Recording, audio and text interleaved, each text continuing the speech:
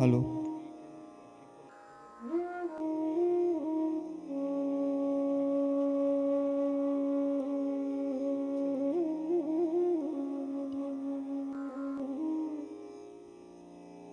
Hello.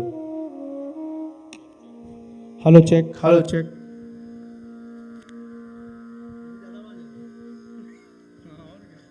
Hello hello mike check. Hello check, hello check.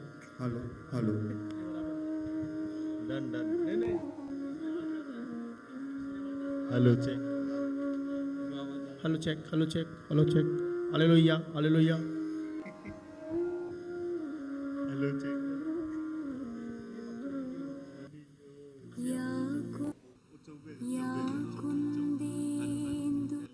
Hello check, hello check, hello hello hello hello hello everybody.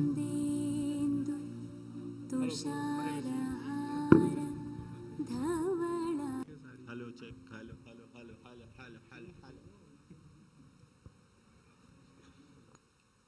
हमें नहीं मालूम।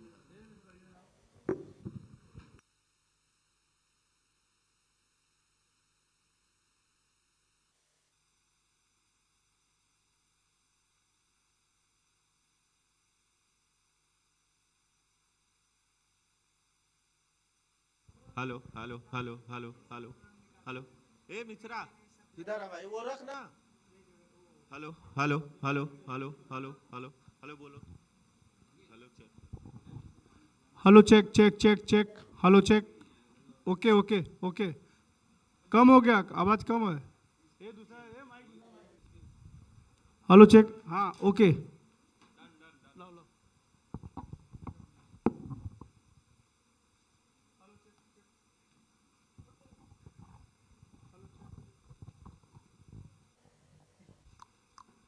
Hello check check check check check check. क्या बोलो। Hello check.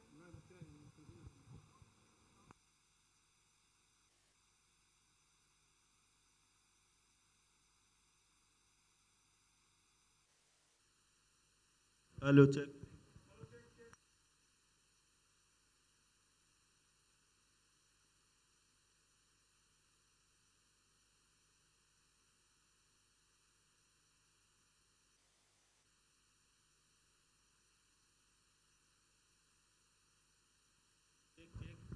Hello check.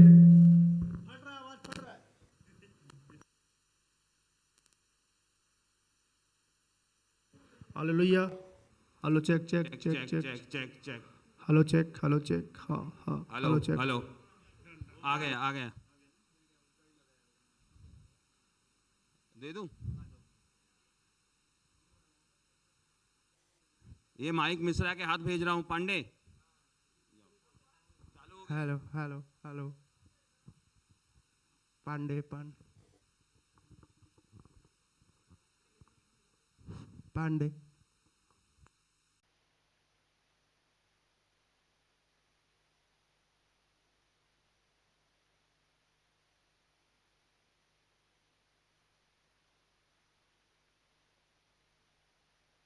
या कुन्देन्दु तुषारहार धवला या शुभ्रवस्त्रान्विता या वीणां वरदण्डमण्डितकरा या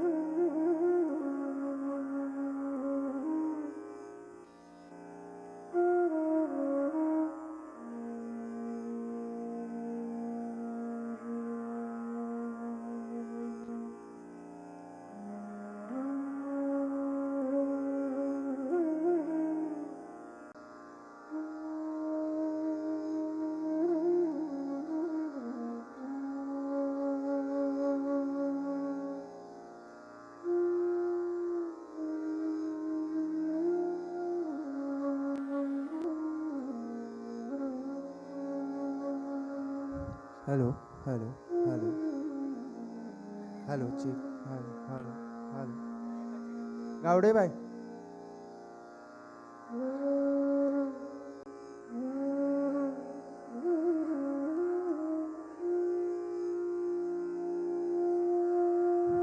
हेलो हेलो हेलो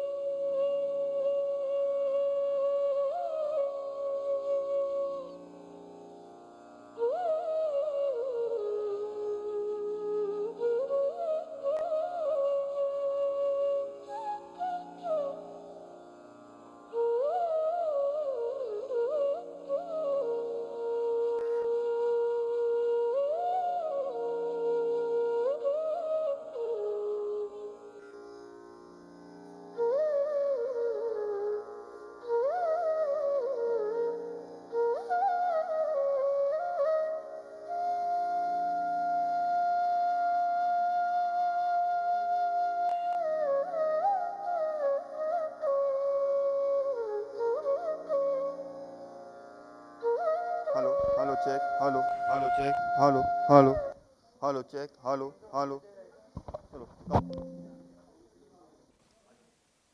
चलो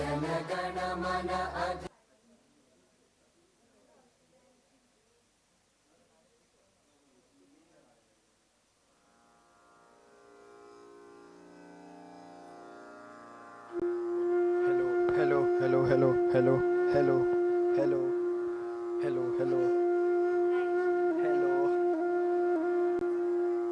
हेलो हेलो हेलो नहीं आ रहा भाई आवाज hello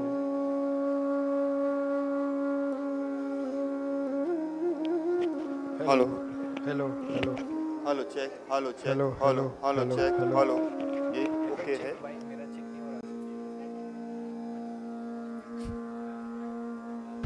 hello hello hello Hello. Hello hello hello hello hello hello hello hello hello hello hello mic नीचे राजू ये इसका जैसा वॉल्यूम बढ़ाओ राजू दो कॉलर माइक का स्टिकर है उसमें से एक को बढ़ाओ hello hello hello hello hello hello hello hello hello hello hello आ रही है भाई आवाज hello hello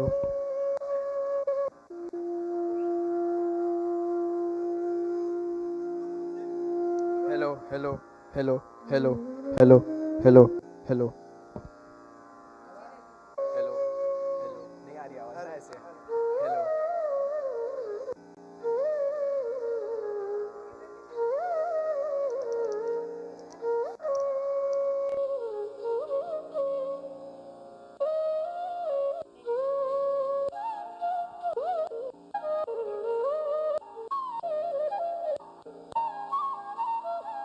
hello hello hello hello hello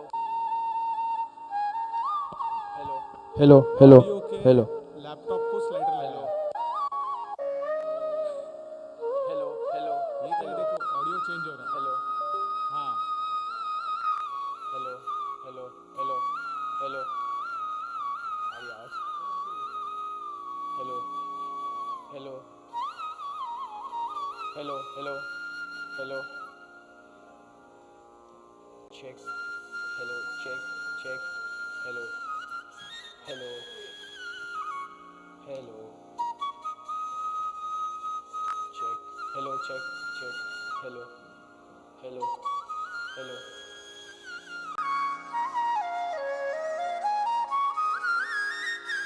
hello hello hello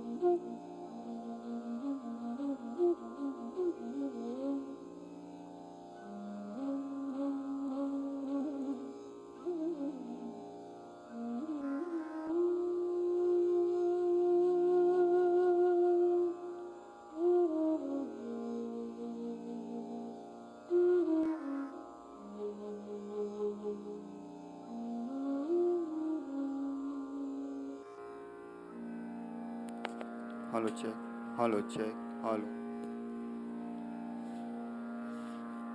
hello check, hello, hello, आ रहा है Raju? Hello check, hello, hello,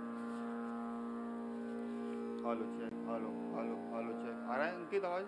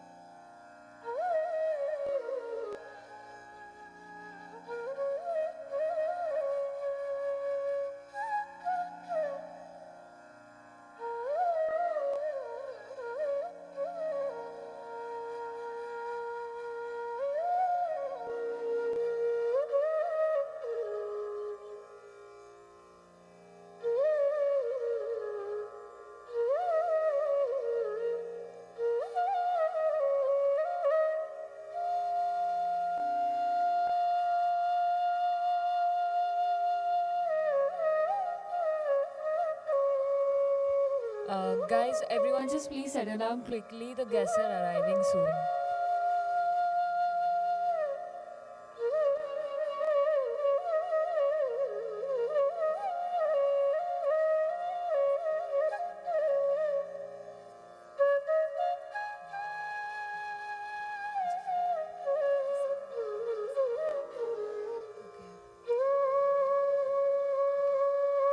Good morning, ladies and gentlemen.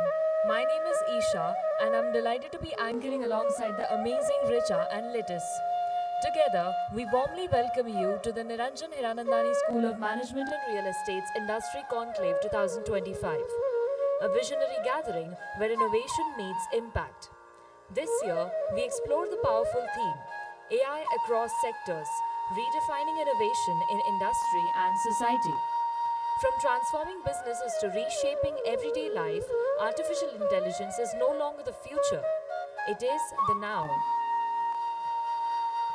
As we begin this event, let us invoke the blessings of the divine by lighting the ceremonial lamp, a tradition that marks the beginning of enlightenment and inspiration. I now invite our esteemed dignitaries to come forward and join us in the lighting the lamp. As we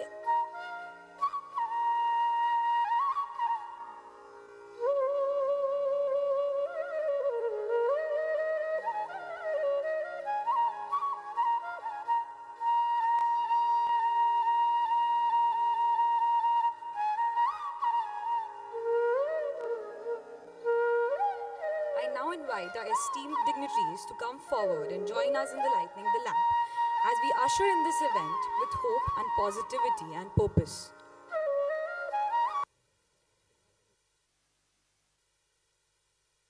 या कुन्देन्दु तुषारहार धवला या शुभ्रवस्त्रा. As we usher in this event with hope and positivity and purpose. वीणां वरदण्डमण्डितकरा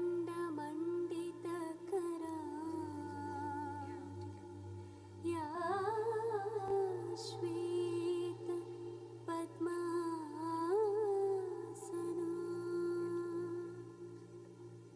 या ब्रह्माच्युत शङ्कर देवैः सदा पूजिता सा मां पातु सरस्वती भगवती निःशेषजाड्यापहा.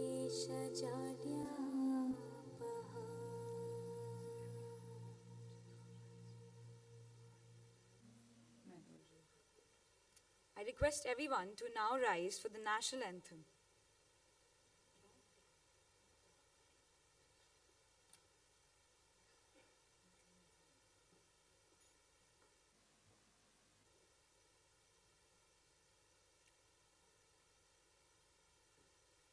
जनगणमन अधिनायक जय हे भारत भाग्य विधाता पंजाब सिंध गुजरात मराठा द्राविड उत्कल गंगा विंध्य हिमाचल यमुना गंगा उज्जल जलधि तरंगा तव शुभ नामे जागे तव शुभ आशीष मांगे गाहे तव जय गाथा जन गण मंगलदायक जय हे भारत भाग्य विधाता जय हे जय हे जय हे जय जय जय जय हे.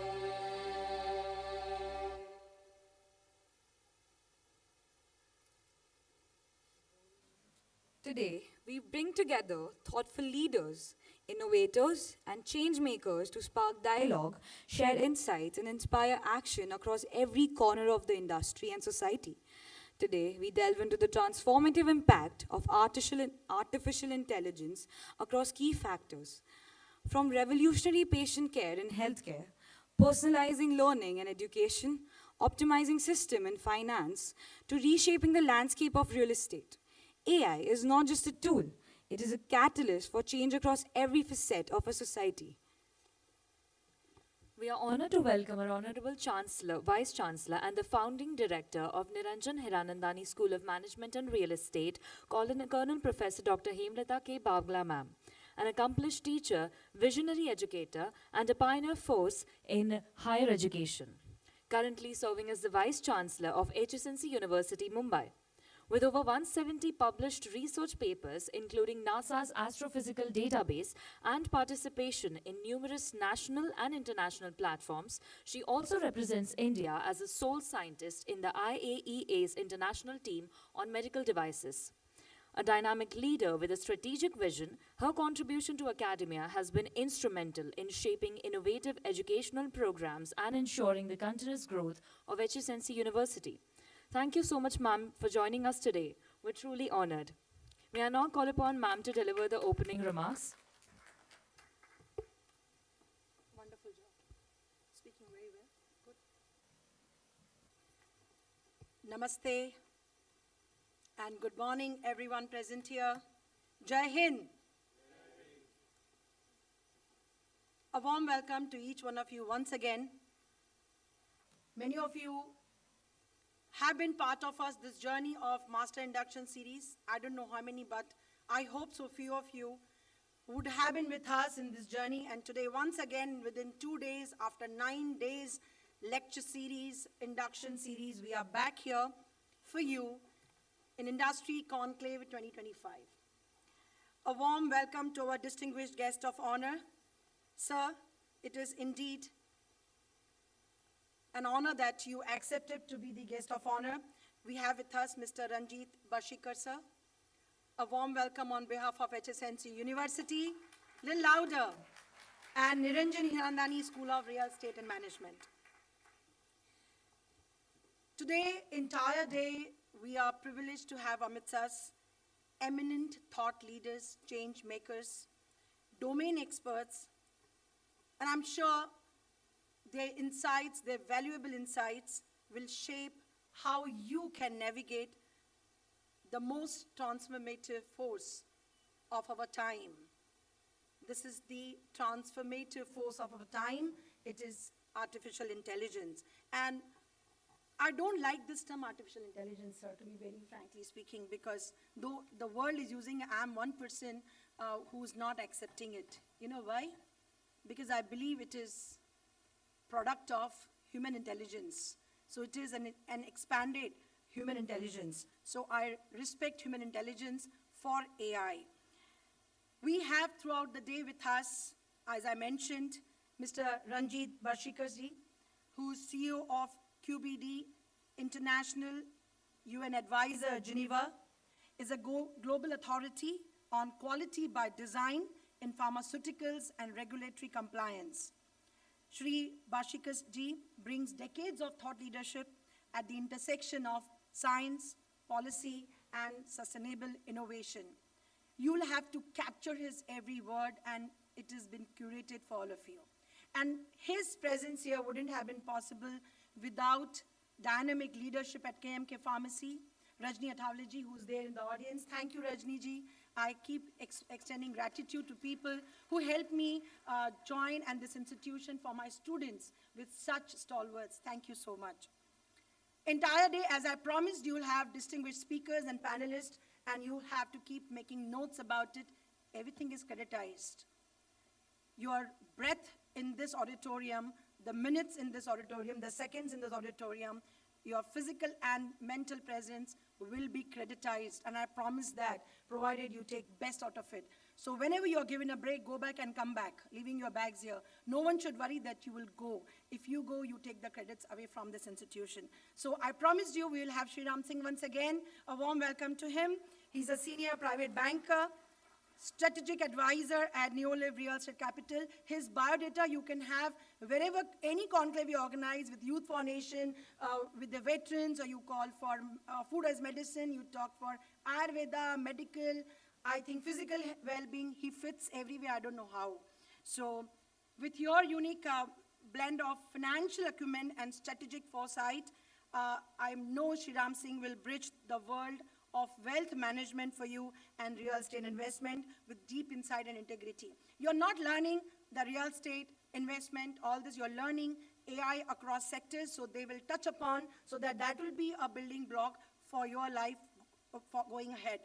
We have, very soon, we'll have Anirudh Khopade, and he was with us last year here when we organized panel discussion, and he's head of data science and analytics at Square Yards. All the students data science, please see to it that all your queries, maybe silliest one, it should come out of yourself and be out, and you can be asking those questions to him, and he will be talking about data-driven innovation that transform decision making.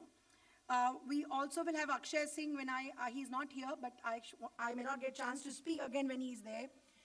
When you see Akshay Singh is on the stage, you will actually welcome him with a bigger round of applause. He's alumni.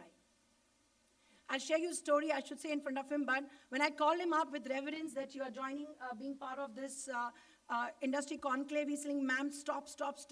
I will be sounding rude. I said, I think he's denying. He's saying, ma'am, I'm your student.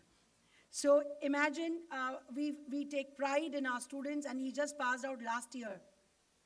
He's done law after being a consultant in AAM, what we say is Capital Advisory LLP, and he has just completed LLB. He's a student of DM High School of Law, and he'll be joining you talking about, again, how AI can affect financial consulting.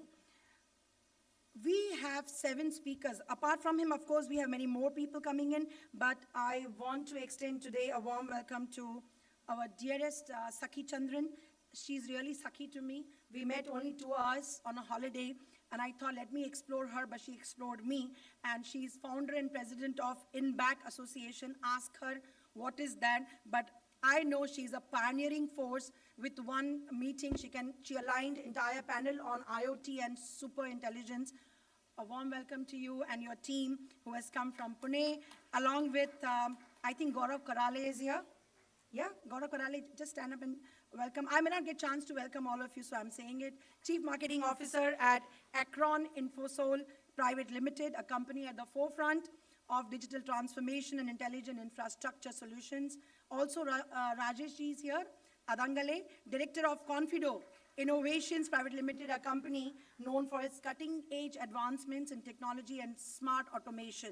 So all these speakers will decorate your day, but we know we are also awaiting Dr. Niranjan Hiranandani, and they said founder, director, but he's the founder of Niranjan Hiranandani School of Real Estate and Management.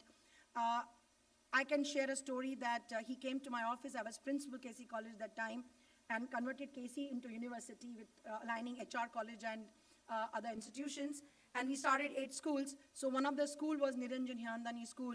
School of Applied Sciences was the first school. And then he said, the next school you have to start on real estate. I requested him, sir, can I give your name Hiranandani? So he said, no, but my friend wants full name. So please speak to him. I don't want my name. I'm ashamed. How can I have my name in my school? I said, yes, you are a living legend. So let us name. It is not his idea. It's our idea that we should name of a school of real estate and management, a business school in his name. And you will meet him today. I'm waiting for his presence because he's occupied. So we started inaugural session with Ranjit ji. So going forward, few my thoughts. I'm not the speaker. I'm just opening remarks to set the tone for this conclave. Do you want to hear me? Can I go ahead? Thank you so much. Oh, Anirudh Khopade is here. A warm welcome to him. Anirudh ji, thank you so much joining today's day. And I really thank you for, he is a man with one phone call, one answer, yes, madam. How do you do that? And you take time for us. Unbelievable it is. And as I mentioned about you, did you hear what I spoke about you? So he's heading data science analytics at Square Yards, and I told my data science students that if you want to be driven by data and want to have innovative solutions, and really you want to do it through AI, here's the man who is here. So thank you so much to you. I want to go back to Takshashila. You want to take that right? To Nalanda. Have you heard these names? So As we speak of AI, let us remember the legacy of intelligence in India, and that has been always guided by humanity. And hence I say I don't like this term AI. It's being recorded, and they will say Vice Chancellor is talking about AI and saying that AI is not the word, it is human intelligence. I'm okay with it. So centuries ago, Takshashila and Nalanda, they were not mere universities. They were dynamic force, dynamic multidisciplinary ecosystem where astronomy met governance. Here are the combinations. So if you're a student of astronomy, you have to take governance. If you're a student of architecture, you have to take philosophy. And learning like this was interconnected and stitched together, and it was directly connected to the purpose.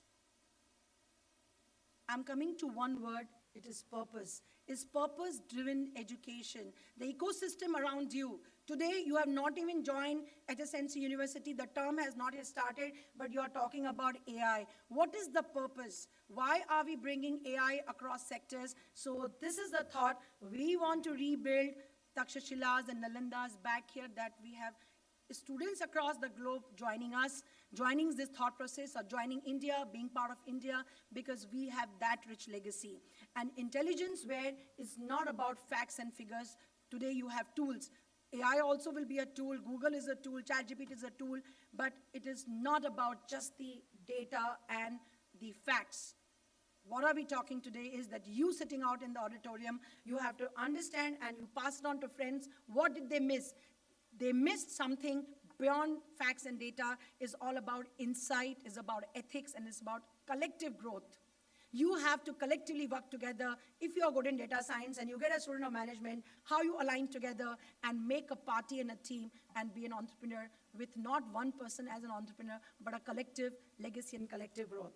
So today also, as we go forward from Takshashila and Nalanda, I always saw those pictures, and I always had a wish as a student, as a child, and I asked my parents when we will have Takshashila again, and my mother narrated this story to me, which I will share sometimes again, that what made me to think about history. I love history as a nuclear scientist. I love monuments and the buildings. Today, I want to know which stone has been used, who were the architects. So you cannot be, and I did not know, I'll talk about the age of these monuments when I grow and become a nuclear scientist. And I did not know I will work with the moon samples. I got an opportunity to work with the lunar samples. And I was holding it, I said, I did not go to moon, but I am fortunate enough to hold those samples and analyze such a way they are non-destructive. I have to give back to the people who gave us to our institution. So again, once again, we are at the crossroads. We find ourselves on a similar crossroad, and we find every new technology is a disruption. I would say AI is not the disruption of that heritage. It is most powerful extension. It's your product, it's human intelligence. How it could be disruption, the fear of AI, please take it out. Sitting here, the first takeaway is take out the fear of AI. Will you be fearful of AI? It's your extension, your mind. So a mod is a modern tool which is built on the timeless desire to understand, predict, and improve the world around us, which we kept doing without this term also. So is it you think that the AI is scientific distillation of human logic, reasoning, language, pattern recognition, decision making? The answer is yes, and is all coded into machine. From each part of your brain, what is the part responsible for when you talk about coding, or you talk about language, or when you recognize pattern, it has been absolutely complemented. You all may correct me, you are experts, not me, but it has been simulated, and it has been converted with your thought process, with your decision making. So I believe AI and human brain, a tale of two intelligences. Is nothing but a story of two intelligences. Simple analogy, you can sit back and relax, back straight. I'll just take one more minute, because I want to hear Ranjitji as you want to hear. Sit back straight, leave your back aside. Whatever you heard me speaking, when you are listening, when you are sitting here, you know your brain has burnt 50 watts of energy.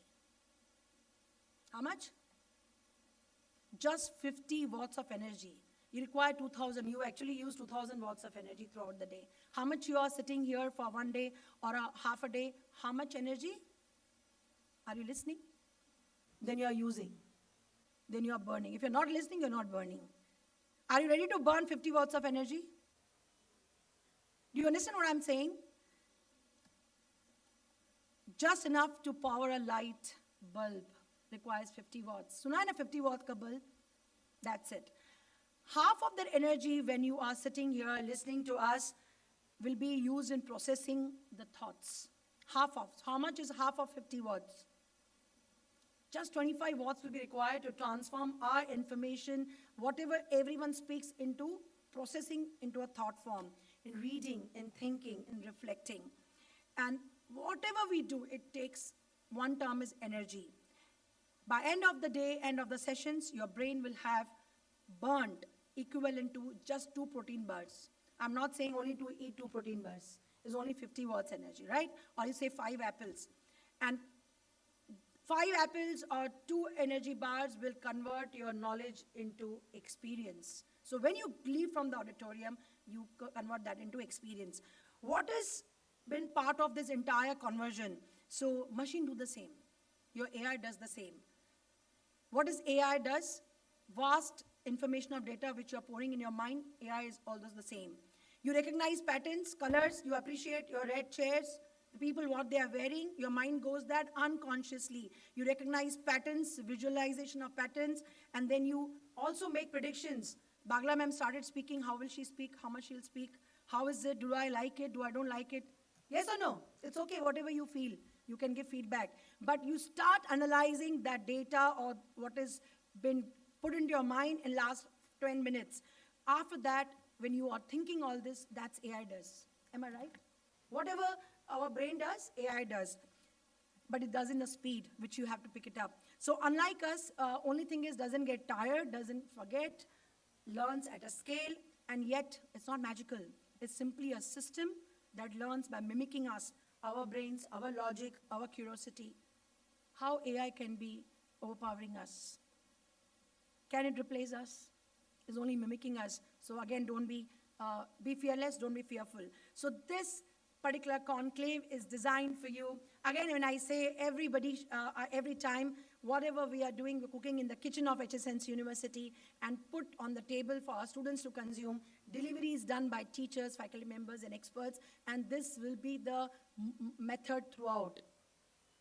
Whatever has been cooked for this industry conclave, the LinkedIn post of mine in April 2025, I did not know it will materialize I thought it will happen in June. So I told Sakhi, let's do in June. She said July. So something has to be initiated, and everything has been initiated for you. So better take most from this. So today I invite all of you with this program, when you are part of it, with a commitment, with a pledge that you are not just being the listeners, you will participate. I'm not expecting future leaders. It's a big term, but at least future knowledge leaders which are driven by data, decisions, algorithms, and ethics. What you are going to take away today, if you today, at the end of the day, if you capture one new idea, if you make one linkage, one question with the speaker, and that person gets connected to you, make the person's mentor, one emerging trend, one skill set, aligning with your passion, I believe you have taken step towards your future, your life, your goal. And for this, only I expect from you is ask questions. Absorb what people are speaking. Connect the dots. I believe in dots. And between the 2 dots, was your thought, this was other thought. Please join it. Take that and see that whatever dots you carry back, it should be part of your dreams, and you build tomorrow on those dreams. So last thing I would say that whatever you learn, if you become experts in AI in future, every power comes with responsibility. So as we explore AI and you become AI experts, let us remain grounded in ethics, empathy, and equity. These 3 terms I always carry with myself. And I always remember Sir David Attenborough's words, which reminds us that no species has ever had such wholesome control over Earth, everything on Earth, as we do, and human beings. and that lays upon us an awesome responsibility. So my dearest friends, I don't say my students, I don't teach you. I'm part of you learning. I'm your classmate, you know that? If not, if you haven't heard before, so you can say Bagla madam is, forget madam also, Bagla is our classmate. With you also, I want to learn. But one thing I can give you a message is AI is not a threat if it is guided by values. And it is not the end of jobs. Every speaker will tell you their point of view. They will alert you, make you aware. I have met, and there's no, I would say, any discussion out here. Everybody will tell you, be even, it can be a threat for your this. Also acceptable, different key roles, different profiles, different sectors will have different inferences. So please take those inferences in the right steps, because these are very important beginning of your roles. My closing thought, which again, I want to make it as a motto probably, if everyone agrees, it is Sa Vidya Ya Vimuktaye. It means that true knowledge is that which liberates all of us. So that will be motto. If my members, my university officers agree for HSNC University in times to come, and with this motto we'll go for, ahead. And liberation is not only from knowledge, not only from ignorance, but from fear, from limitations, from missed opportunities. So let's embrace this conclave. It is your future. It will define your new beginnings. All the best. Jai Hind. And once again, thank you, sir, for gracing this day. And I'm equally looking forward to hear you. I thank my entire team. On the stage, we have Dr. Balani, Bhagwan Balani. Bhagwan is always with me. He is the registrar of HSNC University. We have Dr. Rajesh Mankani, who is academic head of Niranjan Hyandani School, Real Estate and Management. We have, of course, Kopariji and Shriram Singh, and we also have Vice Principal, sorry, I missed your name. Swati, yes, sorry. Swati, Vice Principal of KMK Pharmacy College. We have Sakhi and the entire team. There is BOS Chair and Head of IPR, Dr. Rakhi Gupta. We have Deputy Registrar for you. Please stand up, Shailaja Rane. And Anju Singh from DMHSL and all the teachers sitting out here.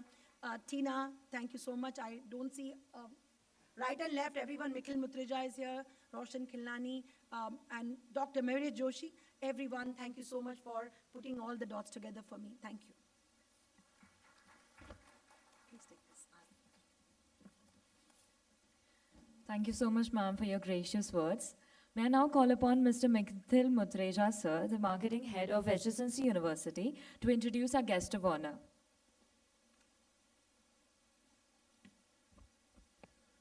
Good morning, everyone. It's a privilege to introduce Mr. Ranjit Barishkar, CEO of QBD International, a global expert in quality by design and AI applications in pharma.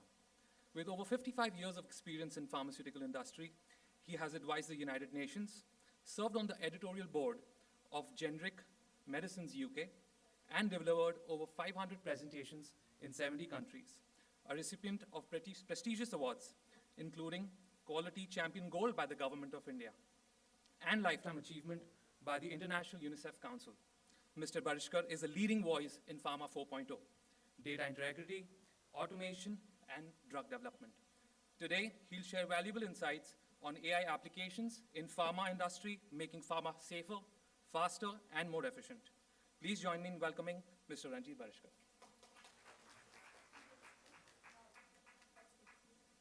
May I now call upon ma'am to just felicitate, sir? Thank you.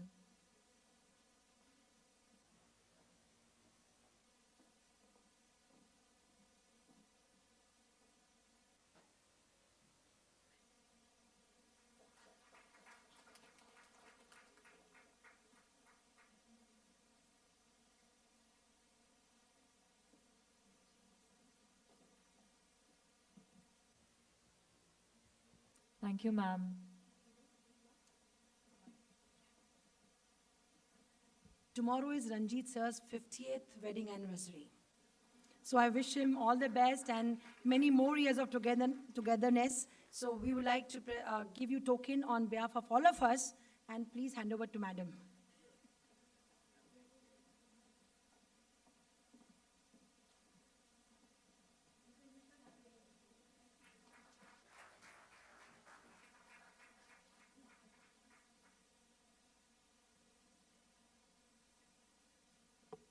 Thank you, ma'am. Thank you, sir.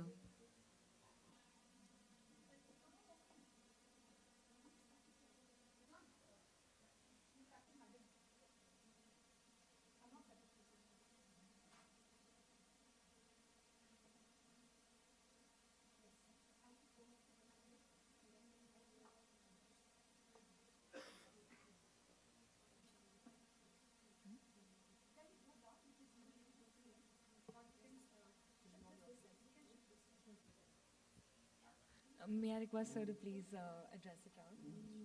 Thank you.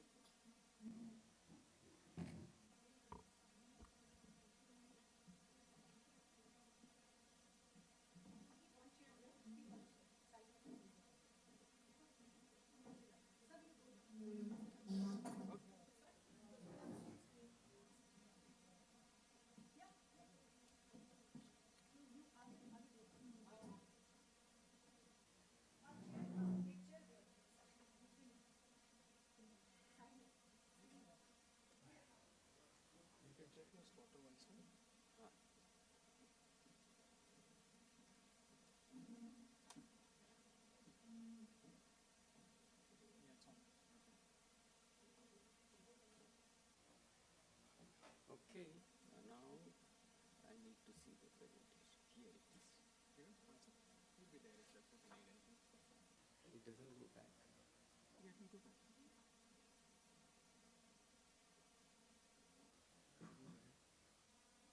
Stopped.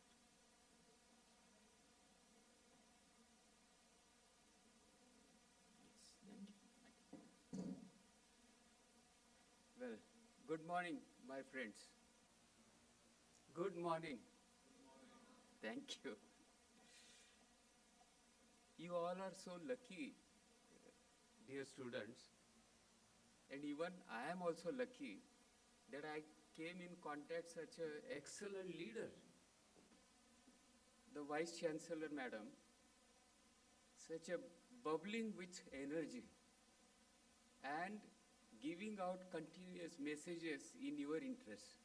So I really appreciate, Madam, the way in which you are communicating, the way in which you are connecting the dots, as you said earlier as well. It's a fantastic. And I am not exaggerating, okay,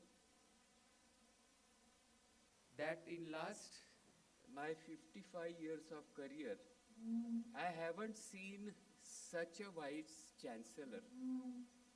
Absolutely. I have been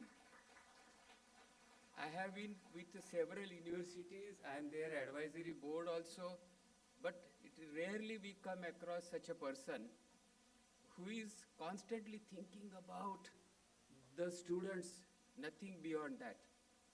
And when I saw the title of this program, was something unique which I am not seeing anywhere till today as well. This is my 33rd talk on this subject all over India. And the title which you have, or rather theme which you have given to this program is AI across industry, which is missing elsewhere. Okay? And obviously, since I am from pharma industry, people will continue to talk about pharma, but you have taken the lead to talk about AI through or across the industries, different industries. So which is a rare thing. And this is where the students will be benefited tremendously. And because you don't know what they will do tomorrow, which area they will divert, as whatever expertise they may have. So I really appreciate from that perspective, and thanks for inviting me. Thanks for the honor given today.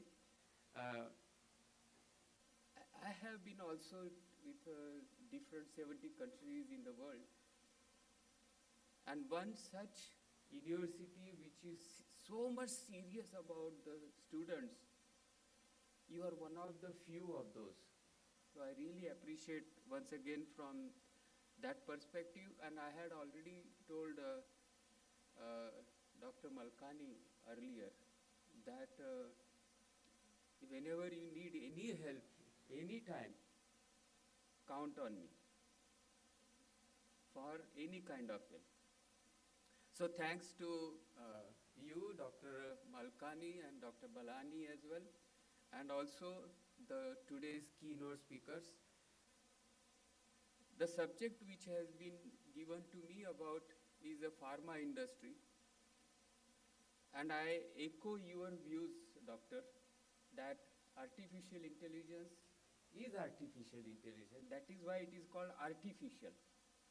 And it cannot beat human intelligence at any time.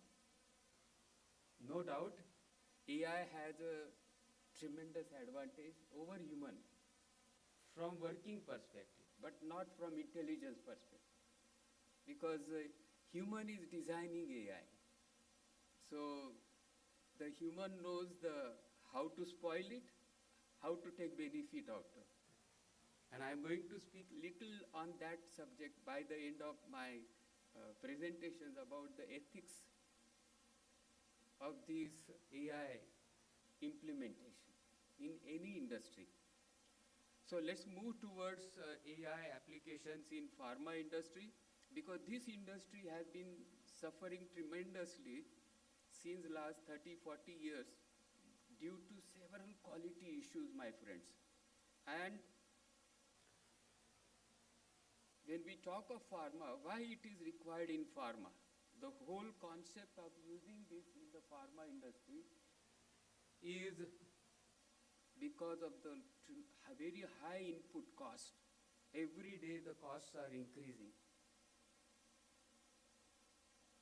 Also, the costs are not, output costs are not as expected by the industry because of the several restrictions from the government, and therefore the development cost also goes up due to input costs.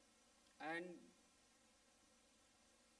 without AI, the traditional methodology of product development, also the cost goes up, affecting the accuracy of the development of the product, and which is delaying the product launches, though it is clinically proven that these products are very effective. Let's just take oncology area or something, various other critical areas. And the patients need the product as early as possible. But due to various issues, the things are getting delayed to launch. And in addition to that, whichever products batches into the market, there are several recalls even today for some or the other quality issues observed by the end user patients. Today we are talking of patient-centric product development, patient-centric manufacturing of pharmaceutical products, medicine products.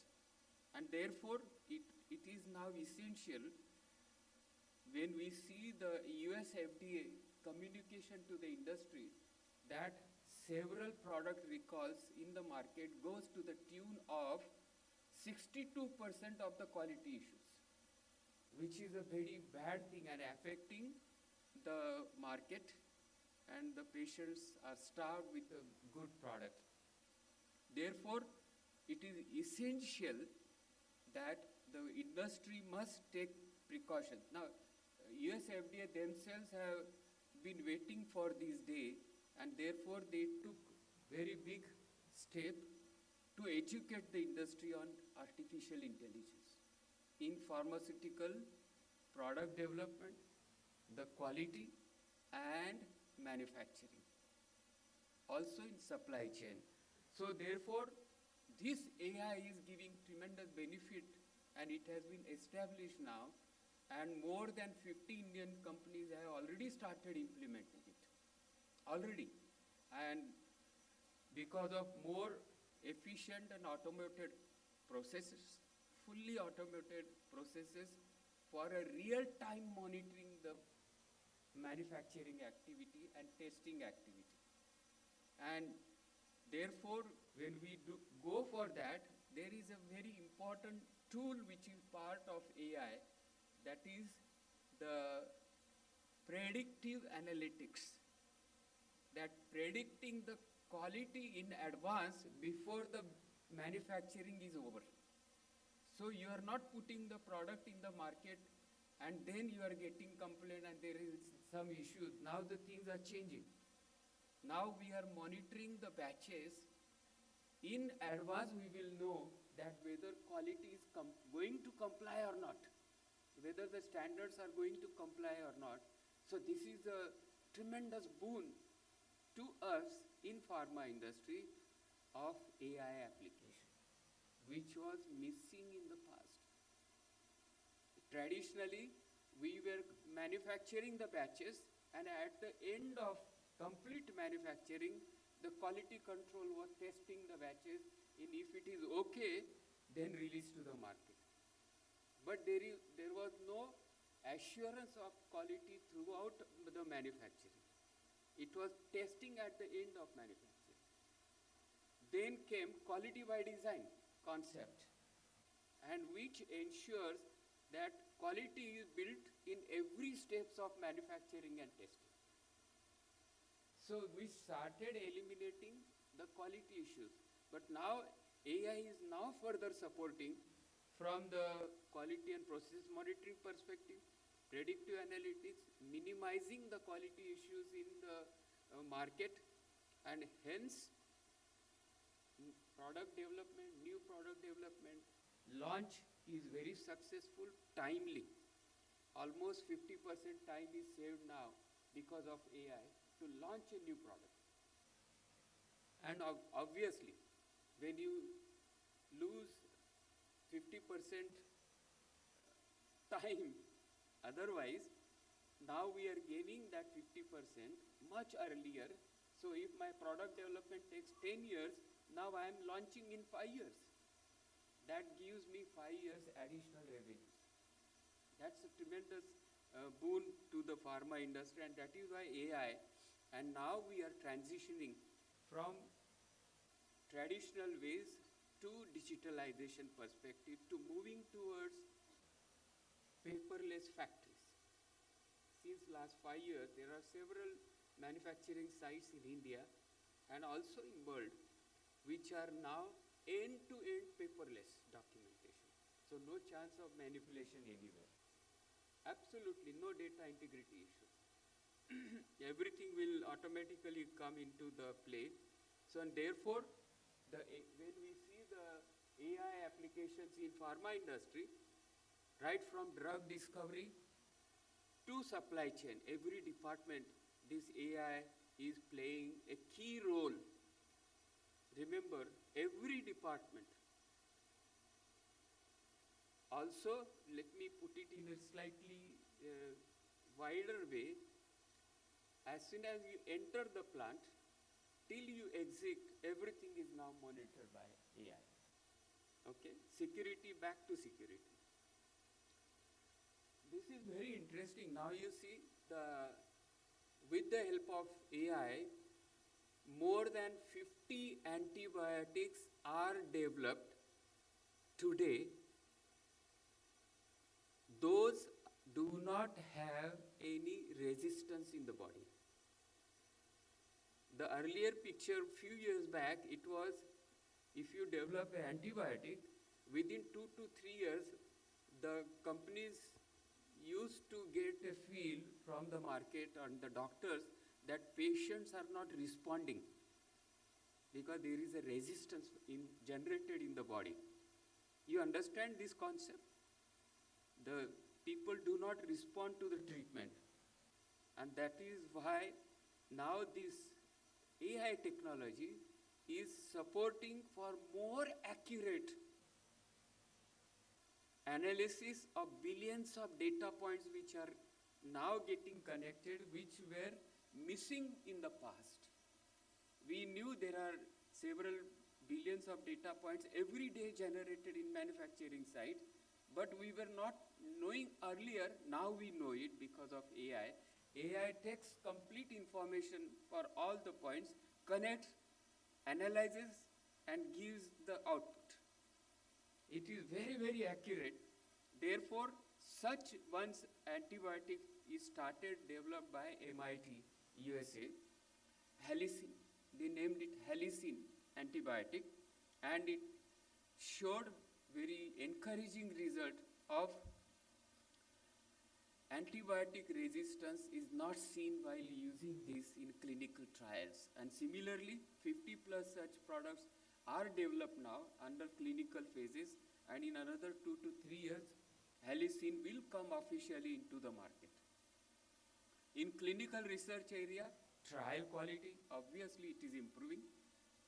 Now we look at this scenario, current scenario on clinical trials requires few years to complete whole process and get the feedback to go ahead with the product into the market or not. This technology is helping me to reduce that time to 50%. Again, this is the advantage. I am able to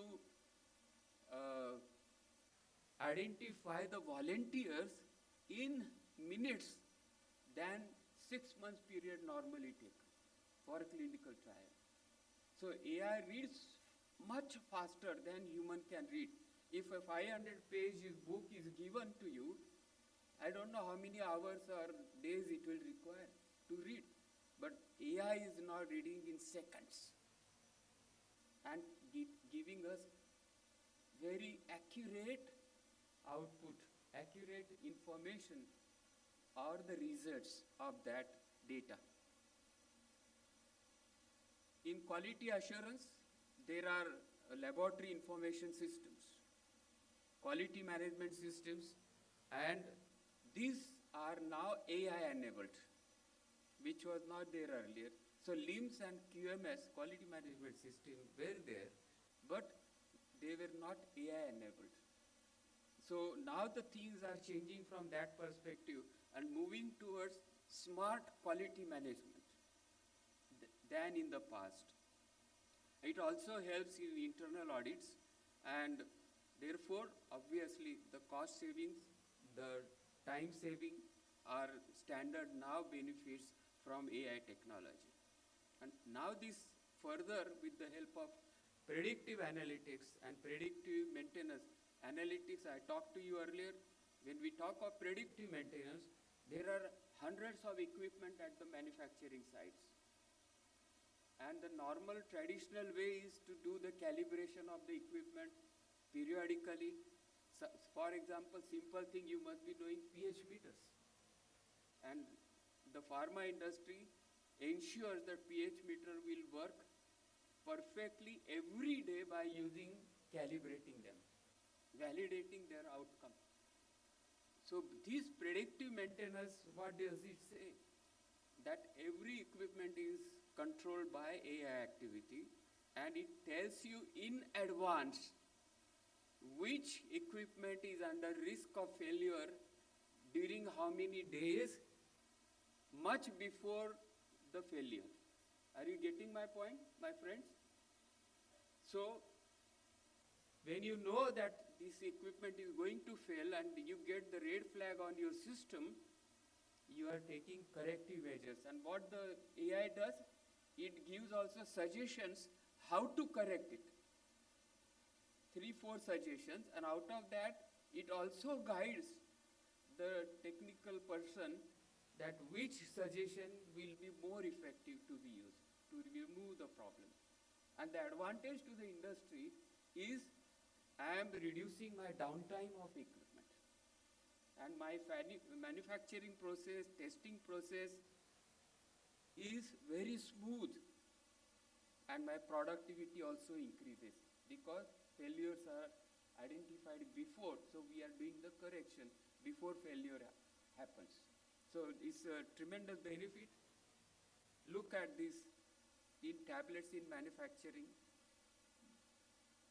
To remove the defective product, defective unit online with the help, of course, there are cameras which are connected to the AI applications. And on the top, on your screen, you see the tablets which are going through the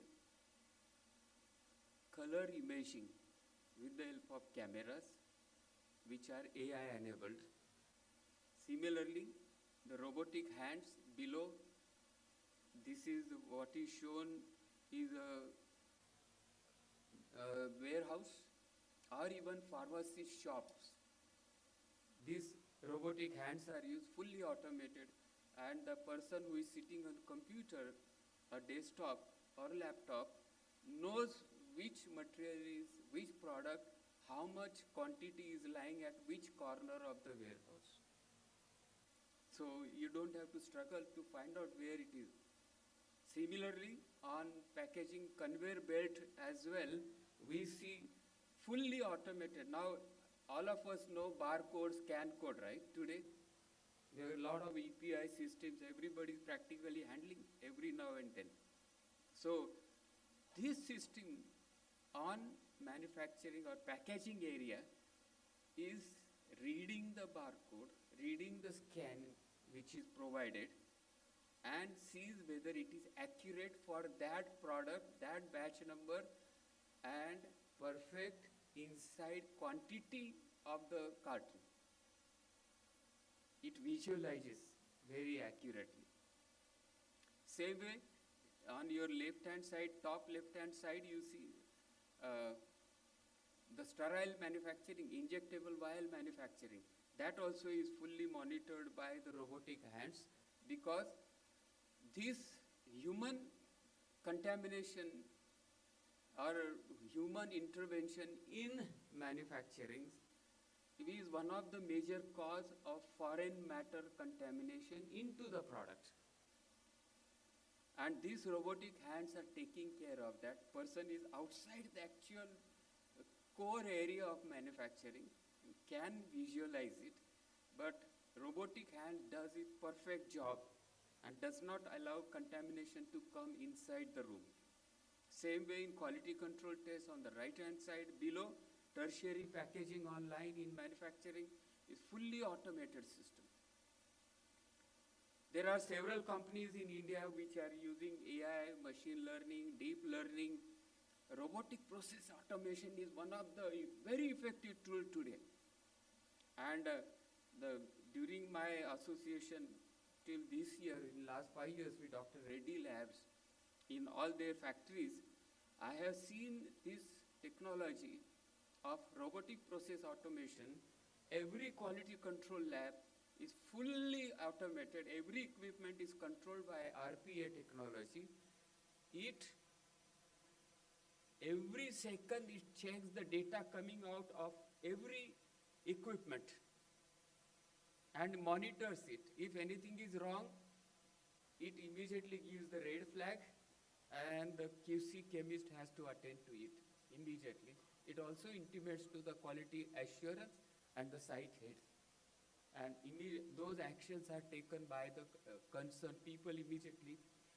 So this is eliminating the data integrity problem, for which several companies in the world have received warning letters, non-compliance letters by US FDA and European agencies. And so this RPA is taking care of review of every data coming out from the equipments, every equipment. And same thing in manufacturing also. Obviously improved accuracy, regulatory compliance and cost reduction, no doubt. But now the regulators are seeing the organizations with a higher credibility. And their job also is simpler. And US FDA also has started, and even European regulatory agencies, implementing AI tools in their review mechanism. And when the companies are submitting the files to them, the common technical document or product document, full files are submitted online to these agencies. The review process takes minimum 12 months. Now, because of the technology called ELSA, E-L-S-A, by this regulatory agency, they are reviewing the time within 1 month, maximum 30 days. So 30 days against 12 months. See the difference of AI potential in the organizations.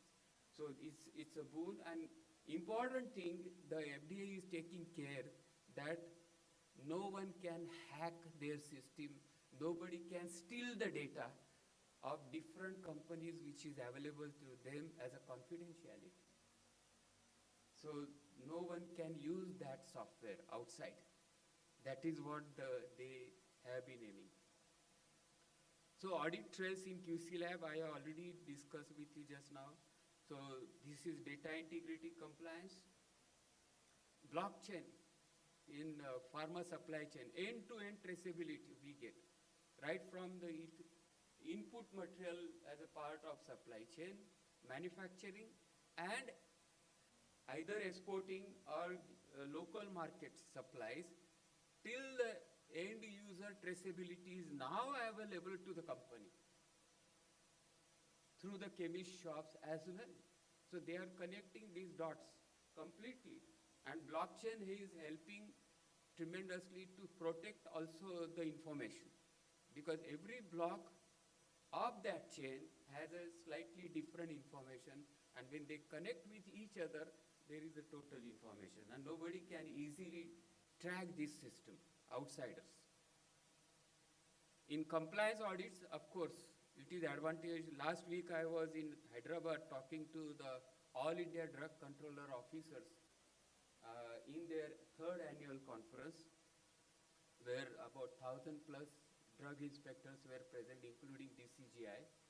And I was guiding them how you can use AI for planning the inspections, for risk in various organizations which are there based on the data generated, as well as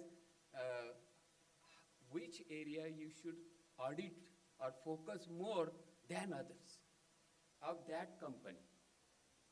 So that gives a tremendous benefit to these inspectors as well. There are several multinational companies who are already using GSK, Sanofi, Pfizer, Bayer, Lilly, Roche, Novo Nordisk, Novartis. There are so many companies now are implementing this. Advantage they have is smaller pipeline of products. And in Indian companies, generic companies, the huge pipeline of products and the complexity was high. I remember we were filing every year around 700 products worldwide. So it makes a big difference. And now these generic companies are benefited more because of AI from that perspective as well. Now if you see this whole technology of HoloLens, my friends, this is now another tremendous beneficial tool for the organizations to visualize in 3D format. And Microsoft was the leader. Now there are several companies who are making it to visualize the product. And I will show you one video now from that perspective, how this can be benefited to completely monitor 365, whole this technology. And one such application I'm going to show you now here is the...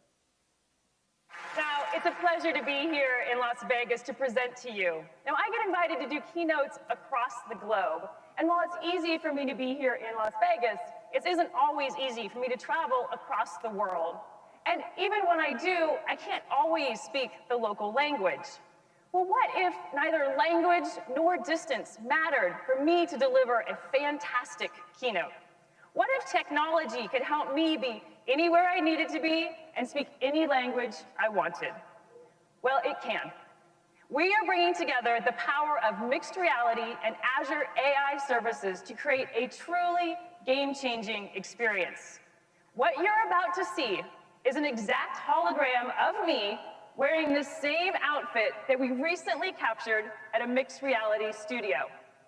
And I don't speak Japanese, but what if I wanted to deliver my keynote in Japanese? Using Azure AI technology, I can translate my English into Japanese and train it to sound exactly like me, the same voice tones, those same inflections. Now we brought this together, my hologram and Azure AI, to show you what's possible. So first, I'm going to put on my HoloLens 2 here, and then we'll flip in the room to the special camera so you can see exactly what I'm seeing. Let's get started. First, let me introduce you to Mini-Me. There she is, my perfect holograph. And thanks to the power of HoloLens 2, she just floats right with me. I'm literally holding my hologram so natural. Now she's a little small to do a keynote. So let's get her up so she can do full-size Japanese keynote. Render keynote.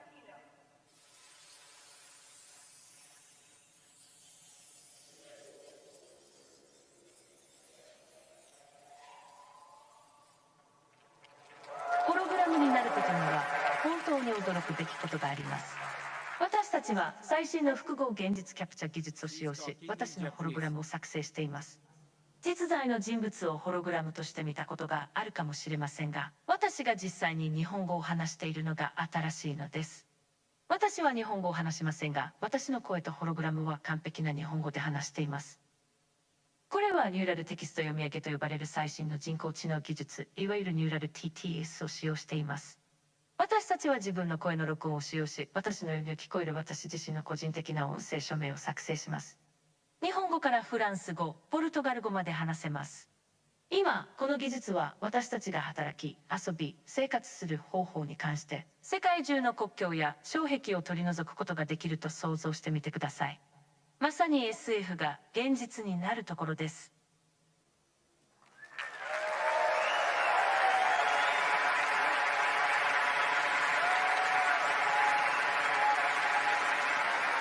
Now, as you can see, this is mind-blowing technology. And what you just saw was my life-size hologram, my exact replica, rendered here in real time, speaking Japanese with my unique voice signature. To do this, we use mixed reality technology to create my hologram and render it here live.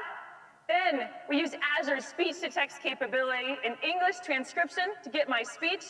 Then use Azure Translate to get the speech into Japanese. And finally, applied neural text-to-speech technology so it sounded exactly like me, just speaking Japanese. And the most amazing part? All of these technologies exist today. The future is here. Now, You see the interesting part here. This was one of the application, and there are several more. One such thing is the site head or manufacturing head or a section head need not be present in the manufacturing room, but they can visualize through such HoloLens what is happening. Virtually they can see through the deeper inside the manufacturing. So that's a tremendous help for the people. Another area is if some equipment is having some fault all of a sudden, then that officer is struggling to restart, but that person is not SME. That officer is not SME, that is subject matter expert. But he has to speak, he or she has to speak to the real expert on that equipment, or an engineer, immediately calls that person at any distance, not in the site itself. Even that engineer may be his company's office. But both wear these HoloLens, communicate with each other, and generate the auto screen through HoloLens at the working place, wherever there is an equipment problem. So that person sees the issue, he guides this officer what to do, and the problem is eliminated. So again, you are minimizing the downtime in manufacturing. So it's a tremendous benefit, and there are several more. Look at this now. This is a Pfizer plant which has been inaugurated in Michigan in USA, which is fully automated. Fully automated. In all the robotic hands and the AI tools throughout the plant, end to end, and minimum human intervention, because this is only sterile manufacturing, only injectable plant. So look at the investment, look at the care which is being taken now with the help of AI of the products in the interest of patients. So this is highly digital, highly robotic plant. And therefore, as a future now, we are talking of smart manufacturing, smart testing, in pharma industry with the help of quality by control. Not only quality control. Quality control is a testing. But quality by control now, the concept is monitoring real time, online during manufacturing. So, right from quality by testing, as I told you earlier, batch manufacturing, we have moved to continuous manufacturing with the help of quality by design, and now smart manufacturing with the help of quality by control, fully automated system. Let's see one more here. What is real biotech plant is fully automated. As a recently the Sanofi has started. With increasing advances in medical science and innovation, complex medicines are set to become even more important in improving people's health worldwide. To keep pace with this shift, Sanofi is committed to ensuring our industrial capabilities are as innovative as the drugs in our pipeline. To enable this transformation, a €4.7 billion investment program has been underway over the last 5 years. The factory of the future will be digitally enabled. In the evolution of our plants, we will see the adoption of new connected and intelligent equipment, more sophisticated process technology, and solutions to augment operators with additional capabilities. It will allow us to deploy advanced data analysis solutions to further improve the quality, yields, and reliability of our facilities and optimize our inventories and logistic flow. This plant will produce monoclonal antibodies in single-use fermenters. All production and setup steps data will be documented in real time, resulting in a paperless manufacturing solution with electronic batch records, review and write-time release, and real-time process control.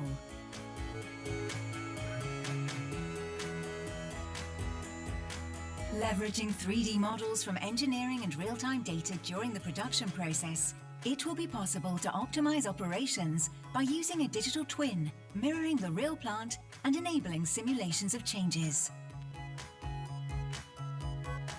Digital twin technology will also be used to train and prepare operators before the plant has been built.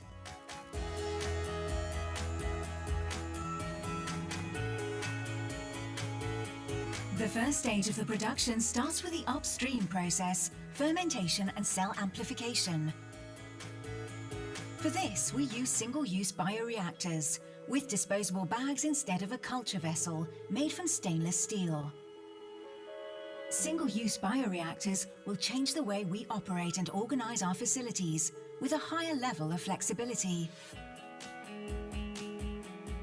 All bioreactors are equipped with inline sensors to allow multiple measurements of various data and parameters. It creates a fingerprint of the process.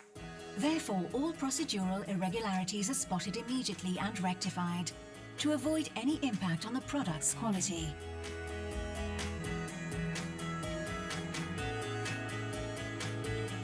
Once the cells have been produced, the next step is to purify the drug. Again, all the necessary pieces of equipment will be closely monitored by a series of sensors that share information. A standard batch would thus create more than 3 billion data points from over 5,000 parameters for every single batch produced. That's a lot of data. It will all be transported by a reliable and high-speed network and a sophisticated storage and analytics infrastructure. Once the data has been analyzed, employees will be able to access its findings via a number of interactive screens located throughout the plant. Continual monitoring of data allows for a better understanding of the complexities of the production process.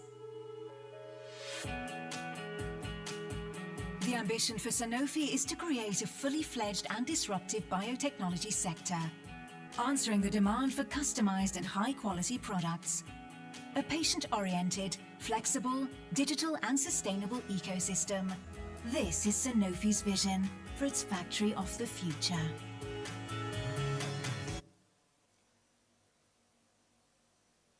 You see that this is existing today.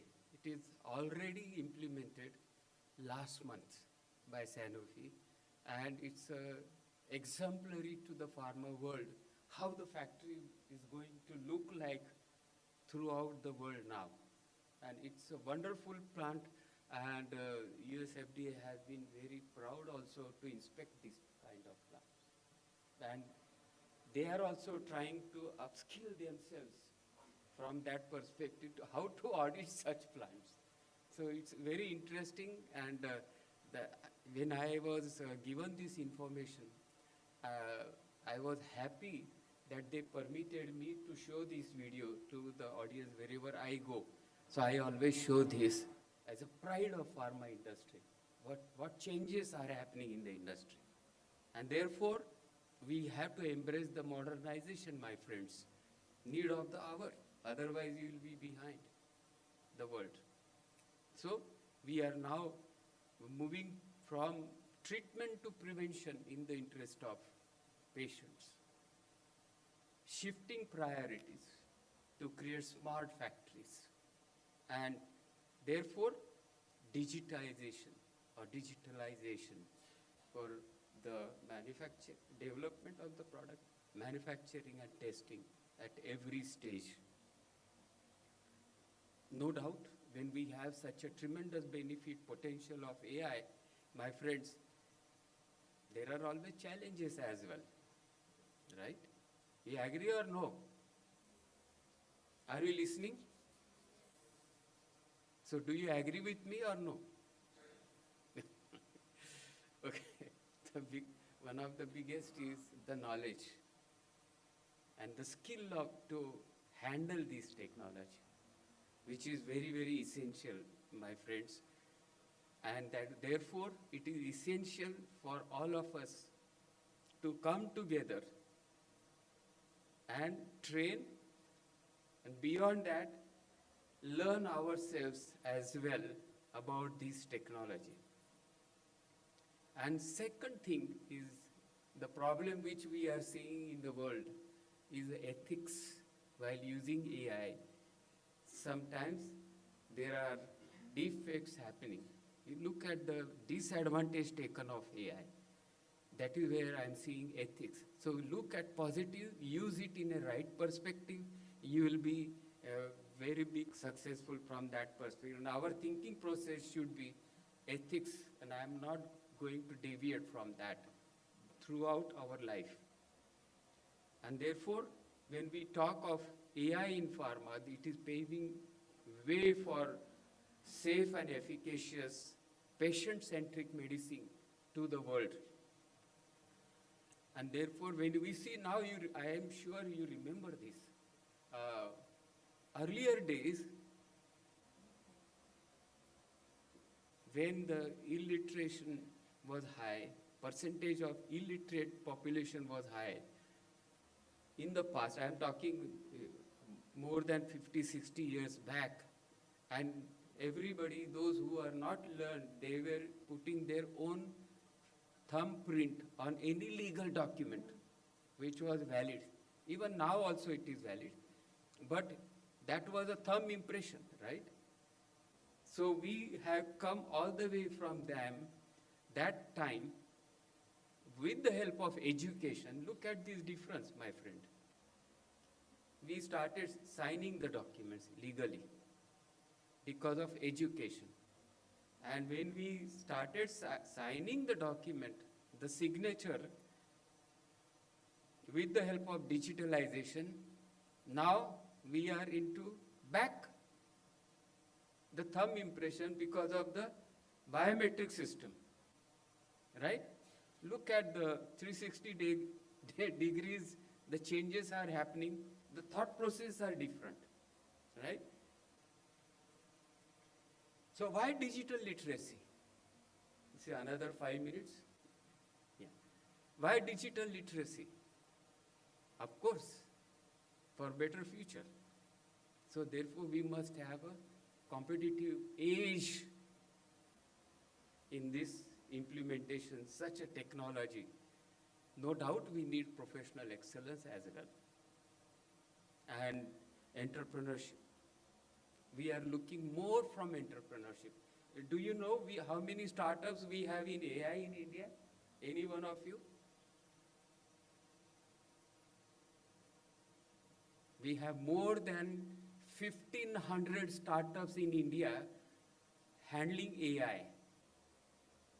And many of them have tied up with several companies in pharma, in generic, in India, as well as across the globe. So it's a tremendous, and no doubt there are no issues from the professional perspective in the country. We have a heavy talent in India. We are lucky to have our own global IT industry in India, supplying the products to the world. We are having tremendous boon of our own IT industry. And therefore, what is important, which we have been talking earlier also, is look at these important characteristics of any individual: quality, trust, and integrity. As an institutional ethics, we should have. And therefore, in pharma, we always teach any new recruited person that quality means doing it right when nobody is looking at. Remember? So you have to do from within, not because somebody is telling you. And this kind of honesty is important for the organizations. And therefore, this integrity builds the trust in your system, in your implementation of technology. And therefore, when we talk as a student, we need to upskill ourselves.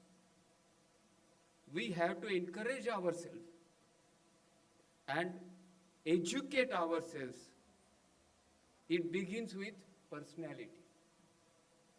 Your own personality, your own confidence level in the organization. When you communicate with people, how do you communicate? The personality development is equally important. Impressive, of course, knowledge cannot be compromised. Cannot be compromised. Remember,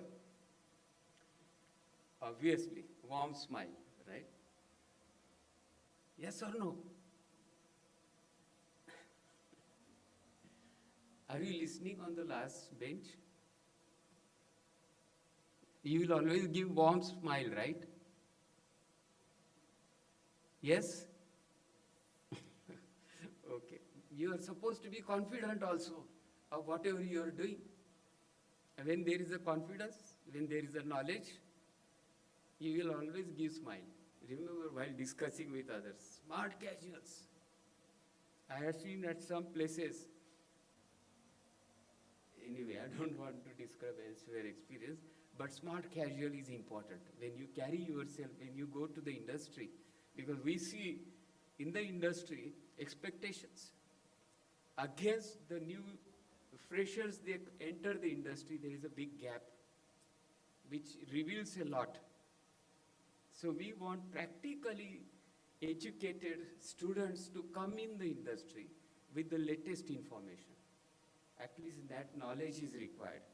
So, and important is firm handshake. When you are confident, there is always a firm handshake. And therefore, the skills which are required for that, effective and clear communication. When you want to move into the today's technological world, AI implementation in the industry, understanding the problem and positive approach to solve the problems, proactive. We don't want reactive anymore. We want everyone to be proactive to play a role when you enter the industry. Positive attitude. You have very good example here. Your Vice Chancellor, look at that energy. Look at that communication. Unbelievable. That leadership is important. And another thing is no blame game. Don't blame others anytime. Improve yourself, change yourself, and come out of that negativity of blaming others for your deed. And digital literacy is very important, my friend, for the future. And the new skills which are required for new age is, remember today it is expected, this is a figure which has come out from the government of India, that they need almost 1 billion people to reskill themselves for the future of automations, implementing this kind of technology in every industry. And that is why before beginning of my talk, I mentioned that sentence, that this is the first experience I have from the university academia, that you are calling the theme of this program, whole days program, is AI across the industry, which is the major thing to have agility, right? And soon you will find, now we are using, everybody has smart mobiles. You are using the Amazon is very common, every house. And the Amazon is connecting to you quickly. What you search on Amazon application, the next day you start getting more information of those products automatically. This is all smart communication with the help of such technologies, okay? Decision making, problem solving. Lot of things are coming under new scales which every one of you need to address yourself. And this, as a way forward, skills, knowledge and understanding is required, encompassing every component of the student, which is essential within the classroom as well as beyond the classroom of your institution. And this, always remember, there are several courses. If you have a wish, remember, if you have a feeling from within that I have to learn, you can always find the will, right? And there are special courses, and where I am suggesting everywhere, try to include as a part of syllabus, but if there are certain issues there, at least small courses within the university. It could be 3 months certificate courses or anything like that. Or alternatively, which you had told me, there are several institutions worldwide, remember, giving free education on AI, whoever registers with them for a beginner. And like you see there, no doubt, Coursera is very common in India. Many people use it.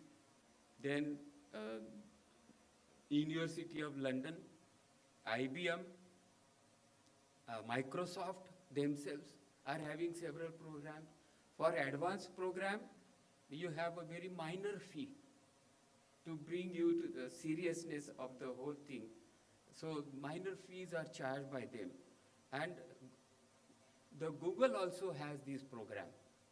And there are, you look at this, the free data analytics courses for everyone, and there are more than 1,500 courses they have, and it is free. So take out time from your busy schedule if you are serious to looking at your brighter future, my friends. It is essential, and I can see the seriousness in the organization also to give better and better education to your students. So I appreciate that. And when you will talk of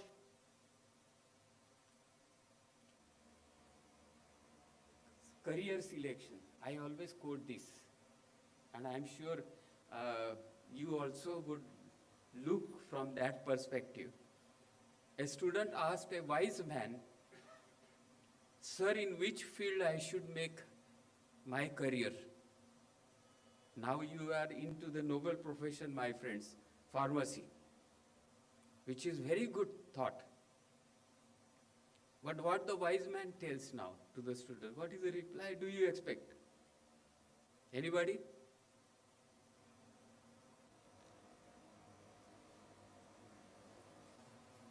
You see this? be a good human being, there is less competition. You agree or no? Okay. So thank you very much.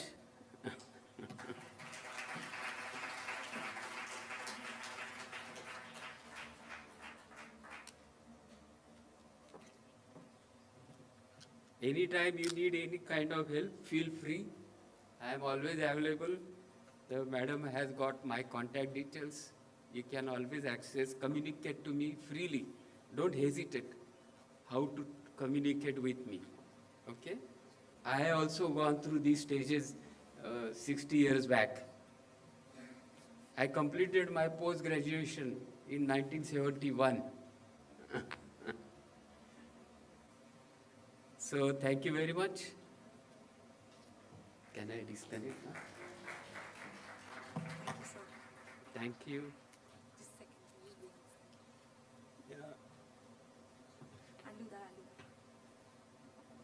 Thank you so much. I appreciate your team, computer system team, IT persons, really great help to me. Thank you. So just a second. Yes. Does anyone has any questions for sir? So please. Yes, madam.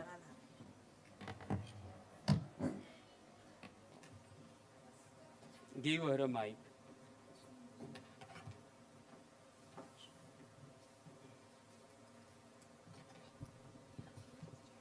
Hello.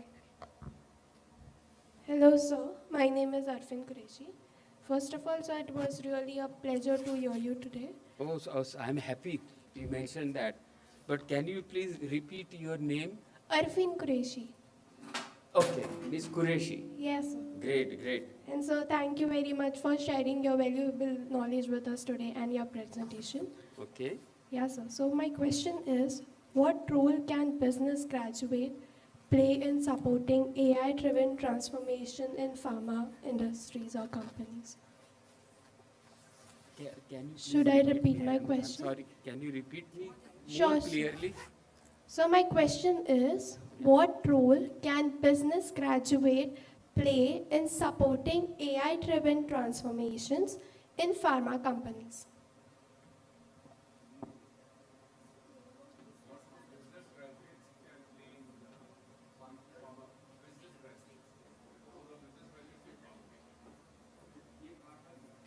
Yeah, sir.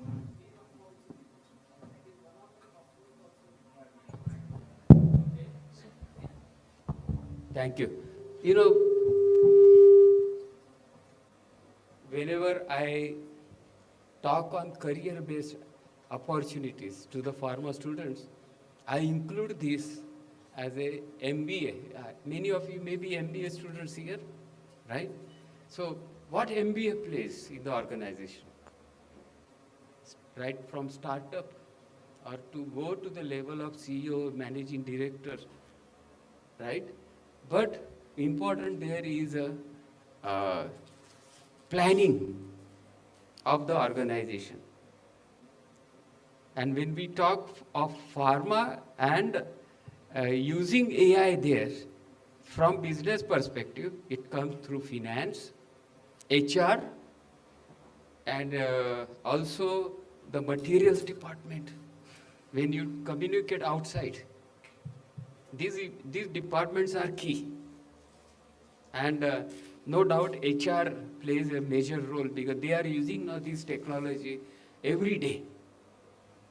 Same thing, finance, obviously finance also. So when you talk of from business perspective,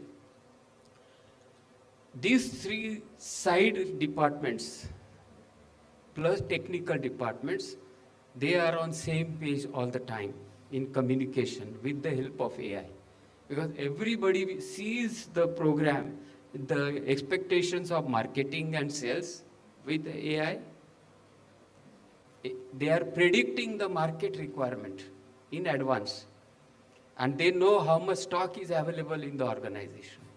And so monitoring supply chain, input to output, is also tremendously benefited to business areas. And to communicate from market to the organization technical team is also fully automated now. And one such is when we talk of quality assurance coming through business approach is market complaints handling. That's a major business achievement the companies have, that quick communication to the organization to address the market complaints, and how that market complaint is getting addressed, that whole business team also knows simultaneously online that corrective action and preventive action, how it is being handled, at what stage it is, and how they can communicate to the complaint person, whether patients or doctor or anyone. So everybody gets direct communication from technical team. So corrective action, we call it CAPA, corrective action and preventive action. And all these business areas are connected to this system. AI handling or AI enabler CAPA system. So business is directly connected through this as well, because now we are focusing more and more to reduce the problem of patients and timely. And when regulatory are talking this, they want to be closed maximum within 30 days. Unless any CAPA designs require a construction work or change in that, which can be 3 months to 6 months. But 99% things are handled within maximum 30 days. So business is happy, the marketing is happy from that perspective. Did I answer you? Thank you. Any more questions? Can you pass the mic? Good morning, sir. Myself, Rohit Shetty, a student of information technology. Can you hear me? Yes. Just wanted to know, can we rely fully on AI for pharma industry? You can, provided you have a right system, right attitude. Remember, That's the good. you are following ethics. Otherwise, if anybody wants to manipulate, you can't do anything. But the approach towards implementing AI is essential, and don't run away from implementation successfully. So important for the organization is when the AI is giving you right output, ensure nothing else is wrong beyond what your system is talking. Because human intelligence, we talked, is superior to AI. Right? So from that point, ensure we are in most honest in AI usage. That's the right one, because we should use anything, not only AI, for good cause only. One more question is about, do you consider any privacy concerns for AI? Please, again. Do you consider any privacy concerns for using AI in... There is no privacy in that. It's open. There is no privacy in that. Everyone will agree to use AI in pharma industry. It depends. Everybody's attitude. But if seeing the benefit today of AI, everybody will agree to use it, because there is a tremendous less stress on the human who are implementing it. Remember, for example, quality assurance team, their job is to audit internally to see if any problems are there. So this process is putting everything in proper track, and it doesn't allow to go wrong at all at the end of the day. So I have seen this in last 3 years also, that some companies who are doing this effectively throughout, we don't see any problem coming out of it, and people are following it seriously, because that is why we need to upskill these even workers in the organizations. Ensure their training is perfect. That is essential. Did I answer you? Yes, sir. Yes, your answer was correct, but I need some information about how the training is done to use AI in pharma industry. I know I'm little No, no, don't confused. worry about that. Every organization has a HR department who has such training people available. Either they have internal or external. Okay? And there are service providers also. They keep on communicating with the organizations. You can always hire these people for the time being to train your people. And there are training requirements, no doubt. The regulatory wants to see how they are trained, who trained them, and whether the trainer is trained or not. That is checked thoroughly. Thank you, sir, for answering my questions. Okay. May I now call upon Dr. Rajini Athavale to kindly thank our guest of honor and address the audience.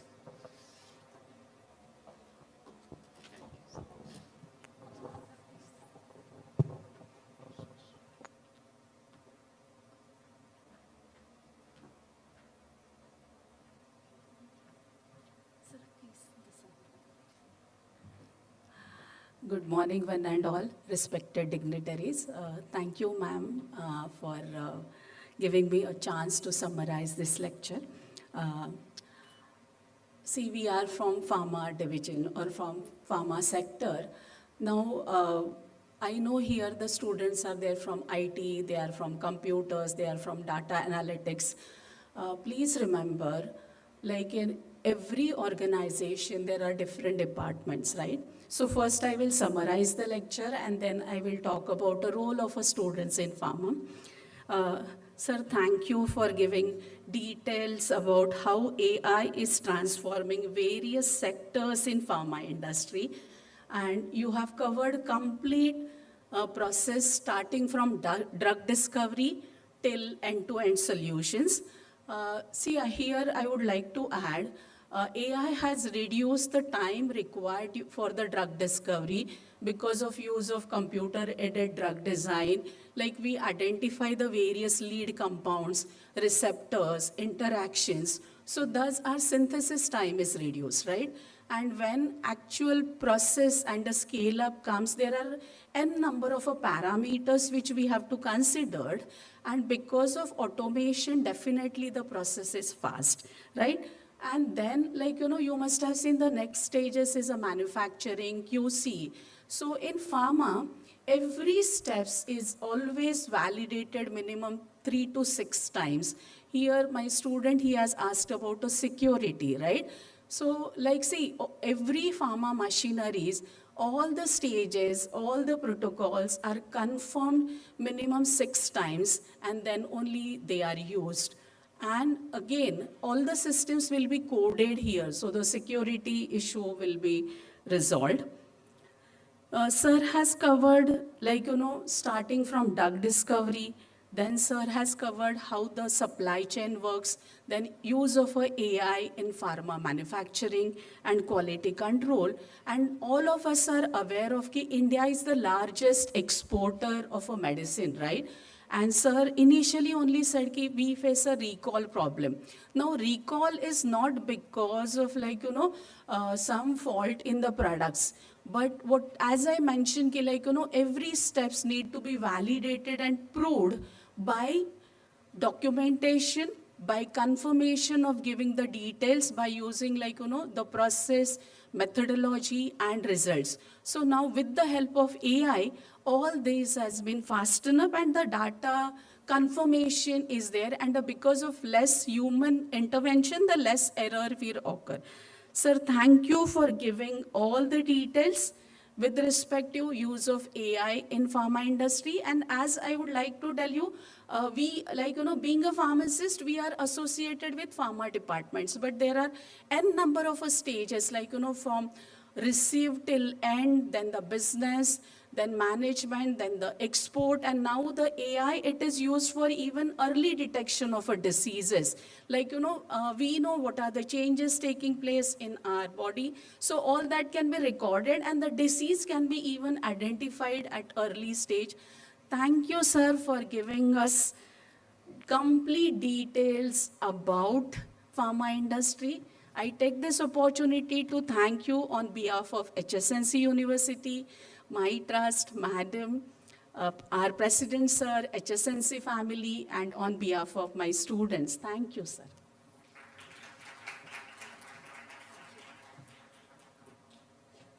I now take great honor inviting Dr. Kia Thawani.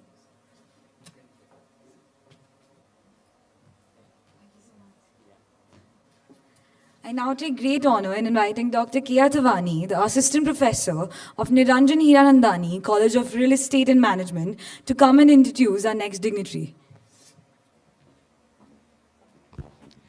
Up next, we explore how artificial intelligence is reshaping the very foundation of real estate.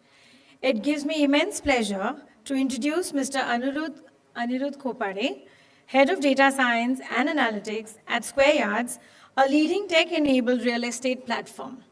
Sir has had an experience of over 19 years in building scalable platforms, data-driven products, and AI-first solutions that drive business outcomes. In his session titled, Real Estate Gets Real Smart, How AI is Automating Every Square Root.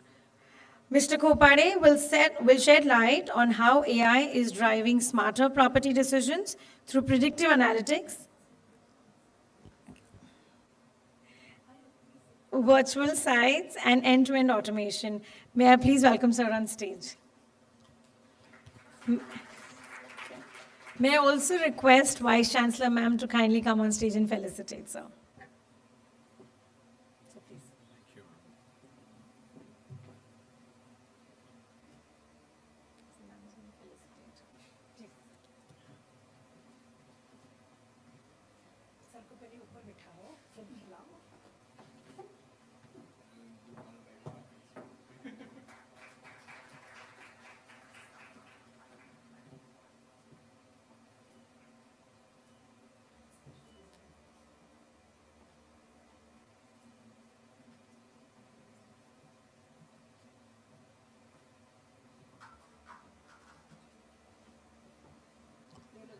Thank you, ma'am. Let's welcome Mr. Anirudh Khopade to take us through this exciting transformation of space and data. Over to you, sir. A very good morning, and I can see a lot of enthusiastic friends who are right now entering the real management world and being in the real estate sector, and many of them, as I mentioned, you're spread across many different streams of IT and real estate. So first of all, I'm thanking ma'am. So yeah, she is your dean, but I have the same feeling ki ma'am jab bhi call karte hai, I say yes ma'am. So I really thank to call me again to address your fellow friends about what's the industry trends are happening in real estate, and specifically how this AI is entering this every sector and how is it influencing and taking a paradigm shift, how the entire every stakeholder in every sector and every company is reacting to this. First of all, this is a great initiative what ma'am have taken, AI, the conclave, the agenda and the topic, how AI across the sectors. This is a great thing. I'll be honest.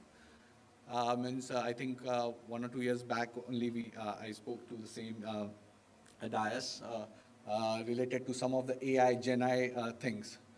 And that time it was, I think, a little before time, and it was looking, okay, ho sakta hai, nahi ho sakta, this is. But right now, how I'm talking about OpenAI, the Gemini. So I'm not talking, I'll not take many of the names, but how the AI players are entering this market. They are investing heavily.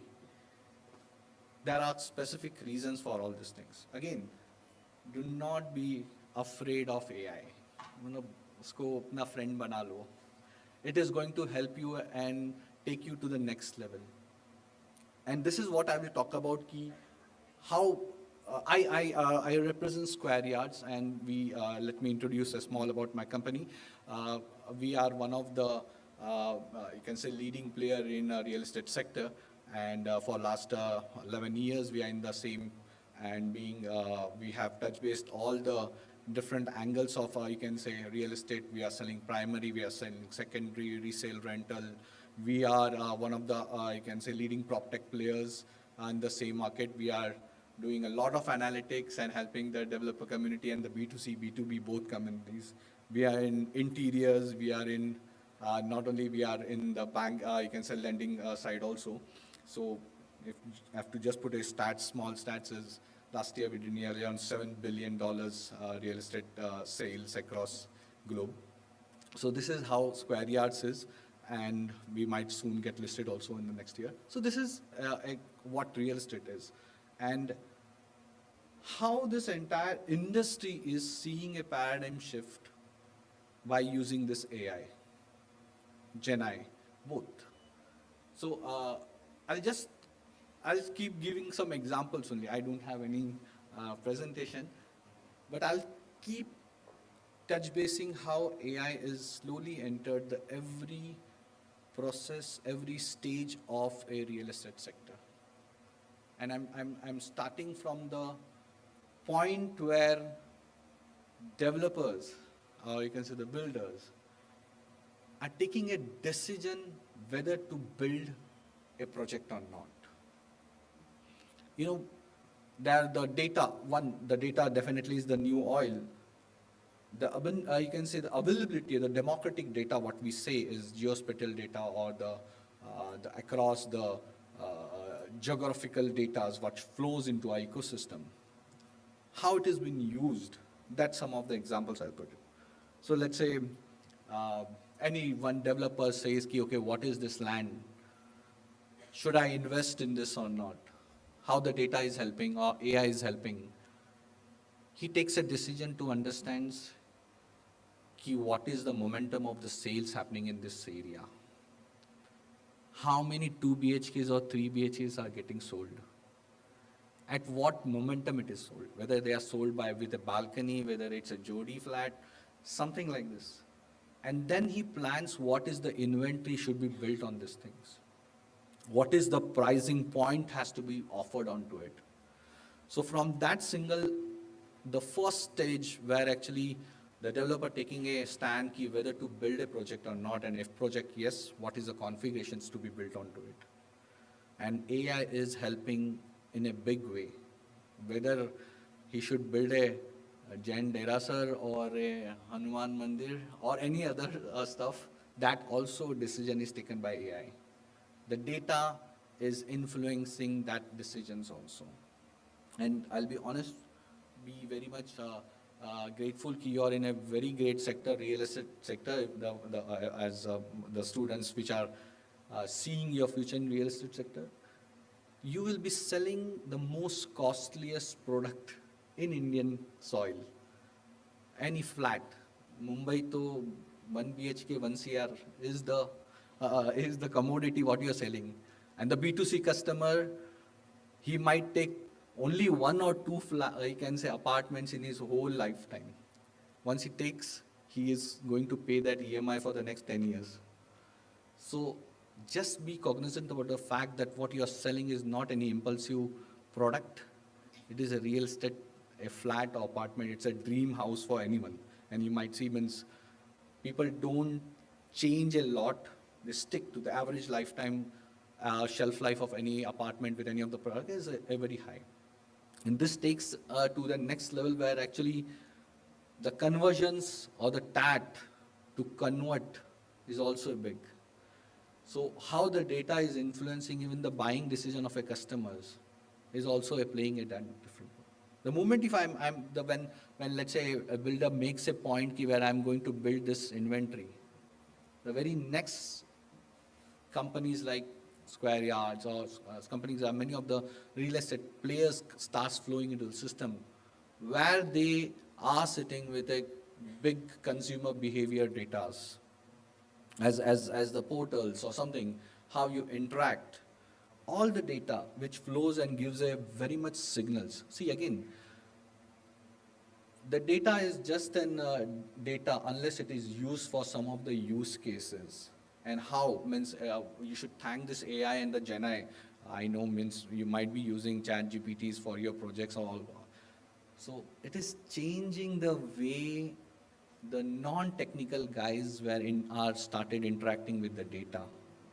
Believe me, what the players are doing in industries where actually they're influencing how you interact or discover any apartments.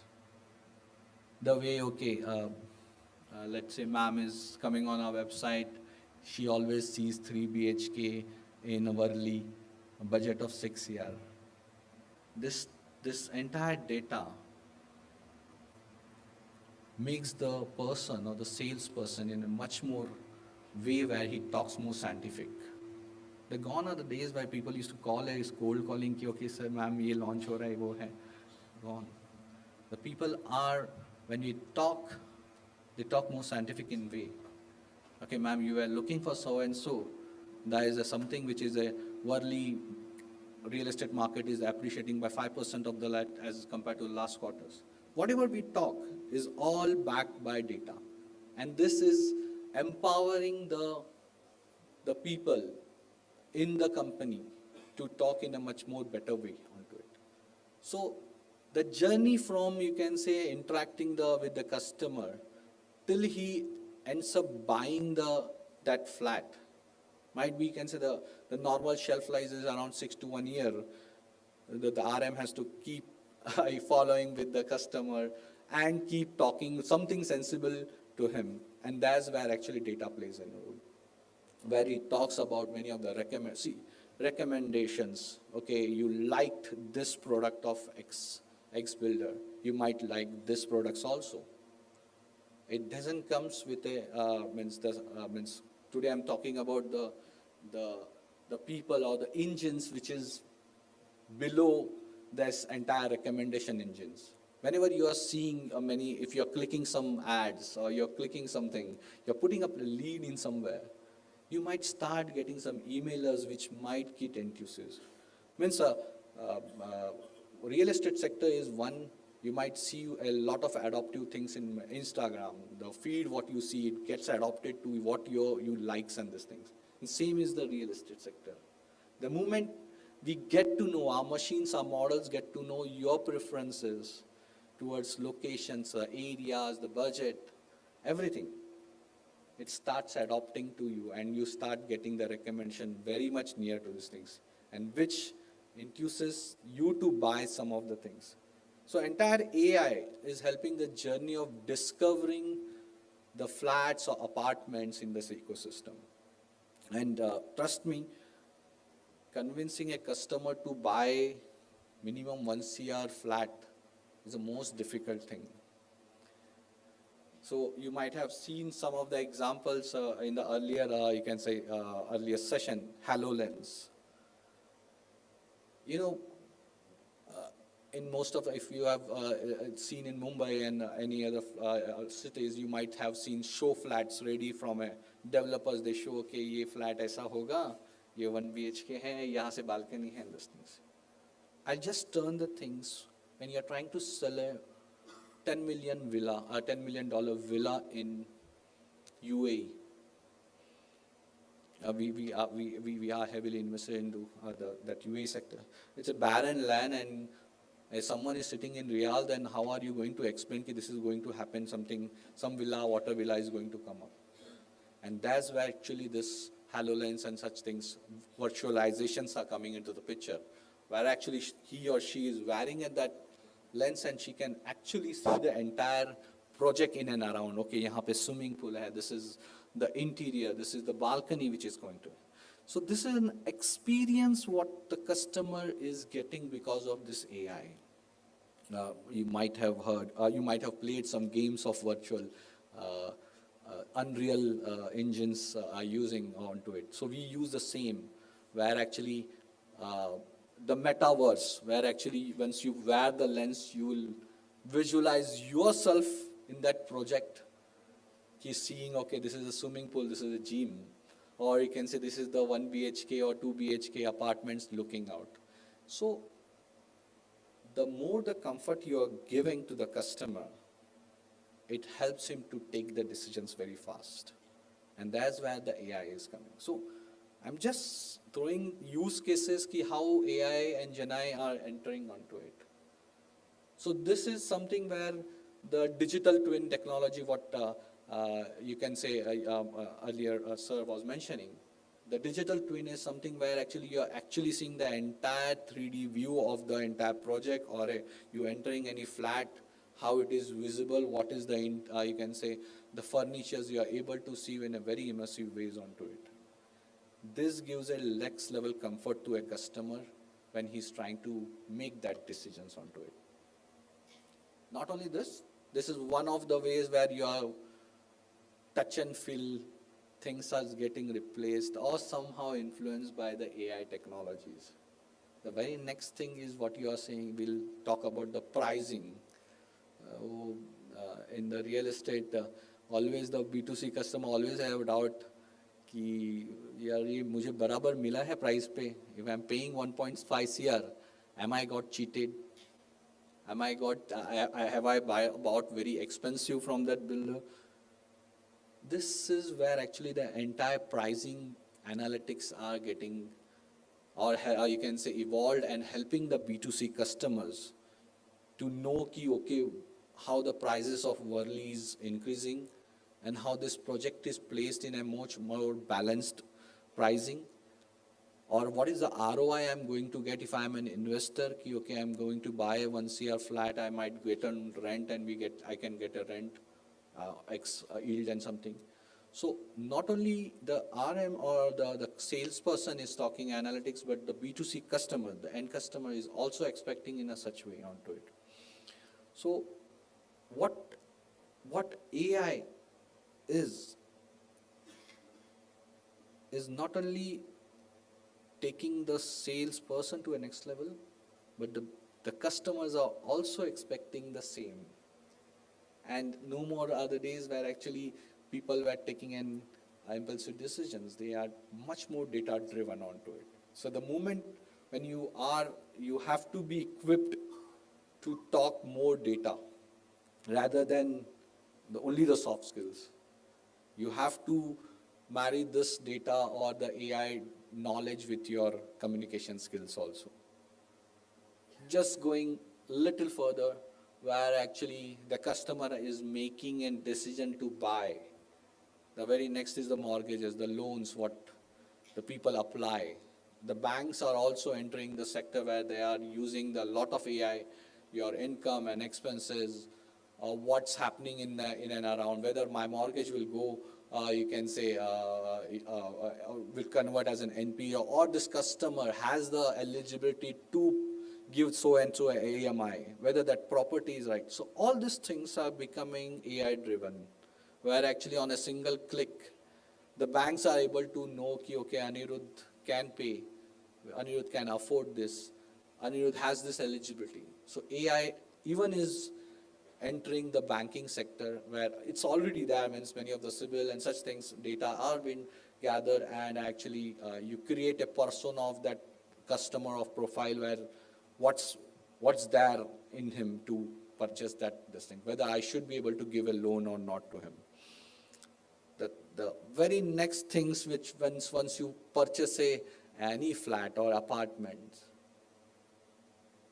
when the possessions are quite near, you start entering a zone where you are trying to plan an interior to your flats. And that's believe me, it's a most, you can say, tedious thing for an architect to deal with a couple who wants to make their dream house, you can say, embedded with all the best luxury, you can say, furnitures. How AI is, you can say, helping is to help them visualize the entire flat. You know, the technologies where right now the architects, you might ask how the architects are using AI. You know, they are very much empowered with tools. When they sit with the customer says, okay, nahi hai, sofa ka color red kar do. In a single click, he changes. I don't want this theme of the entire interior of the flat. I want Scandinavian theme on a single click.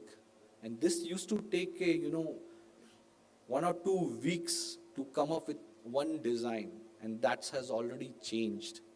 The AI is helping create wonderful designs for that customer. See, again, you might see a lot of AI means available, you can say APIs onto it, where actually the architects, or even on the chat GPTs also, you can use onto it, can you create a design for my 1 BHK in Scandinavian theme and with so and so budget.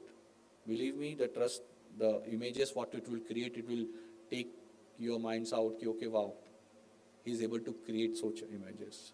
So the point I'm trying to drive is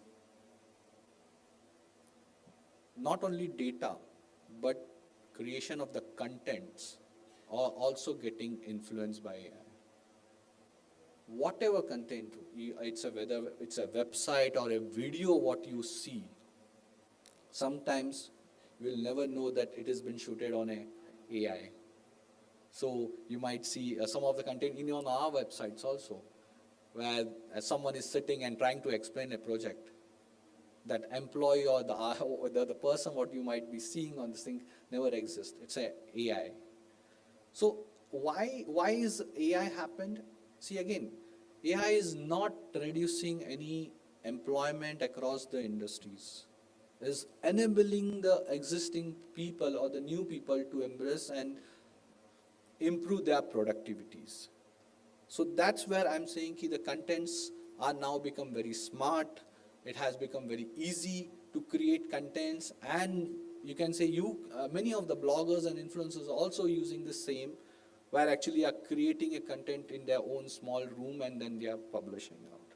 Same way the real estate sector is also using the same technology to create a content across selling the apartments or plots or any investing. So as I talk, many of the metropolitan cities are becoming, you can say, approaching many of the AI players, where actually they are digitalizing the entire city. Might be, you can say, the digital twin technologies are where they are entering it and they are converting the entire city or entire projects or entire area being in the twin technologies onto it. So the way you can just wear that VR sets, like you can say playing a games, you will be inside a project and viewing the entire project onto it. So the interiors, creating interiors or helping the customers build their dream home, AI is helping out. So again, what the newer things like ChatGPT or Google or any Meta, whichever coming it, they're helping use AI very easily. Again, don't worry. Even if you are not from a technical background, you know what? The AI is so user friendly. He can understand your own English languages. So again, I'm saying, start using AI for your small use cases also. It will help you. It will make you friendly with that entire tool in itself. So the sections of what I mentioned, as in the real estate sector, there are different endpoints or use cases you can choose of your own.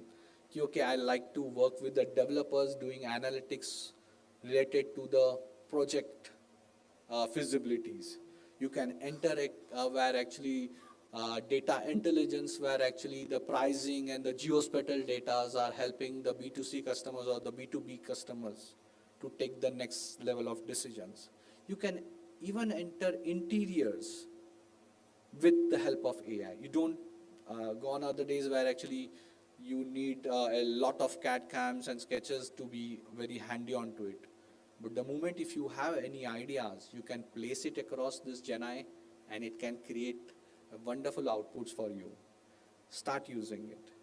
Even if in the next interior you can do a lot of predictive analytics also onto it, where actually you are trying to predict which projects can be get sold at what moment. And believe me, means this such analytics makes a vast difference to both B2C and the B2B guys.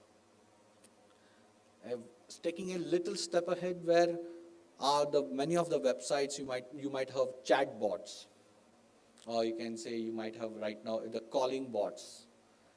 So earlier the bots, the definitions of the bots was, okay, when someone receives a call, the tape recorder starts, sir, हमारा 2 BHK launch हो रहा है, Borivali Mains, and such things used to just, without any conversation or interaction both way, used to happen. But no, right now you will get a call, ki hi Anirudh, yeah, we got to know you are looking for some property. यहाँ मैं देख रहा हूँ. You know, the bots are multilingual. They adopts to not only the languages or Hindi, Marathi or Punjabi or something.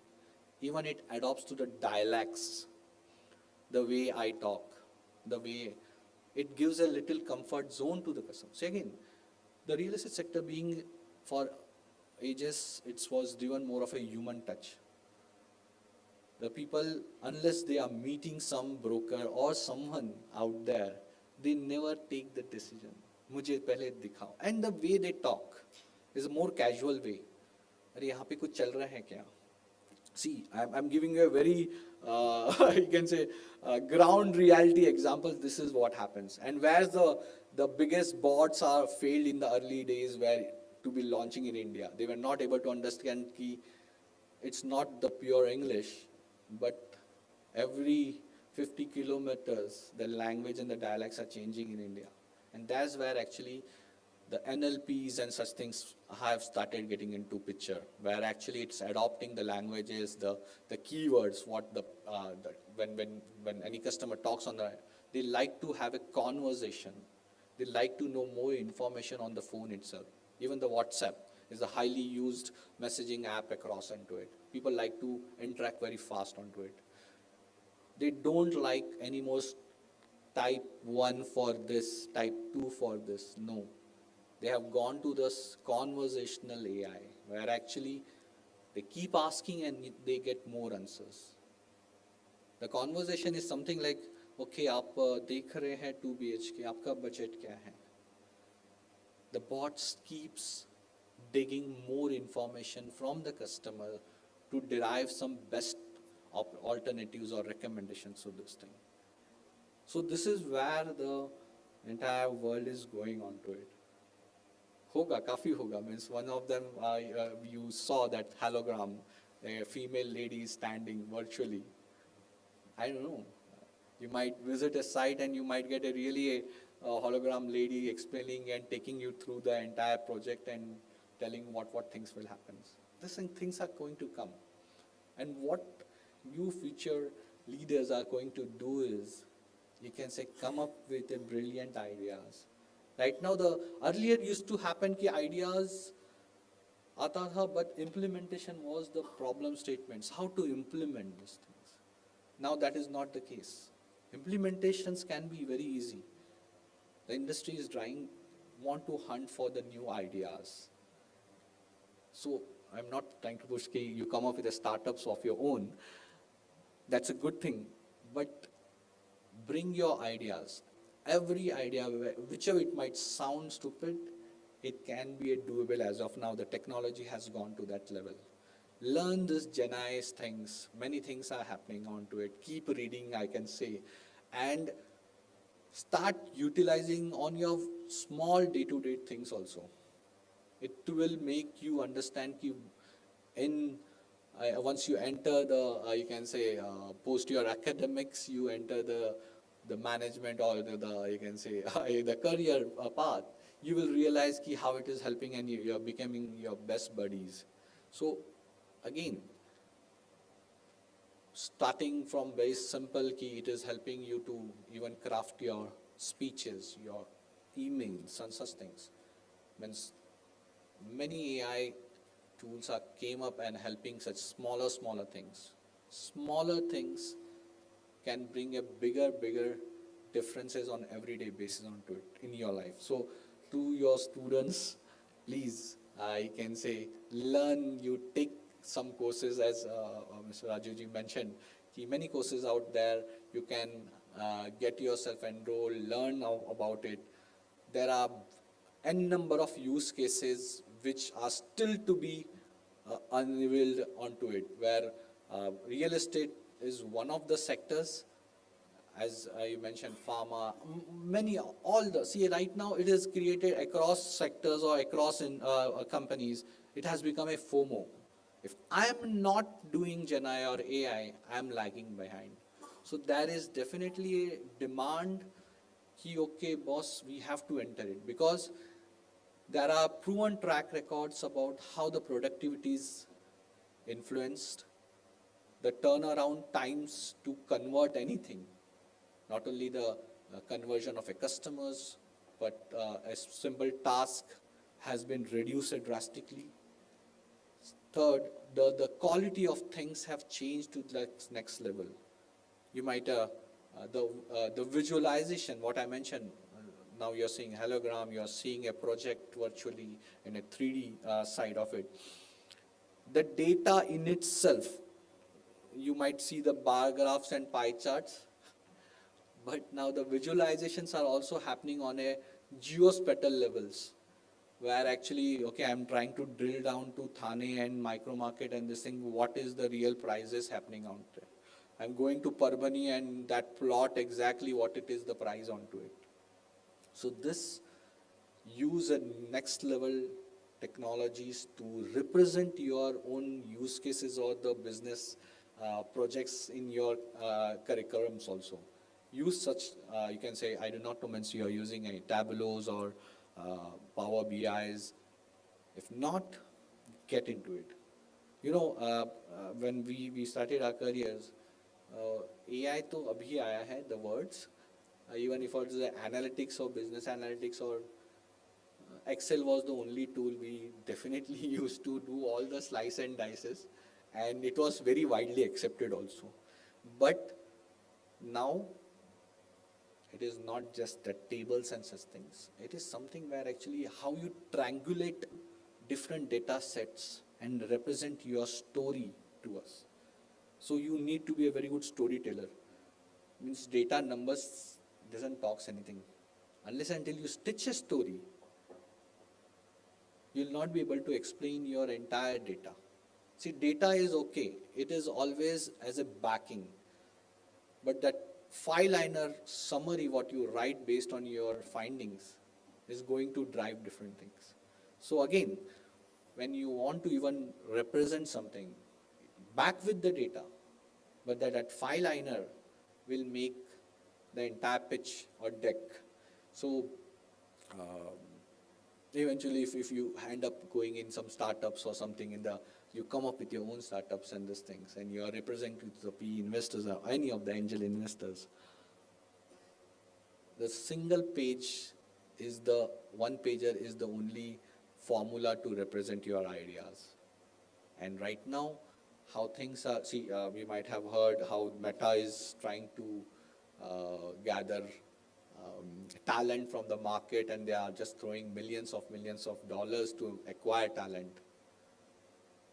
You're in the right race when the AI have just begun to unveil the use cases onto it. It has become cheaper.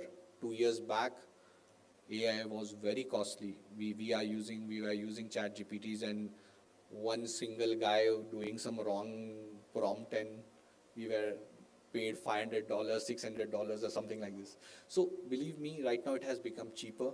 Technology will still become a cheaper. Use in your everyday use cases. So I can keep talking. Means I'll put a floor open to you. Do ask questions ki how AI is helping out, or you have any doubts, you have any you can say enthusiastic question ki isse kya kar sakte hain, how things. Please, I am open to hear onto it. Yeah.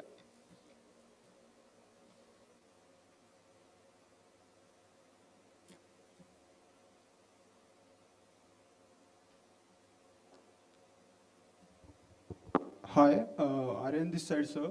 Yeah.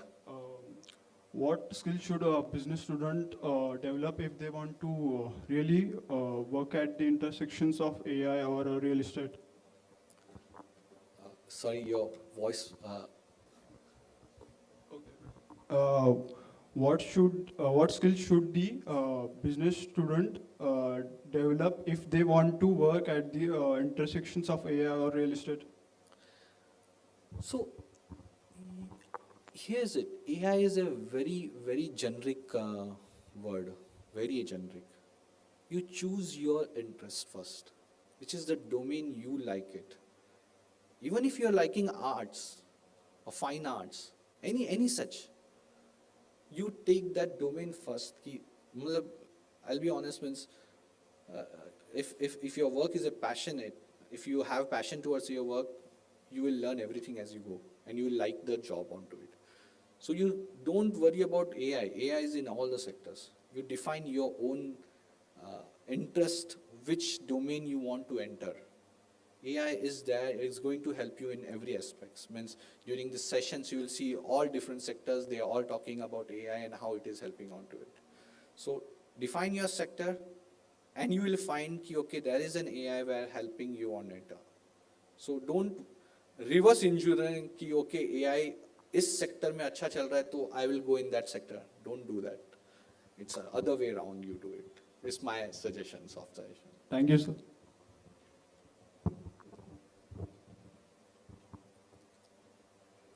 Yep.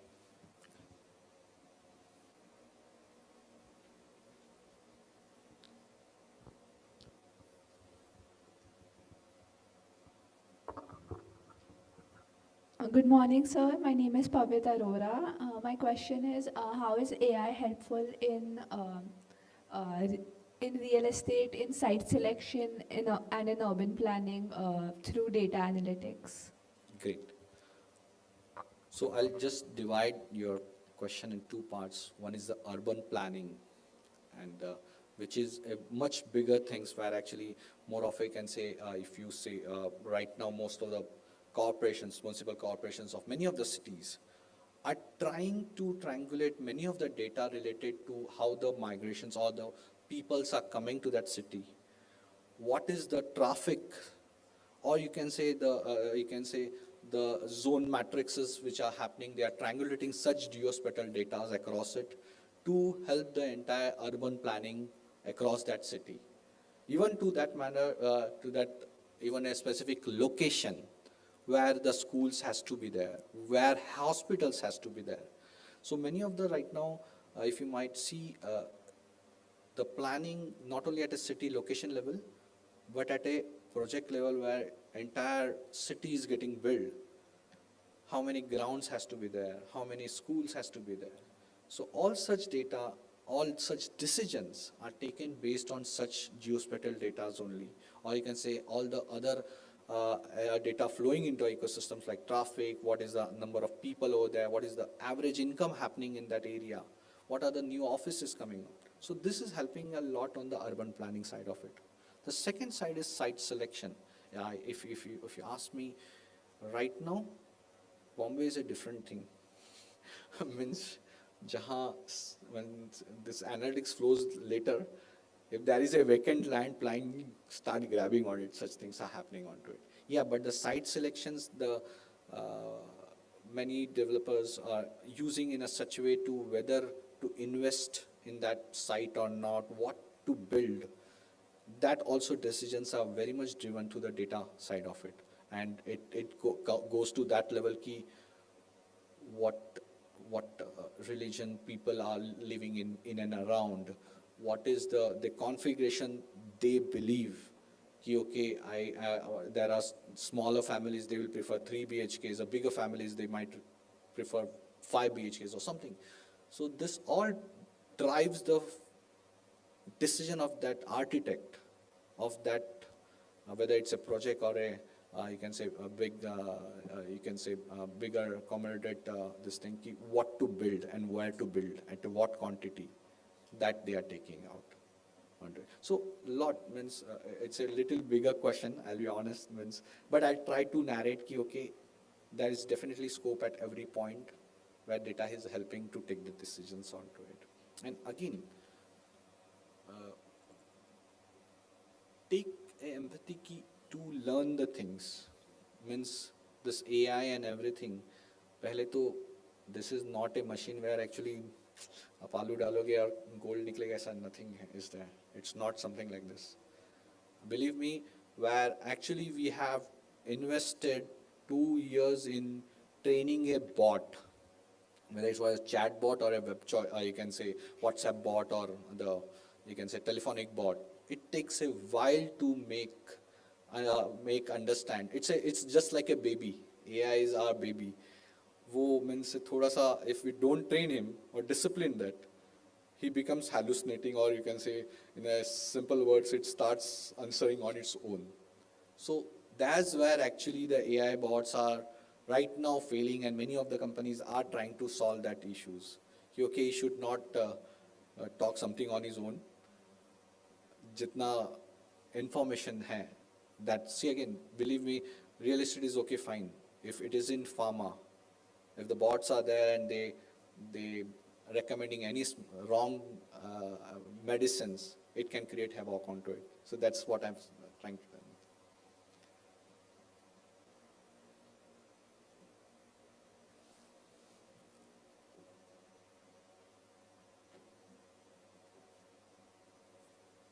Please sir, आपके पास भी कुछ question है तो please. Hello sir, my name is Harsh and my question is what are the main challenges real estate firms face when adopting to AI technologies? See, the challenges, see, one, real estate as a sector has a deep pockets. They can invest in this technology. The financials hurdle is not there. The biggest hurdle is the availability of the data, the shallowness of the data. If you ask me, what is as compared to the e-commerce and real estate, e-commerce is backed by a lot of transactional data, means a lot of consumer behavior. Even if the content is like Insta and these things, they have lot of data and signals, consumer signals flowing into the ecosystem. Real estate, one, the transactions are very limited. Means even if it is abundant onto it, but it's quite lesser as compared to any of the other e-commerce industries onto it. So data related to these things are quite shallow. And one, trust me, whatever data we use, means all consumer behavior data, the customer is putting okay, I want to purchase a 3 BHK. We recommend giving earlier days of our side also, I'll tell you. We used to recommend these are the 4 properties. Unfortunately, the salesperson used to pitch the 6th property, and the customer used to buy the 8th property only. So there was no such proven track record ki, okay, your engine is giving the right one. No, I'll be honest. The challenges are something where actually to train this entire engines, the data are shallow onto it. Then too, it is evolving, many different data sets are getting triangulated. So challenges is to make the accuracy in all the aspects, means it will keep falling short. And I'll be honest, yes, the earlier session, human intelligence is human intelligence. I'll be honest, means I do not know, you might have, the AIs are not good max driven. Means you give a complicated max problem, you might solve it. AI might fall little short of it. So here is it. वो हम कहेंगे plot में गुंटा चाहिए, yeah, as the local language of the plots and the agriculture plots, square foot, square meters, and these things, yards, biga. This bot might fall short in the earlier days onto it. So the challenge is, it's a recurring process. You have to keep bot is AI is a child. You have to keep teaching him in the entire process. This is what I can say. So the other challenge is not there. That you can say you will see lot of newer AI tools coming into the market, whether it's creating videos, creating images, whether it's even conversational bots are coming up. The newer things like Gemini and these things which are bringing onto it is the Gemini is means already is 4.0 ahead onto it. ChatGPT is But the next is more of, I can say, how human-like AI, how human thinks, they are trying to replicate in their bots also. So let's see how things moves. Thank you, sir.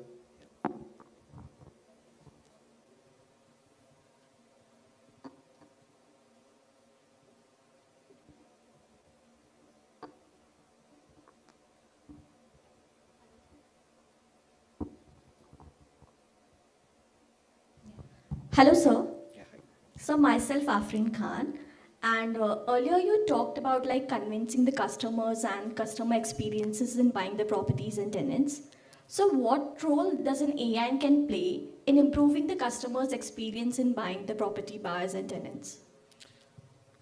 So experience, let's quote, I'll put yourself in the same example. You got into a job, and 2 years, 3 years down the line, your salary became in a such a way where you are, let's say, start affording, मैं 1 BHK लेती हूँ. You just had that seed in the mind that I want to you can say buy that one apartment. You know, your journey starts over there itself. When with the small seed in your thoughts, you start searching. The moment you have your digital footprints in the website कोई जाओगे आप search करोगे square yards में कि मुझे 1 crore है उसमें what the flat options. That's the start of your first digital footprints in your ecosystems. And that's where actually you might see how the moment you are coming as a returning customers to your on the website also, entire experience has changed. You might see properties which are in your budget, in your vicinity, your likings. The earlier property you were searching ki I want a balcony ahead, and in the hall I want balcony, in bedroom I want like this, windows.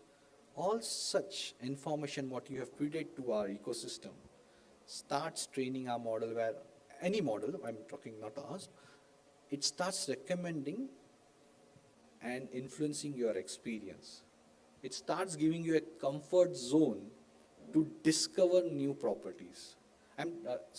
Whatever example, I'm just taking properties as an, but this happens across all the sectors, Myntra, e-commerce, everywhere. So it starts giving you an experience of comfort zone where you are entering. Then you start going to the next step, okay, I will visit that property.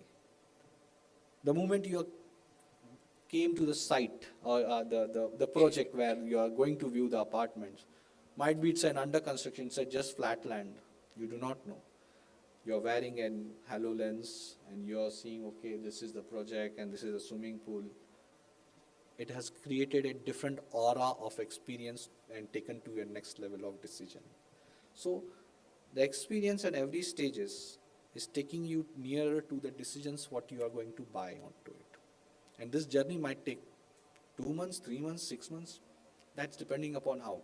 Then the last is the negotiations and such things will come up. So experience, the AI is influencing every step of the experience or the aura which is getting created in and around you.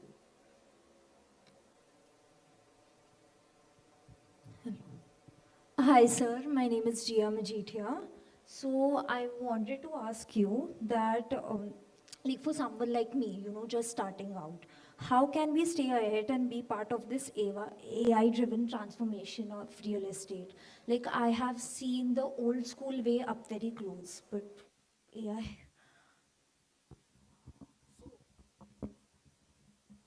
Again, don't be in that pressure कि मुझे AI ahead रहना है.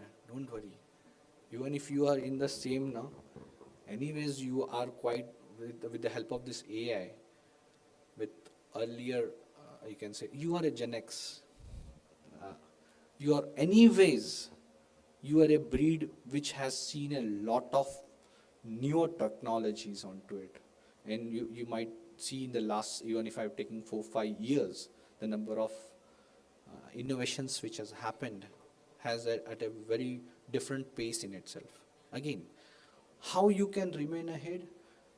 Be in touch and with be in the race where actually newer technologies. Again, ahead is everything is going to be, see, technology driven only, data driven only.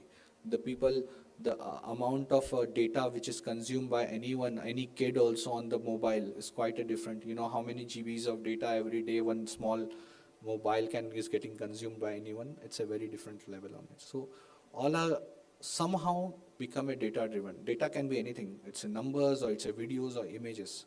So how you can remain, you just embrace this AI. You just embrace this technology कि okay ये मेरी मदद ही करने वाला है. So and you will be on your run on appropriately. Thank you so much, sir. Good afternoon, sir. Laukik this side.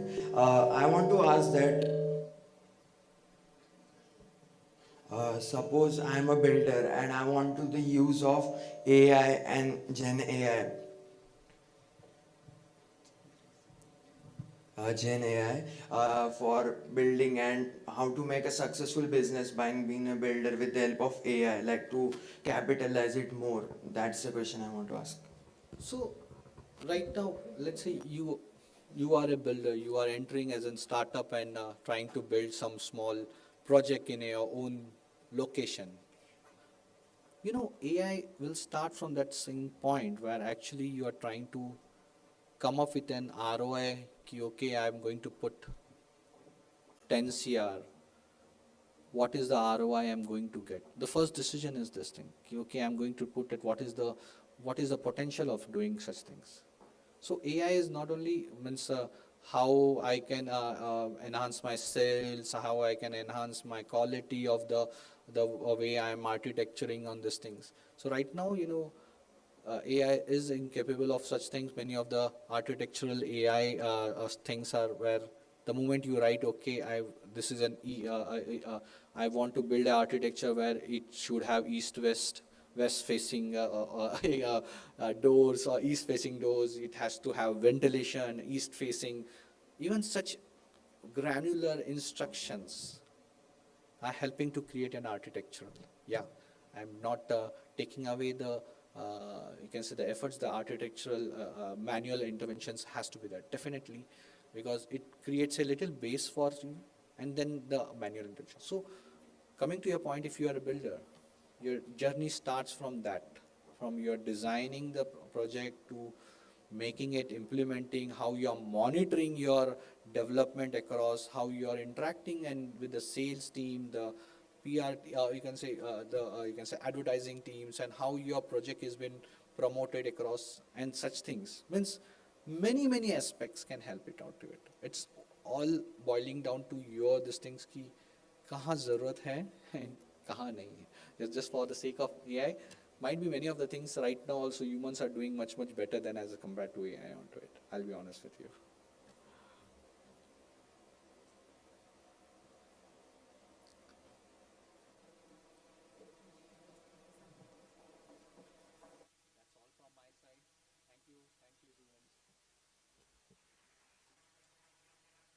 Thank you so much, sir.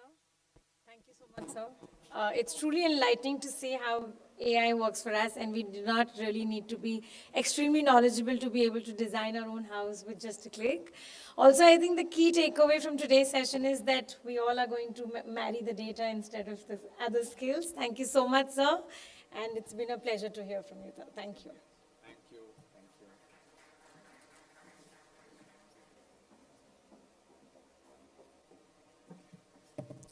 I now invite Mr. Sriram Singh to kindly join us on stage.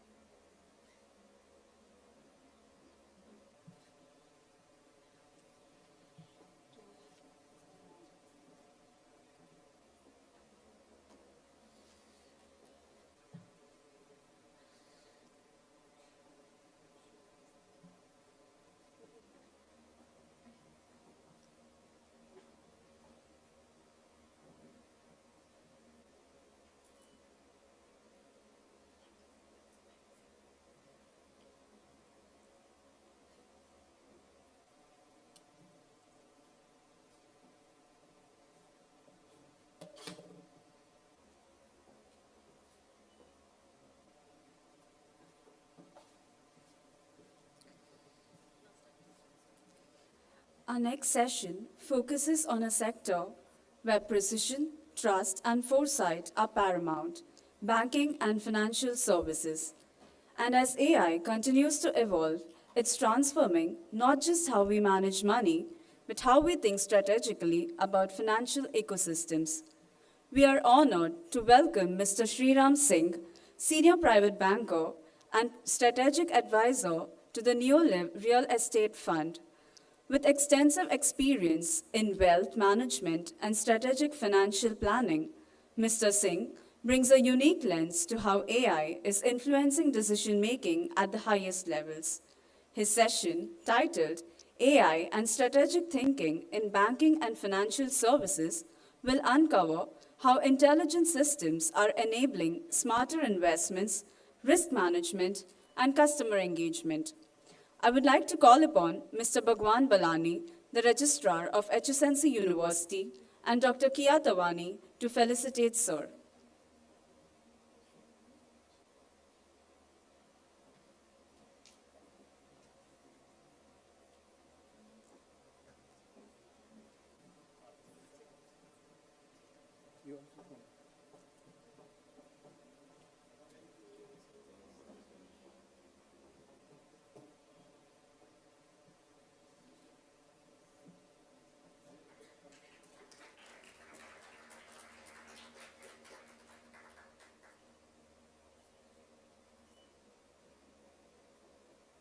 Thank you, ma'am. Thank you, sir. Over to you, sir.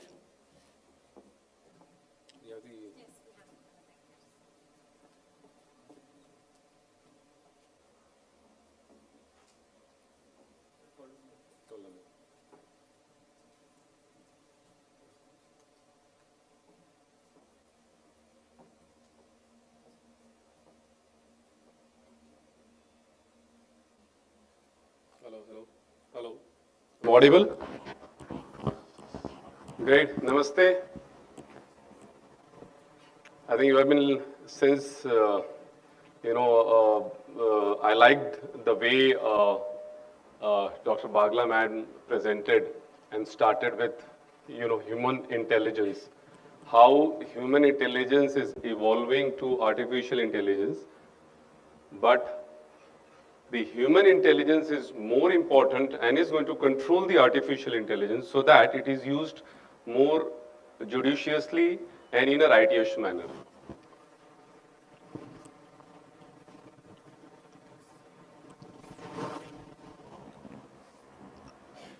So let me open your eyes now, because you have been listening to a lot of technical jargons, artificial intelligence, and so many other things. So can you remove this?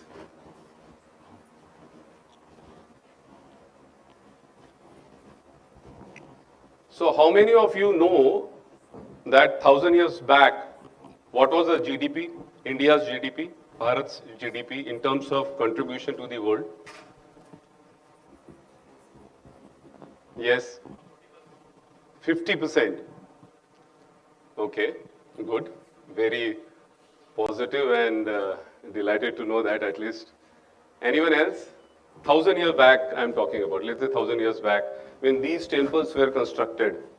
And these are marvels, these are world wonders of the world, which you'll come to know if many of you have, let's say if any of you have visited and seen these places. So roughly around 1,000 years back, we were 40% is what a Westerner was saying. And 250 years back, we were 25 to 30% of the world's GDP. What is our contribution now? Management students, what is our contribution now?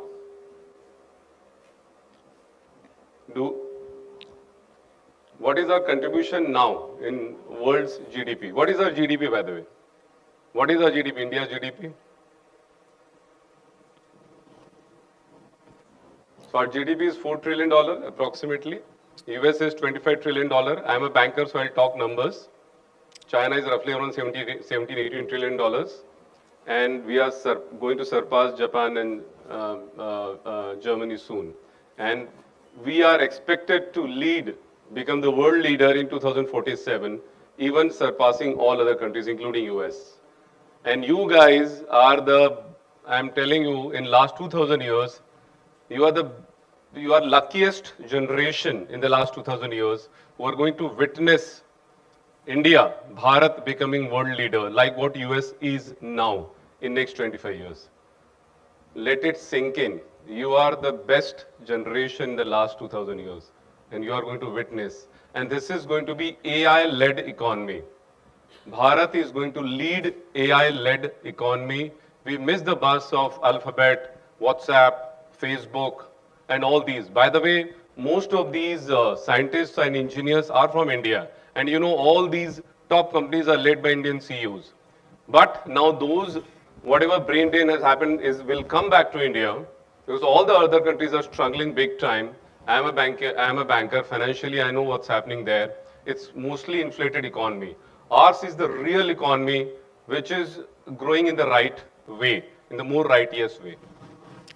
So anyone knows about these, I mean, let me talk about this pillar. Anyone knows about the pillar, the iron pillar? You don't know about the iron pillar? Where is it?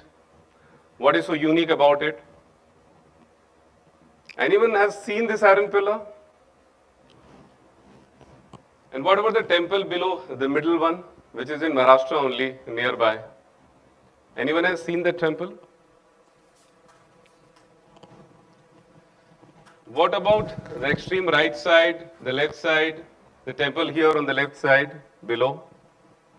So these are the names. I mean, see, important thing is for you to understand our rich heritage, where we are coming from and how we are going to lead the AI-led economy and why. So this is Brihadishwara temple, this is Konark. The iron pillar is currently situated in Qutub complex, which this iron pillar was manufactured in 3rd century, roughly around 1800 years before. It is standing in the open air without rusting.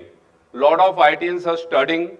Now also they have not been able to decipher how it was manufactured, because now you keep any iron material outside, it gets rusted as you know within a days, and this has been standing tall. So the metallurgy was so strong 2000 years before, or roughly around 1800 years before. Our metallurgy was so advanced. You know, Professor Bagla madam mentioned about Takshilas, Nalandas and Vikramshilas of the world. This astronomy, metallurgy was taught 2000 years back, 1500 years back. So all these were so advanced. How did they manufacture this pillar? What was the composition of the metal? Was it phosphorus? Was it some other metal which was put into iron? How was it manufactured that time? They had furnaces, they had everything. Smith, you know, and now we are talking about it. And all others, I mean, this particular temple, there is a 80-ton rock which is standing on the top. How did they put that rock on the top? Did we have a large crane that time? Maybe, we don't know. Or how did they do it? Just think. Now this is a Chola empire in 7th and 8th century, the right side and the below. All these are temples. This is, by the way, this you must be knowing. Anyone knows about these temples? Ma'am mentioned about monuments. You know, we have respected Adanya Baglaji, you know, loves talking about our rich cultural heritage. These are the monuments. The top one is the largest Hindu temple in the world, called Angkor Wat in which country? Which country? Which one? Not Afghanistan. Where is Angkor Wat? Guys, where is the largest Hindu temple in the world situated? This is in a small country, Cambodia. Where is Prambanan temple situated? The temple below. And when were these temples built? 7th century. By whom? By Cholas, by Indians, Indian rulers who went, crossed the sea, went to all the place right from Cambodia to Vietnam, to Thailand, to Indonesia, to all these places, you see Indians there. Imagine the science, the advanced science we had, the navigation, the artificial intelligence, the strategic thought process we had that time. Going from Chennai, going from, that time Lanka was of course in India, to Indonesia and building these temples. Now this temple below, this is a university in Trembanan, the Yogyakarta. I saw, this is clicked by me, of course, above is the same temple, which was actually unearthed roughly around, in 1954. But the below temple is an Islamic university called Sanata Dharm in Yogyakarta. The university is called Sanata Dharm. And that temple is unearthed and it is just a year back during the expansion. So this is the model I want to talk to you about, the evolution of artificial intelligence. This is the model I followed it throughout my life. This is a model which has been followed by Swami Vivekananda. This is the model which has been followed by Rockefeller, Rothschild, JP Morgan, Infosys, Sridhar Vembu, Nandan Nilekani, Tatas. Everyone who is successful follows this particular model. They are leaders. How many of you are MBA students? Management? Raise your hands. Very few. What about real estate? And other are ITs, by the way. IT? They are in IT? Oh, ITs. More are in ITs. Oh, great. So this is a model, the human intelligence which ma'am spoke about in the morning.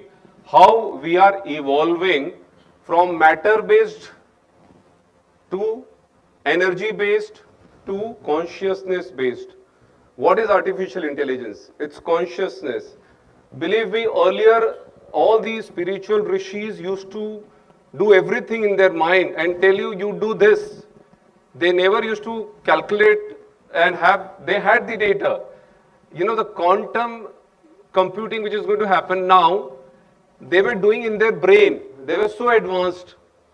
Their human intelligence was so advanced, they could tell you that boss, the earthquake is going to come tomorrow, prepare for it.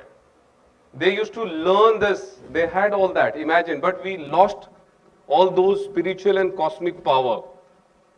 So I remember my parents telling me, okay, this is going to happen, this actually happened.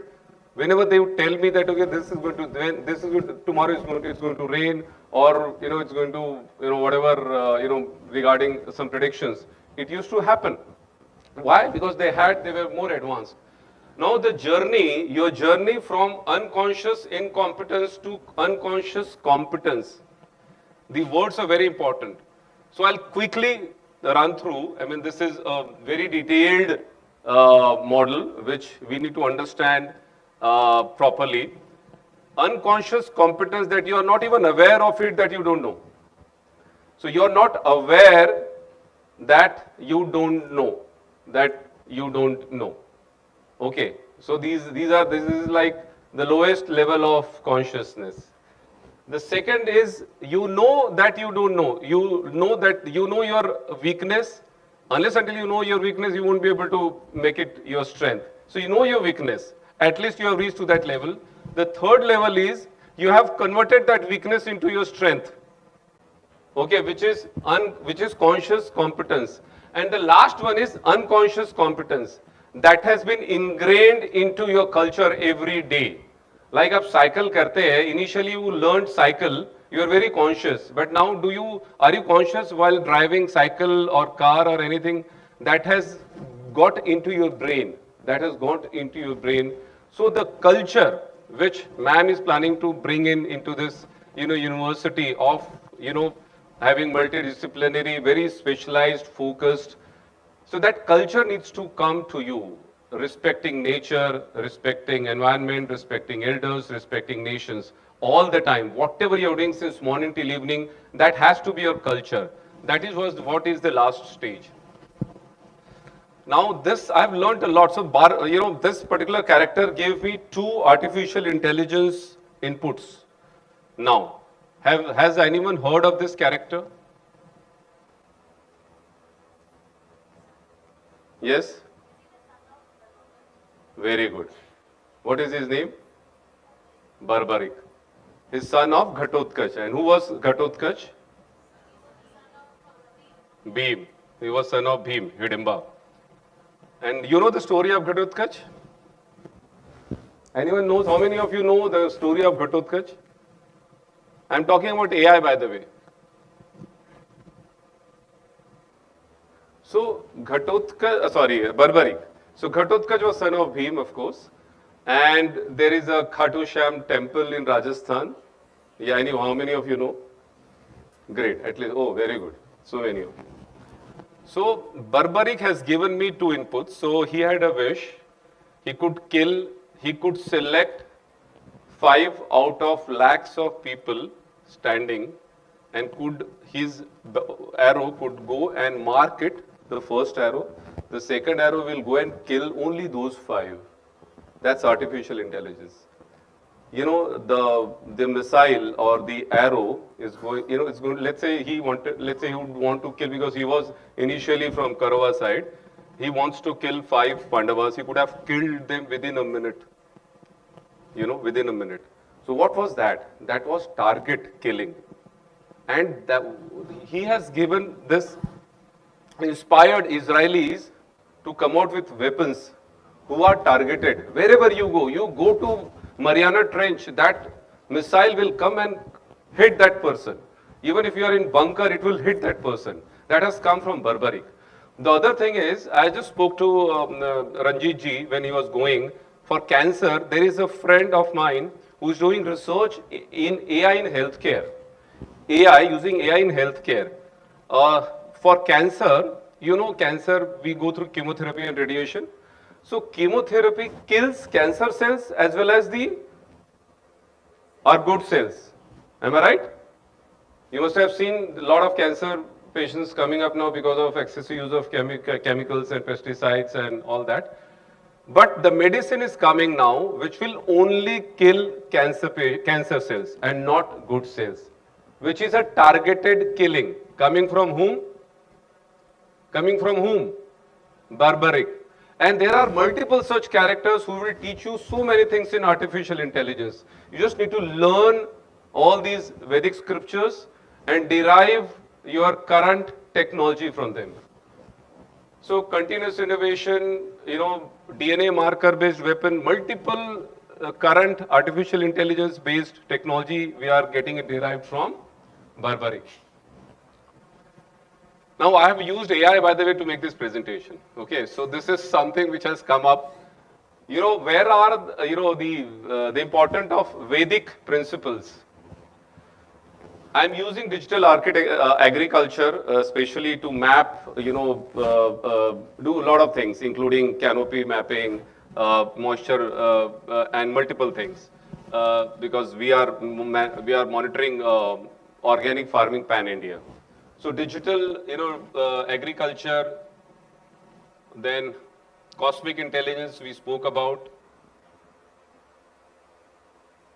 Vedic, let me just quickly go. Okay, this one is good. Vedic mathematics, of course, you must have, studied Vedic mathematics before. Let me cover one, Mahabharata. The epic Mahabharata also contains references from advanced weaponry like the Brahmastra and Vimanas, flying machines, which can be viewed as precursors to advanced AI power systems. This is what I told you about, which we have learned from. So all the missile systems, the Operation Sindoor, which was successful, everything is AI powered. Imagine the power of AI now. Everything is AI powered. All the defense, all the, wherever you are capturing the data, where you are capturing the photographs, you are capturing the color coding system, everything is powered by AI. Now let's talk about, so I'm a banker. I have worked in HSBC, which is the world's topmost bank, HDFC, which is India's topmost bank, and soon let's hope that it becomes world's #1 bank. And some of the NBFCs like IFL, Reliance, Edelweiss. I've seen the banking industry right from multinational bank to Indian bank to NBFCs and insurance and multiple things. So, which is the which is the, the sector which has the maximum data? Which is the sector which has the maximum data according to you? Where do you get the maximum data? You get in banks. You provide all the data to the bank. You go there, you open your account, you give your KYCs, you give your bank account, you give your investments, you give insurance, everything. So the bank has the most data. So AI can be used very well in banking, healthcare, telecommunication, but the banking is the core, the foundation. So there is vast data, there is complexity. You know why it is crucial? See, customer is expecting a lot. Like sir mentioned, even for real estate, you have to customize the offering to a client, whoever is buying it. Similarly, for banking, if I have to give you the right kind of advice, the right kind of loan, and faster and quicker, then I can use AI so fast. Nowadays, loan is given in 5 minutes, and that too customized. That platform will know your background based on your social media, based on your CIBIL, based on your banking statement and everything. Now everything is there. We are transacting. They know, the system knows what are you even thinking. Before you even think, the system will tell you and prompt you that, okay, please, because that system will know that you're going to buy a Zara bag or whatever. That's the kind of intelligence, they are coming to. Now, this is the the data by another company that by 2025, they had mentioned a couple of years back that 60% adoption will happen. Out of, the jobs, imagine we are what, 8 billion population now? So out of 8 billion, 2.3 billion people will have AI linked jobs. 2.3 billion people. And 9 out of 10 leading businesses are investing in AI. So everyone is investing in AI because that's where I say India is going to lead AI-led economy because all the sectors are dependent on AI. Predominant sectors are healthcare, finance and manufacturing. Let's talk about banking. These are the areas, and each and every like risk management area will need a lot of time to discuss. But what I mean to say that how many of you are keen to go into banking? For AI? How many of you are going to go into AI? You're not going to go, okay, only 2-3 people. You're talking about AI. I'm not saying that you are going to join as AI technologist, but how many of you are going to use AI in your career? Okay, now everyone. So these are the areas, I'll just name some of them. Anti-money laundering, I'll give you a use case of anti-money laundering soon. Customer service, cyber security, forecasting, policy analysis, financial stability, price optimization, customer segmentation, very important. Natural language processing. In fact, Sanskrit is so close to AI that AI is finding Sanskrit as the best language to use, for their algorithms. Trading and investment. So I'm a banker, so I've been using a lot of algorithms for trading and investments, and they have been able to generate very good return. I mean, one of my friend who is running a hedge fund based out of Dubai, he has generated a return of 48% CAGR for last 7 years consistently, with only 4 months negative in last 84 months. Imagine. That's the kind of return because he is using AI. Now, how I'm just giving you this example because a lot of parameters, there are 50 odd parameters, to be used. You do technical, you do fundamental, that Trump is saying something for tariff and suddenly market goes down. Suddenly Putin saying that, okay, I want to fight, suddenly it goes up and down. Someone saying in Japan, someone saying Modi ji kuch bol rahe hai, kabhi koi. So all the parameters needs to be taken care of all the time, be it geopolitical, geo-economical, social, and then arrive at a data immediately that, okay, you buy or sell. So that all algorithm works in AI. So I'm just giving you one example in banking. Of course, there are multiples which can be. So these are the areas, like customer service. Service is becoming so faster nowadays. I mean, gone are those days when you used to go to the bank and wait for 2-3 hours. How many of you have waited for your, let's say, checkbook or anything? Not, of course, from the kids, but yeah, definitely we have waited for 2 hours, 3 hours. Sometimes we used to spend one day to get a checkbook, imagine, or to withdraw $1,000. But now you know where we are. So customer service is going to be automated completely. Credit risk analysis is very important because this is what people are going to use it, especially for loan processing. Earlier we used to go to CIBIL and all that. Now everything is available. Your willingness to buy and your willingness to pay, your ability to pay, your ability to buy is there in this, in the social media, which they will find out. इसको देना है कि नहीं देना है, इसने भाई loan default किया है या इसने something, like he's buying bigger, some costly items. So he is the right candidate, she is the right candidate for sub. So that the system will know. And based on that, we'll do fraud detection is very, very important. Very, very important actually, fraud detection, because that's where anti-money laundering and this comes in. Lot of frauds are happening nowadays. How many of you have suffered with any fraud? Anyone? Good, lucky. Actually, anyone? No one has suffered with any fraud. So a lot of people are suffering with fraud. And I got, I paid some $10,000 to a transporter, thinking that he is a genuine transporter, but it happened to be fraud. Of course, he was caught and all that. But imagine so many frauds happening every day, and that's happening because of some kind of behavior in the transaction, which is captured by AI, and they'll be able to tell you exactly when is the fraud happening, who is committing fraud in the organization also. There are employees who are behaving in a certain manner. So that also can be checked internally. Anti-money laundering, from millions of past transactions, they will be able to find out the fraudulent transactions.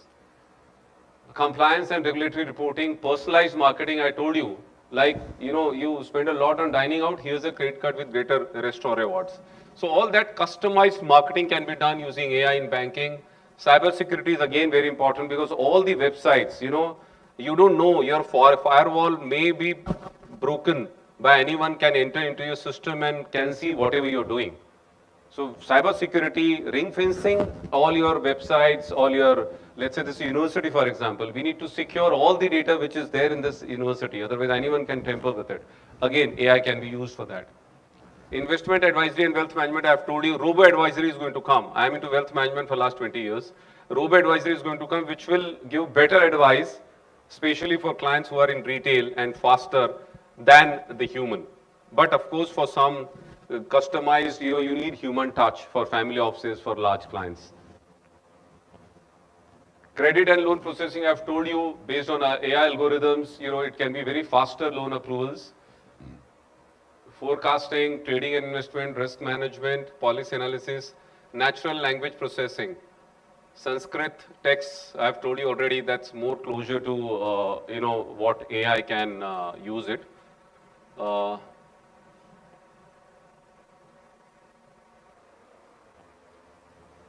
Claims processing, insurance, again, faster claims processing, sending the photograph of, let's say, your damaged car or anything, they will immediately analyze it faster using, again, AI. That it is fake or genuine. If it is genuine, how much is the damage, and immediately the claims can be processed. Pricing optimization. Now, pricing optimization is very important. Let's say someone like me, my CIBIL is very high, okay, and I have not defaulted on anything, but I should get good pricing for my loan and for anything else. So it's soon going to happen. For example, for healthy, someone, like me, I have not used any medicine for last 15 years, no doctors, nothing. I should not be spending 10,000 for 1 crore of my term plan.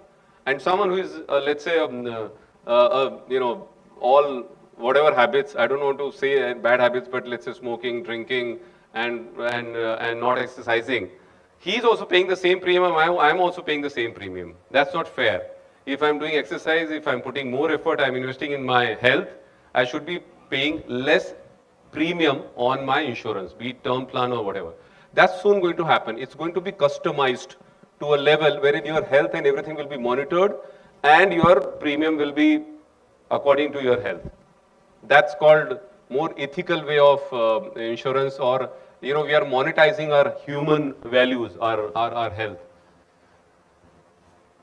Predictive analysis, Ranjit ji has spoken to a lot in pharmaceutical. This predictive analytics is used, customer segmentation, banking, financial engineering. These all, you can learn definitely. These all will take. Now, let's talk about this problem statement. Now, this was basically the, for cybersecurity, the risk management. The risk is very important in all the sectors. There are multiple kinds of risk which I will cover. And that to mitigate all the risks, you need artificial intelligence. I think artificial intelligence, most important use is in risk management in all the sectors, even in healthcare or in banking, and risk plays very important role in banking. So these are some of the technical stuff like, assessment these are the different risks: credit risk, market risk, operational risk, liquidity risk, cyber security risk, supply chain risk, insurance, environmental, legal. So this is one company, OJ.ai. They have done a case study on anti-money laundering for a major multinational bank of US. It's Wells Fargo and Citibank. So the problem statement was the current rules-driven system is very cumbersome to maintain and is not able to keep up with new kinds of suspicious activity that is continuously evolving. I don't know how many of you know that Standard Chartered, HSBC, all these banks have paid millions of dollars for anti-money laundering, millions of dollars. If you are tracking the news, they have paid 20 million, 50 million, 600 millions also because of their some fraud happening from anti-money laundering, which they are not able to capture. Now, the solution was machine learning system that ingested millions of customer transactions over a 3-year time period was used to analyze the suspicious activity. A combination of graph, GN and NE, this is technical stuff, was used to build a predictive model for suspicious activity. It analyzes every transaction for suspicious activity and is able to flag suspicious behavior in near real time. Ranjit ji mentioned that real-time pharmaceutical manufacturing is happening right from manufacturing itself. They are making sure that whatever is coming out, that medicine is going to be right and not, otherwise they'll have to call that batch back because of error in manufacturing. So real-time help in manufacturing. This is real-time helping monitoring the transactions. These are the technology which were used. Now there are challenges, of course. People spoke about, so there is data privacy. I mean, someone mentioned that, what about privacy, data privacy? But blockchain is being used and, to prevent, to make sure that the data, decentralized data also is compartmentalized and not compromised. So if all the technologies, blockchain, AI, machine learning and cybersecurity is used in conjunction with, like ma'am says, connecting the dots, then definitely data privacy is not going to be a problem. India, there is a data, a lot of acts are being enacted by the Indian government. Data sovereignty is very, very important for Indian government, and that's why you see a lot of policy, a lot of statements coming from the Indian government to protect the data, which we are even giving in Facebook and Twitter and Instagram. All these data, of course, anyone can use it for that. So it is important to protect our sensitive financial data. Strict regulations are in place to ensure, I told you there are a lot of acts coming up. If AI learns from biased data, it can make unfair decisions sometimes. Like ma'am mentioned, human intelligence should be at the top. We should not be slave to AI. We should not be slave to artificial intelligence. We have to use our AI and evolve to more consciousness-based decision making. If you can make that decision, you would not need AI. Earlier sages and rishis, they had their AI in their brain. So companies are working to ensure fairness and transparency. Job impact, I told you the number of jobs, 2.3 billion jobs are going to be for AI. So jobs are going to be created. You just have to change yourself, change your attitude, change your mindset. We had computers coming in the year 2000, Y2K came in, people were saying, यार laptop आ जाएगा, computer आ जाएगा, job चला जाएगा. Job चला नहीं गया, job बहुत आ गया. Infosys, Wipro, Tata Consulting, Mastech, and Mindtree, and all these companies became billionaire and multi-billion dollar companies. So this is also going to create a lot of trillion-dollar companies, by the way. we are going to be 45, $50 trillion in next 30 years. And out of that, imagine, so you are going to be part of that $1 trillion industry, which is the AI-led economy. Regulators are catching up, of course. I told you some of the acts are coming up. Public trust is important. Trust is very, very important in this. More personalized, this is the future. More personalized and proactive services are going to come. Deeper integration with, so that to make your life very simpler. Enhanced cyber security we spoke about. And ethical AI focus is very important. Ethics and trust, this should be non-compromised in any sector at any stage. Now this is just, I've just thought, next 5 years and next 10 years, how AI is going to drive the banking and fintech transformation. Hyper-personalized, cross-selling. I would know all your behavior. I can cross-sell you anything. You're buying something, but I can cross-sell you based on your behavior. So everything is, the data can be used. AI models analyzing real-time behavior, life events, dynamic products, pre-approved loans, insurance, investment advice you must be receiving already. Account aggregator, we are an account aggregator already. There is a company, Ohms FinTech, where I'm a director, so we are account aggregator. Anyone knows what is account aggregator? Have you given consent? You have given consent, that okay, my data can be used, my KYC can be used. So account aggregator is a bridge between the user and the data provider. Who are the data provider? Banks, insurance companies, GST, income tax, and CDSL. So all these are data providers. And who are the users? We are the users. So the bridge in between, this account aggregator is RBI approved entity, by the way. There are only 16 account aggregator. PhonePe you must have heard of. PhonePe is also one of the aggregator. So account aggregator plus AI for credit scoring is going to be very, very, play very fast. There are so many MSMEs. We have 6,000 street vendors. We have 5 crore farmers and so many MSMEs. Again, 5 crore to 10 crore MSMEs. We need to empower these people. We need to empower. See, you guys have all the access to loan, to car, to investment advice. But what about someone sitting in, let's say, Jharkhand or Northeast or Odisha, someone in a tribal person? There the AI is going to be used, especially to empower them, because they all are digital, by the way. They all have got their Jan-Dhan account and everything. But we need to use that data. So account aggregator is going to play a very important role for this. Blockchain. How many of you know blockchain, by the way? Anyone can define blockchain? Blockchain. Sir, define kiya abhi. Blockchain. Decentralized control, transparency, so that no one can, play with it. So blockchain for trade finance, we are going to use it, which will reduce the time and fraud, digitizing everything, trade finance, LC, in all the corporate funding at different stages. So that's going to be digitized. Real-time compliance will happen. Everything will happen real-time. Anti-fraud using AI. 50% drop in false positives and operational burden. Tokenized. How many of you heard of tokenization, by the way? Tokenization. Token. We can tokenize even real estate, for that matter. One flat can be bought by hundreds of people if we tokenize it in units. Understand? So tokenization of anything can happen. So you have to read tokenization. That's going to be very, very, before 1971 or 75, this is important as a banker, I'm sharing you, all the money, the currency was backed by gold or some silver. After that, all the currencies are printed and given for consumption in US. Why I'm sharing this is very important. US has $36 trillion as loan and their economy is $25 trillion. Our economy is $4 trillion. Our external debt is only $700 billion, less than $1 trillion. Which is the rich country as compared to, if you compare US and India? If you see the simple data.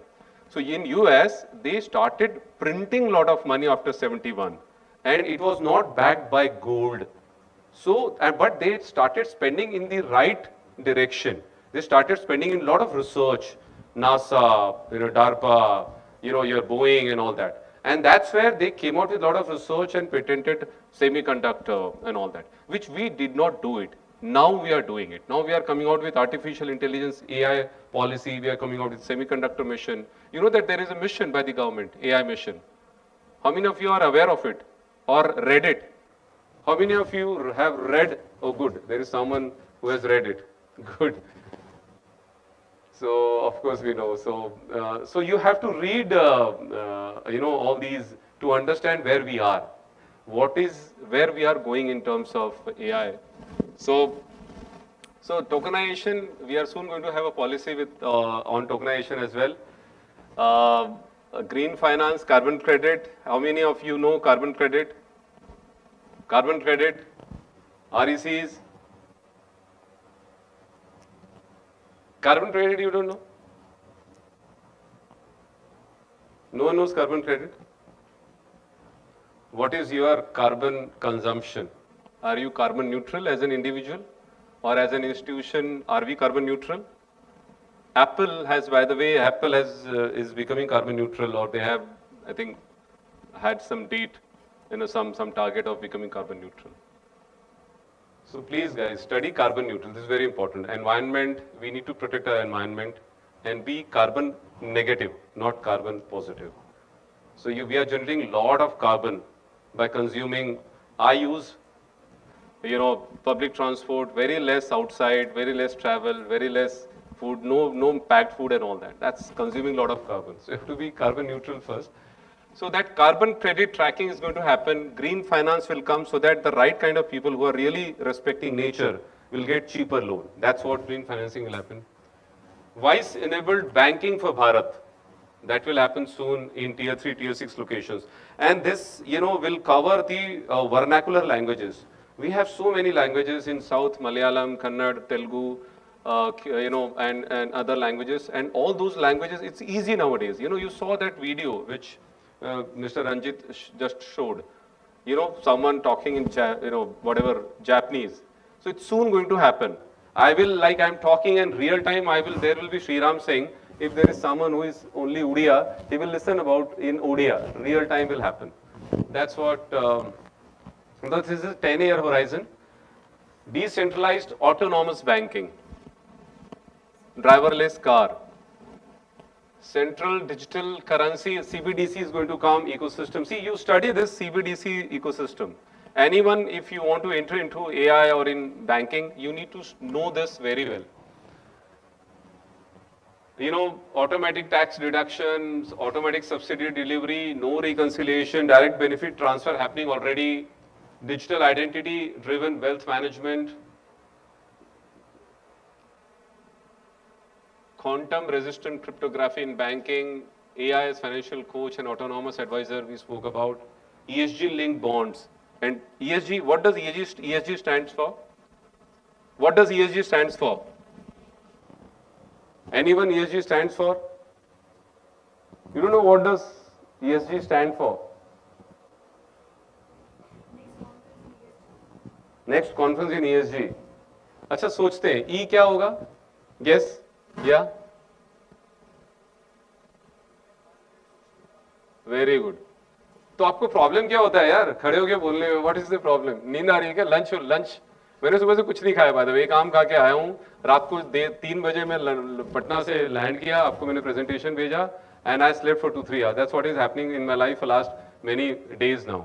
And my daughter is here, she knows, the kind of lifestyle I live. But you have to be very energetic, So this is some Westerner talking about quantum theory. Quantum theory will not look ridiculous to people who have read Vedanta. I believe in Vedic way of building an enterprise.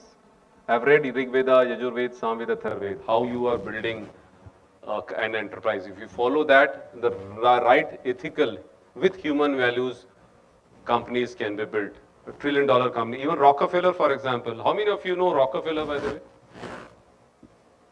You know Rockefeller, very good. So there are different generations. So the generation who was there in 18th, 19th century, when Swami Vivekananda went, he spent 1 week with Swami Vivekananda to understand his way of building a country. And that's where you see Rockefeller now. Rockefeller is more than $1 trillion industry. $1 trillion family. Rockefeller, Blackstone, Rothschild, JP Morgan. These are the top names. Have you heard of these names, by the way? Read, go understand how they built their businesses. It's completely they followed our Vedic way of building business, the Vedanta. How many of you know Steve Jobs, by the way? Everyone knows. You know, in 1970s, he was struggling big time. He was almost he had committed suicide. He was completely out of Apple and he came to India. You know where did he come? Neem Karoli Baba. He came to Himalayas. Mahavatar Baba, have you heard of Mahavatar Baba, Lahiri Mahashe, who used to do astral projections of his body at multiple locations. And that used to happen earlier. You must have read, one person present, omnipresence, omnipotent. So that's where he came. He stayed in Nimkaroli Baba for a couple of weeks and he went back. And his daughter has written a book. And his daughter has mentioned in that book that he used to go inside a room and talk to someone and come out with a lot of patents. So who gave him that patent? He got it in Himalayas. There is a person called Gary Clark. He was CIO of Tesla. All these people, and nowadays, of course, Virat Kohli was struggling big time, you're a famous cricketer, and he went there, he and Anushka, and you saw after that, he has scored so many centuries. What I'm saying, cosmic intelligence, cosmic power is more important, which you can only get when you evolve from matter-based ecology to energy-based to consciousness-based, which takes a lot of time. I am also still in the process. I may be in the bottom. But that's the way, you should evolve to understand the importance. So quantum theory, this word, and Vedanta. This is German physicist, by the way, who has mentioned about. This presentation was made using AI. So this is what I believe in it. And that's where I was asking you to, be more attentive. So education is not about pouring knowledge into the brains of the students, but lighting that spark so that they learn by themselves. See, ma'am mentioned about Takshilas, about Nalanda. What used to happen? Has anyone visited Nalanda in Bihar, by the way? The ruins? Takshila, of course, we can't. It's in, where is Takshila? Huh? Where is Takshila? No one knows where is Takshila. Please. Where is Takshila? Which country is it in? Bharat mein hai? Bharat mein tha, of course, pehle. Pakistan occupied Kashmir ki taraf hai, Takshila. Takshila was the place where all the Rajas used to go there and learn. Imagine all the Rajas going there and learning.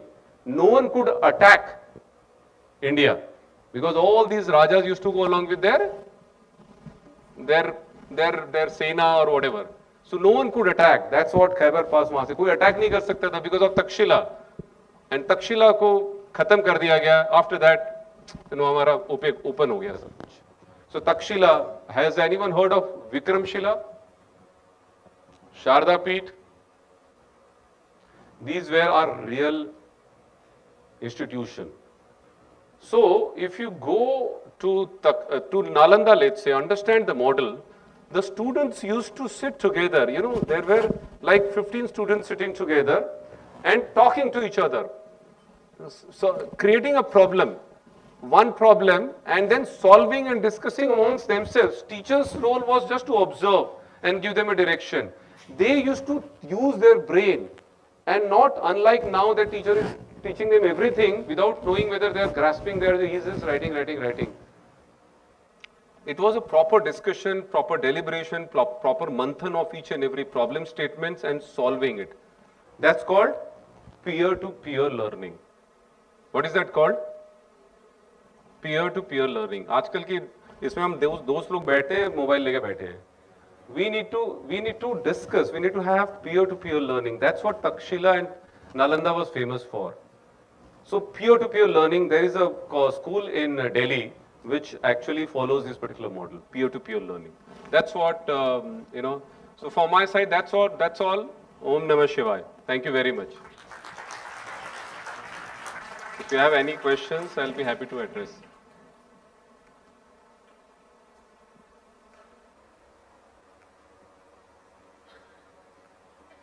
So anything in banking, because it's a very detailed, area, and as because you are not still, you are evolving, your level understanding of AI.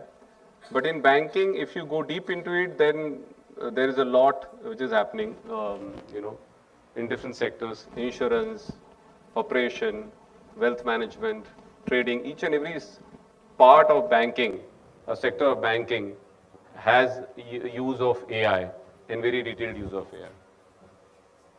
Great. Any questions? Yeah.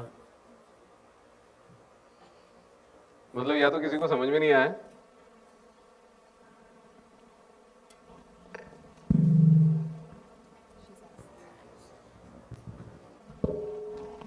Good afternoon, sir. My name is Tirtha Shah.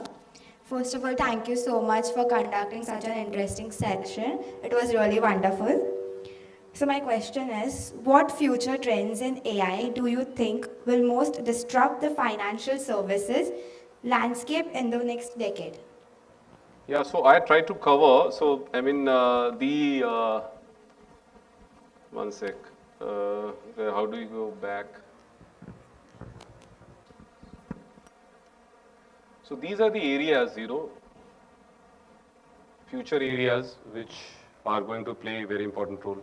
See, banking will become simpler, very user-friendly, very fast, and very quick, and very customized, personalized. So what do we want? AI is going to, first of all, automate all the repetitive transaction tasks which generally people used to do it. Wherever you need decision making, there also AI will come, provided we provide the right kind of input to the system. We need to provide the right kind of input. Now the right kind of input will come from the past track record, the past history. We have the data, fortunately. We have, like US had the data, that's why they are able to use AI and all that, because they were digitized. But now you'll be surprised that India is more digitized than US. Our GPay is being appreciated. There you can't get a coconut water by paying, on digitally. There you have to pay in cash. So that's the kind of advanced stage we are. And we need to keep our mind open, like I mentioned, to learn from, understand the gaps, understand what can be automated by using AI, by using data science, use the data and come out with the solution. So a lot of futuristic jobs will be created, and that's where you guys will play very important role. So these are the future. I'm saying next 10, 15 years, all the other countries are going to struggle because they are otherwise also aging. We are younger population and you need brain. So younger generation is going to put. Otherwise also we are ruling US. All the IT services, IT engineers are from India only.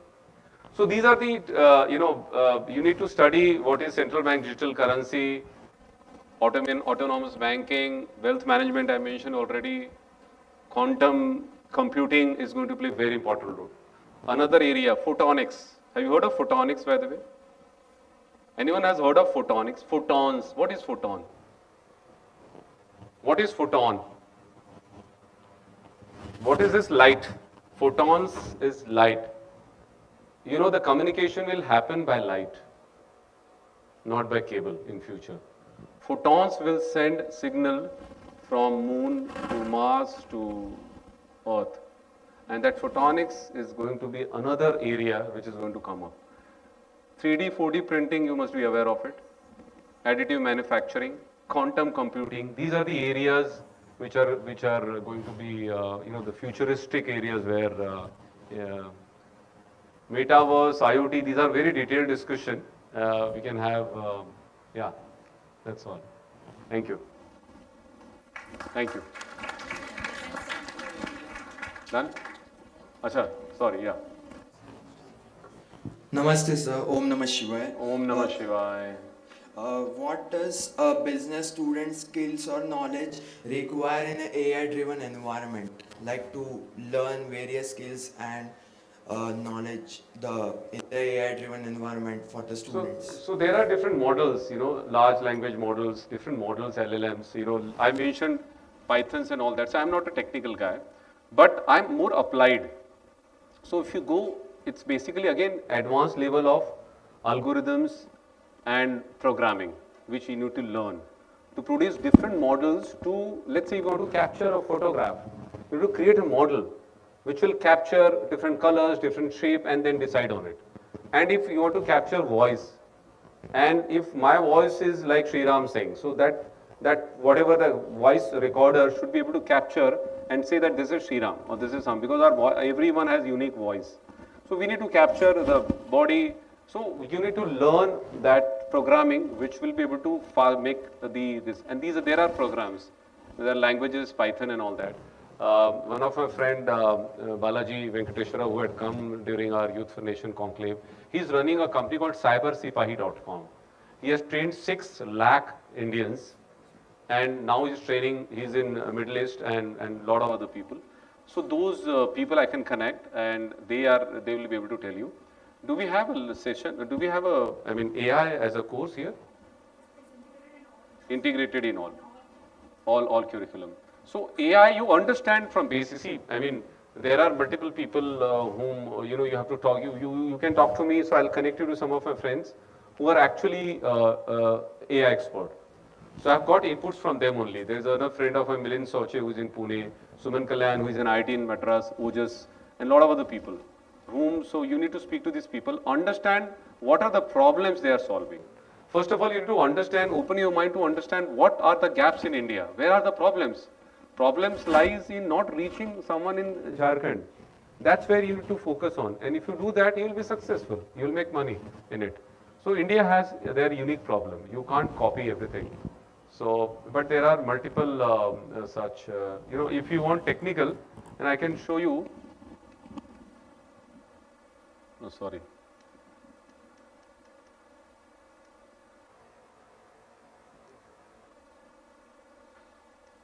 See, like here, okay, I have removed actually because those were too technical, things. I think I have removed it. Yeah, like for example, this one. So technology, data is this TensorFlow, Python, Apache. So these are the technology which you need to learn to make sure that you are working for anti-money laundering for a banking industry. So these are some of the technologies which need to learn. Thank you. Thank you very much. Yes? Hello, sir. Yeah, hi. So my question is, compared to traditional banks, how are fintech startups leveraging AI differently? Fintech startups. Yes. Traditional banks. So traditional banks like SBI, now they all are using it. So traditional banking system consists of public sector banks like your SBI, Bank of Baroda, and your other banks, and then private sector banks like HDFC, ICICI Bank, and IndusInd Bank, and your NBFCs. So, and fintech startups are helping all these banks, right? From core banking software, believe me, HDFC is using a lot of these fintech startups. I was in HDFC, and they are not doing everything on their own because they know, but right from core banking software where you do normal entry to personalized credit card services, to personalized reward systems, everything they are using, and there are a lot of companies. PB Fintech is a company which one of my friend owns. It's an $800 million company. They are providing all the core banking services to the banks. So all these software companies or fintech companies are providing services to the banks. They have their own IT division as well, but there are startups who are providing services to these banks. Thank you, sir. Thank you very much. Oh, there is someone. Do you have time? Okay. How do you see AI influencing personalization in bank and customer relations? Yeah, so that's what I've covered. So personalization or personalized marketing is a very big outcome of AI.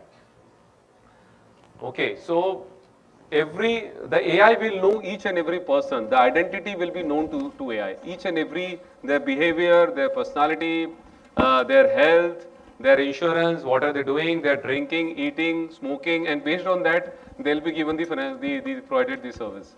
And that's where the data comes in. See, AI works on data. The more data a system has, the better will be the outcome. So the data is there with the bank. You are doing all the transaction. You are using ATM. You are using, traveling. So everything is there. And based on those data, they'll customize it. You are already getting a lot of customized solutions, which will become hyper customized in future. Everything will be given to you real time. They will, I'm telling you, they will know, the system will know before you come to know about your travel plan, about your purchase plan, about your education, about your insurance. They'll give you all that, your car is going to come for insurance. There'll be predictive maintenance. तुम्हारे car का engine खराब हो चुका है वो बता देगा वो, एंड आपका लंग खराब होने वाला है वो बता देगा वो, कि भाई आप अब थोड़ा कम करो आपका स्मोकिंग, नहीं तो आपका फिर कैंसर होने वाला है, ये भी बता देगा वो. That's the kind of predictive analysis they are going to do.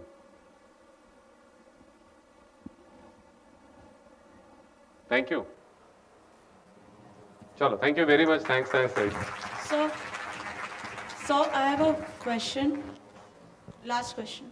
Sorry. Yeah. How do we guard against biases in lending algorithms? Sorry. Come again. How do we guard ourselves against biases in lending algorithms? You mentioned about the credit. Yeah. Right. So that's a risk. See, I mean, there may be a bias. See, again, it depends on the data. For example, I'll tell you that again, come back to my trading biases. So this particular model generated 55% return in the month of April. It's a hedge fund, but it went negative in the month of May because, last 3-4 months were very volatile because of Trump, sometimes saying this so much, tariff and, putting all that different statement, throwing all that statement. So it did not perform. So there is definitely going to be bias. The important thing is you feed the right kind of data to them, which is our human intelligence. All these 50 parameters or data which this model is sourcing from should be fed with the right kind of data, and that will only happen over a period of time. And gradually it's happening. All the data, everything is transparent nowadays. Let's hope that we follow the righteousness, so to say, in terms of ethical. Otherwise, then if you feed the wrong kind of data, the algorithm will throw the wrong output also. That's a risk. That's there. That's a risk always. And that will only be mitigated by giving the right kind of data, which I think will take time. Thank you. That's all. Thank you very much. Thanks, guys. Thank you. Thank you, Mr. Sriram Singh, for a compelling and informative session. Your vision and experience have added great value to our understanding of AI in the financial world.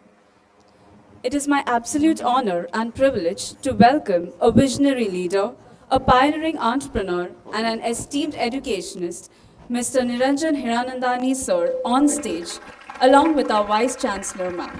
Thank you, sir. Thanks. Nice, sir. Thank you.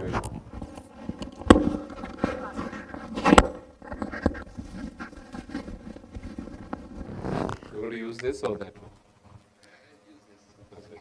Come.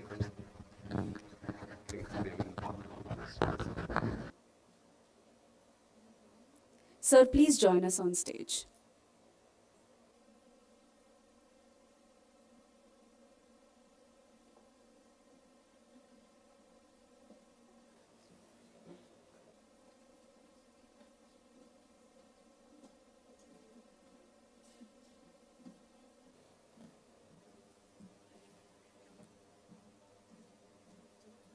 I now invite Mr. Mikil Mutreja, sir, Marketing Head of HSNC University, to do the honors of welcoming.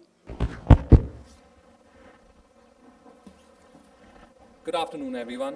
A platform where innovation meets insight and where the future of artificial intelligence takes center stage. I have the privilege of introducing not a, but our visionary leader, someone who embodies the spirit of progress, Dr. Niranjan Hiranandani. Sir, under your leadership, HSNC Board and HSNC University continue to lead the way in education and industry collaboration. A passionate advocate for skill-based and future-ready education, his foresight has been instrumental in driving initiatives that bridge the educational ecosystem and real-world industry.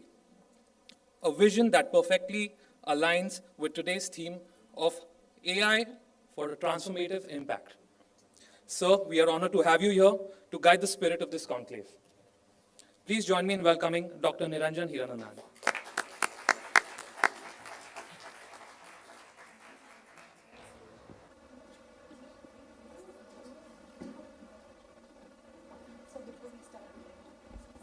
May I request Bagla ma'am to felicitate sir.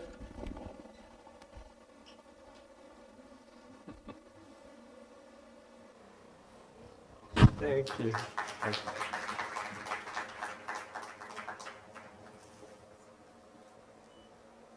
Thank you.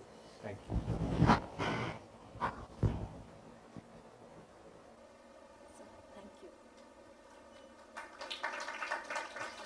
Thank you.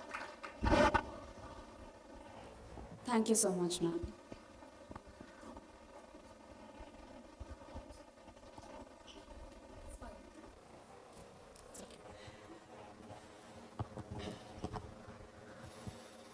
Welcoming with memento, flowers, and shawl will not be sufficient when a legend like Dr. Niranjan Hiranandani is on the dais. It's very important to welcome him with the biggest round of applause to his own institution, Niranjan Hiranandani School of Real Estate and Management. Founder himself is here. And I want to say something which you may not know. I did mention that one day when he arrived in the office of KC College and his thought of starting the School of Real Estate and Management, we only added Niranjan Hiranandani to it. It was not his idea of adding his name because we wanted that his footprints, his blueprint of educational excellence, of philanthropy, of social upliftment, of nation's growth should be embedded in this institution. If these conclaves are being organized, it is this legend's thought, his vision. I say 3 V's, his vision, his values, and his growth, his vast growth, vibrant growth for our students, a community, is what is taking this institution ahead. We started with the MBA program to begin with, and before that, few certificate courses. And so we never realized this school will have BBA program, BMS program, and fill to the brim, and that we have received 4 times applications this year, that we are still being thoughtful about choosing who we have to take.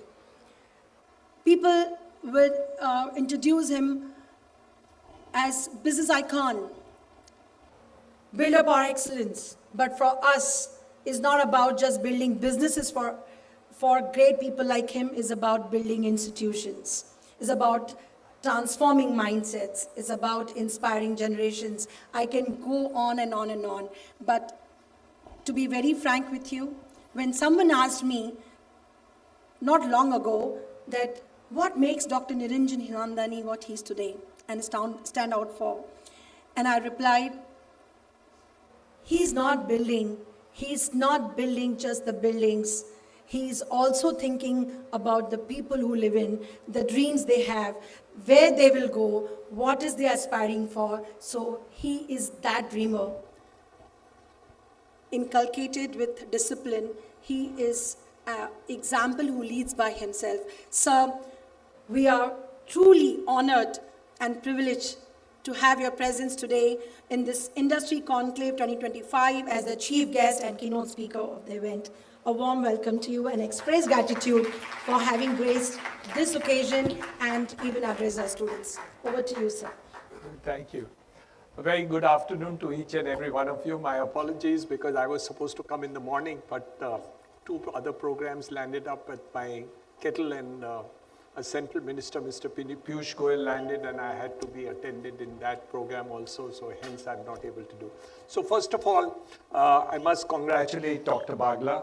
Fantastic university, Vice Chancellor. In a very short period of time, she has been able to achieve excellence in the field of thing, and the recognition of HSNC University as one of the outstanding thing, and all the colleges which are part and parcel of the university. My heartiest congratulations, and the teachers and all the other people who are here today.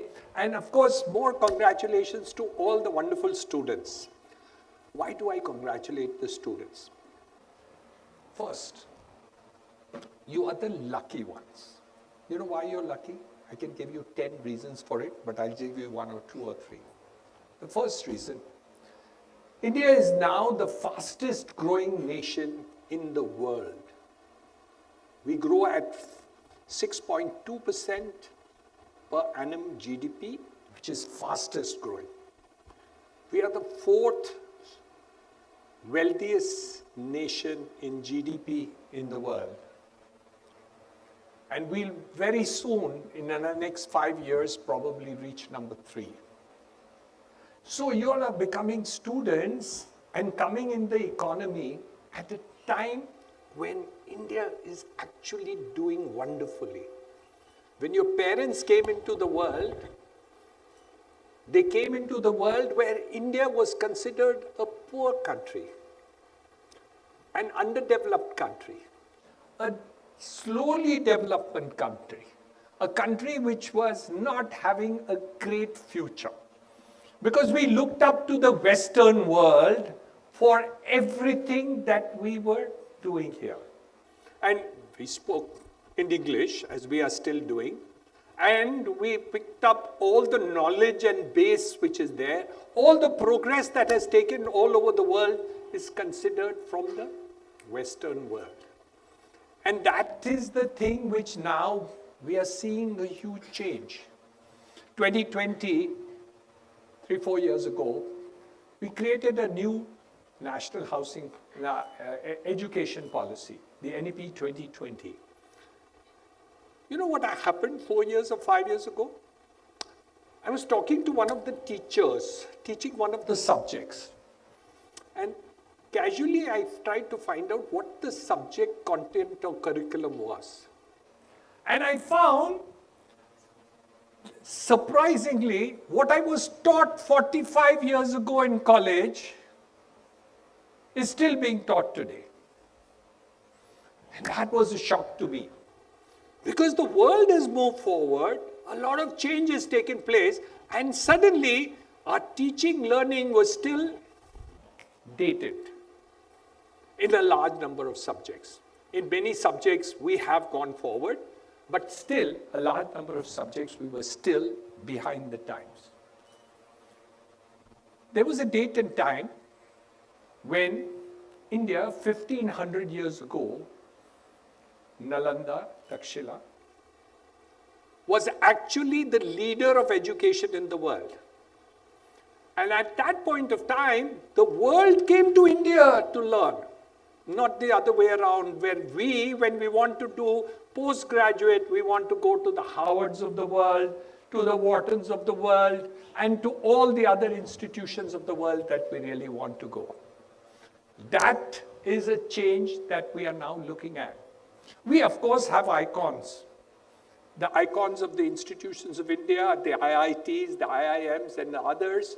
And people who got educated in India with the brains that we have, went to the Western world, got further educated, and then stood out to be amongst the tops in the world. So today, the university, the college that you are, the school of education that you are now in, the HSNC University, the management school that you are now in, all these have updated the curriculum at a fast forward that what you were being taught yesterday and what you're going to be taught today is a paradigm shift that is taking place. It's even more radical than AI. So when you study AI, it is fantastic because that is going to again take you to the next level.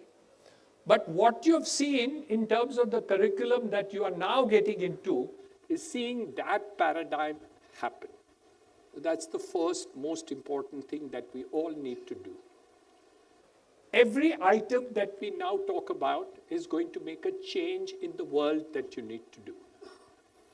What's the second major change that is taking place? The second major change that is taking place is the opportunities of the type of subjects that you are doing. Earlier, if you did arts, or you did commerce, or you did biology, or you did engineering, or one aspect of it, you were stuck in a particular chain of items. And the number of jobs which were available, or the opportunities of entrepreneurship which were available in the world were limited. Maybe there were 20 or 30 of them. And now we have only 30,000 of them. How many? 30,000. Hence, we do what is now called integrated ideas of cross-learning that we do, and the skill sets that you will now need, which is going to be a paradigm in the rest of the world. So a large number of ideas of skill sets are now being incorporated in order to you to pick up and fast forward all the ideas that we are now talking about.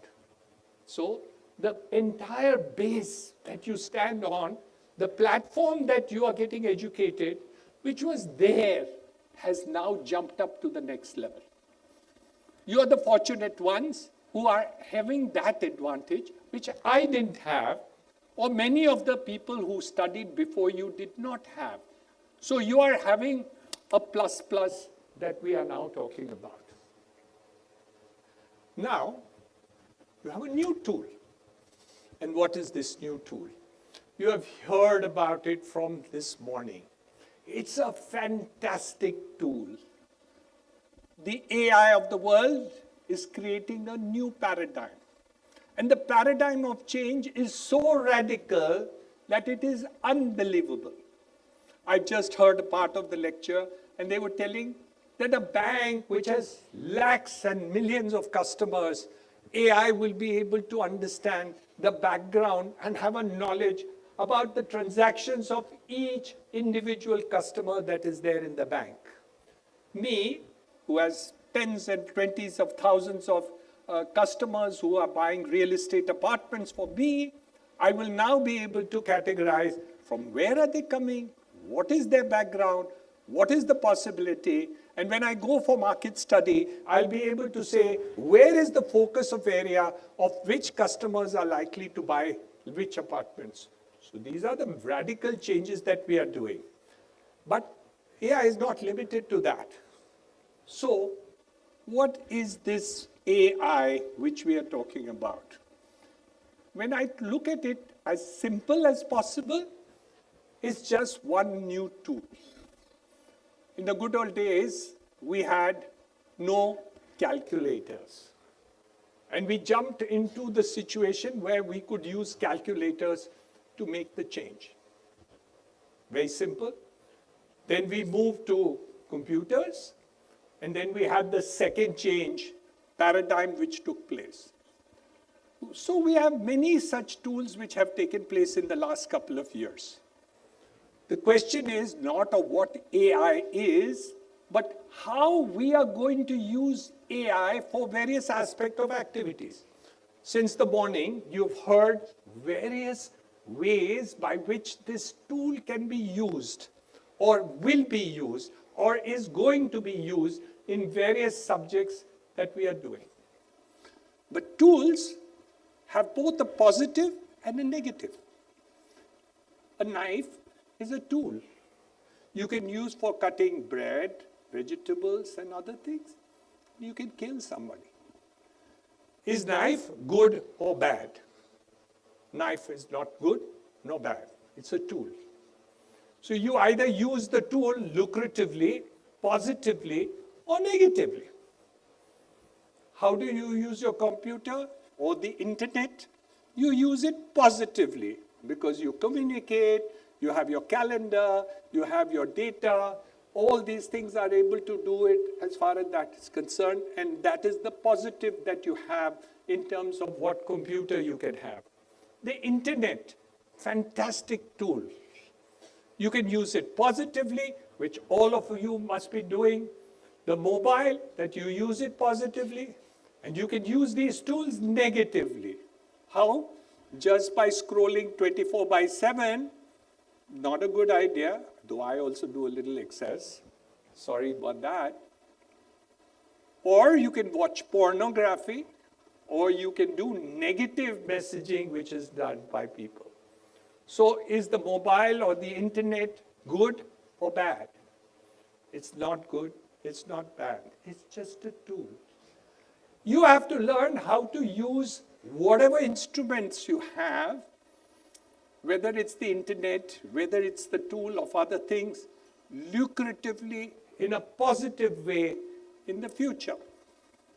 So now we have the most powerful tool which came into our hands, which is AI. And just to give you an idea, in the real estate business, which you already explained just now, there are hundreds of ways by which you can use AI as a tool. What is the change that is really going to take place? It's the fact that you will be able to enhance your productivity in the field of real estate. AI will become a tool for teaching. It will be a tool for learning. It will be a tool which is going to do that. Does it change anything in terms of you as a learner? The answer is yes and no. If I use this tool as a handicap, as a crutch of saying, मुझे मेहनत क्यों करना है? ये एक AI का tool है, chat GPT है, ये है, मुझे तो सब चीजों का जवाब तो मिल जाने वाला है, मुझे इसकी सीखने की जरूरत ही नहीं है. Absolutely wrong. Because everybody else in the world also has a tool. So, if you think that by using a tool as a handicap or a crutch, you are going to be successful in life, forget it. Because everybody, including my competition in real estate, or in any of the subjects that you learn, you're not going to be able to use, they are also going to use it. So if you're using it, she's going to use it. She's going to use it. Some other person in the future is also going to use it. So all we have to do is to learn how to use it better so that you can leapfrog from A level to B level to C level, and how you can use it better in order to take off yourself to go to the highest possible level in terms of it, not only in the real estate, not only in the management area, not only in the teaching area, not even in any particular industry whatsoever, but in every possible thing. It's a brand new,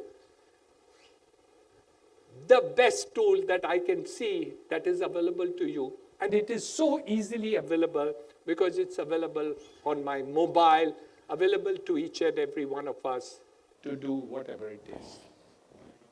So what is it that really matters to you and me?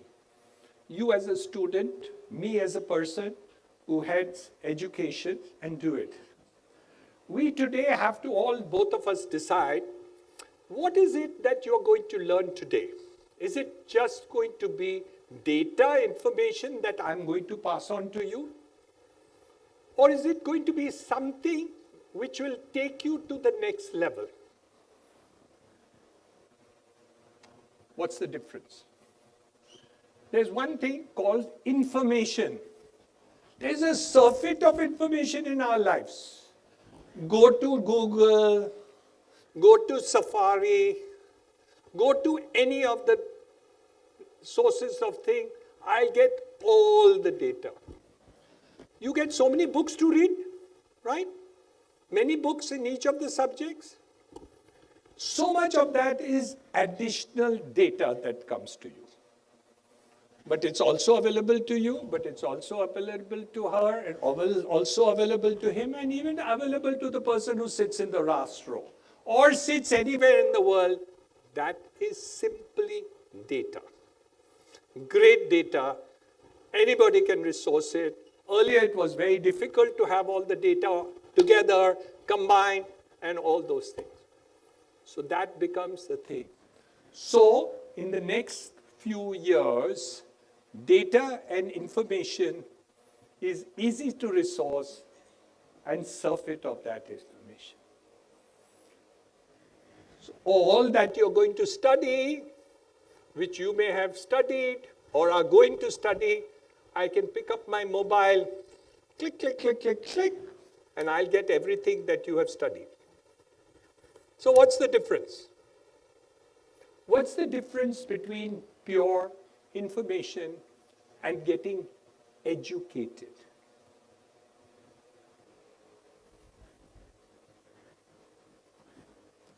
I have information. Your teacher has information. You have information. Your mother has information. Your father has information. Your friend has information. All of us have pure information. We now need to learn how this information is going to make you educated in the subject that you are talking about. That subject can be management, it can be engineering, it can be medical, it can be any subject that you take. The collation of information in a manner which ultimately pronounces a certain objective that you need to do makes you, at the end of the years that you study and get certified, educated on that subject. Why am I trying to give you that differentiation? Because many of us think, teacher क्या बोल रहे हैं? वो तो internet पे मुझे इसे पढ़ाक करके मिलता है. What is this new thing which the teacher is trying to teach me? The answer is very simple. It's not data that is being delivered to you anymore. In the good old days, it was sufficient to be able to resource data and information which the teacher gave you, and you able to reproduce that data and put it down on the paper and say, ye mera gyan hai. No more is that going to be true. Because for that, all I have to do is to go to Google, Chrome, Internet, over. So the secret now is different, very different than what we used to have before. And the good old days when I was getting educated was simple, reproduce what is there in the book and put it down on the examination paper, and that is over. No more is that going to be good enough. Because you have the internet, you have the data availability, and now you have artificial intelligence not only looking at the data, but giving you solutions from the data that you're going to put up. So now we are elevated. We are not the people who just got raw data and we were very happy, you know. We now move to the next level by which we move to get educated in the subject. We are able to deliver solutions. We are going to pick up innovation. We are going to get ideas. There are going to be different types of jobs that are going to be there and solutions which are plenty and whatever is to do. Now, we can pick up different items of things that targets that you want to do. Whatever subject you want to do, you pick up the ideas and provide solutions to those subjects. So if any subject is there on science, on English, or any other subject, can we collate the summary of the ideas which have been given by this teacher or by this book writer? What is the things that really is available? So there are two ways to do it. Go to ChatGPT, put that whole thing into that, and get a summary of the answers to it. But today, the idea is different. You're not going to be asked those questions because those questions are just easily available in terms of the data which is there. It's the creativity with which you can possibly write, the creativity with which you can possibly deliver, and the creativity with which you can possibly learn using this new instrument. World is becoming easier, simpler, but more interesting. more interesting because I suddenly have a new tool with myself by which I can learn. And believe you me, every day, it's not just one tool I'm learning how to use it, but people keep on telling me, you only using ChatGPT. Why don't you use this other tool? Why don't you use this third tool? Why don't you use this for imaging? Why not use this for architecture? Why don't you use for this? So now, not one tool called AI. It's multiple tools that are available in different segments of whatever we want to do. Very interesting, very happening, and wonderful. So I want to congratulate you, Madam Vice Principal, for taking up a subject which is so interesting and how it's really working across the sectors in terms of doing it and give an idea to students, which was even difficult for me to understand the entire subject of whatever it is. But now, having got into the idea of how it happens in industry, for this thing and other thing. But, my young friends, there are certain principles which work across the board, with or without AI. Okay? So how does one succeed in life with AI or without AI? With computers or without computers? With great IQ and not great IQ? Today I'm going to share with you, young friends, thoughts that I have in terms of what you can become from ordinary to super geniuses. Do you want to become? No. No. No. No. I can't hear.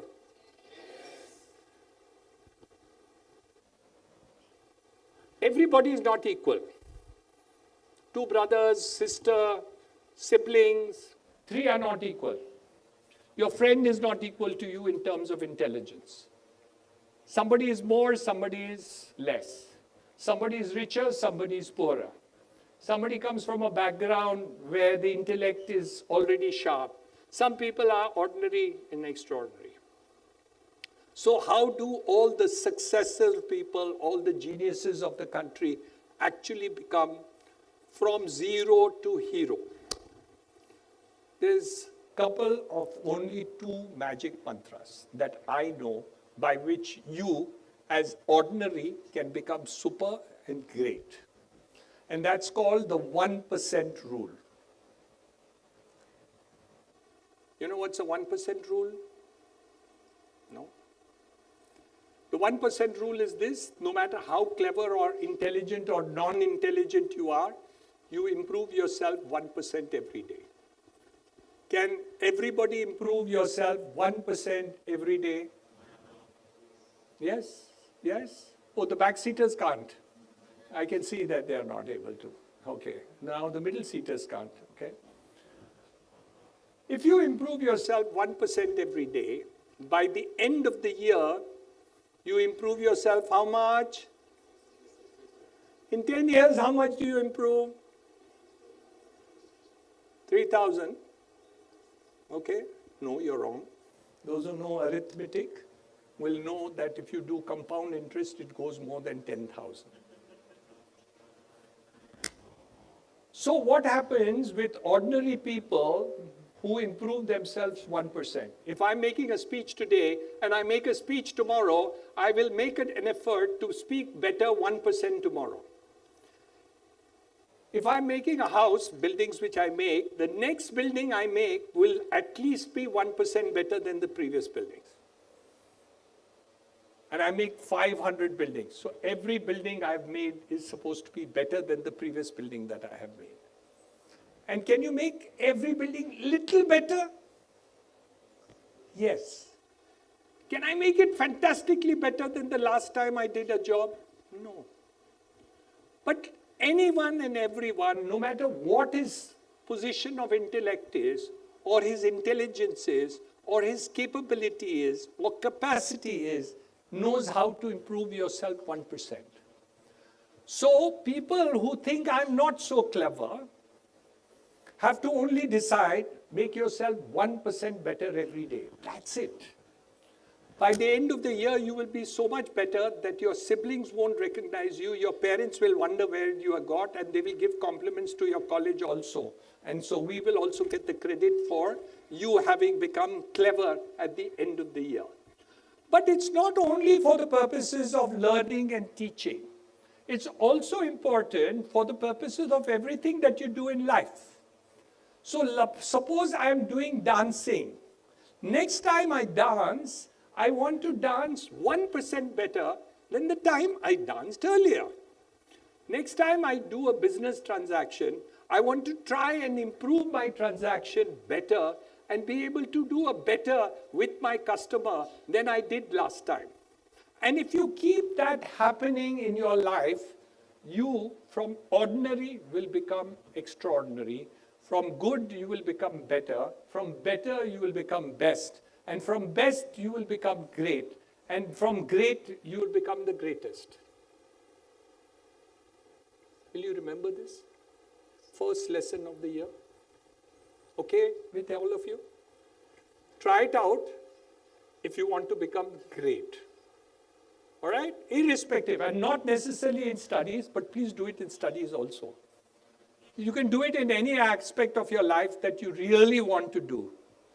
This is a secret for all people who are ordinary who became great. Because ordinary people don't become great just like that. They become because they work on a regular basis, they struggle, and then they focus on whatever they are doing in terms of all. I always illustrate this example by two great people in my life, whom you and I both know of. The first name is Abdul Kalam. A man who was born in a poor family. He walked 5 kilometers every day to attend a government school. Was not considered very brainy when he was in school. Came out to become outstanding, kept on improving himself. Was given scholarships and others in order to do it, and became one of the great scientists of India and produced something which was extraordinary. He did not become in one day. He did it day after day.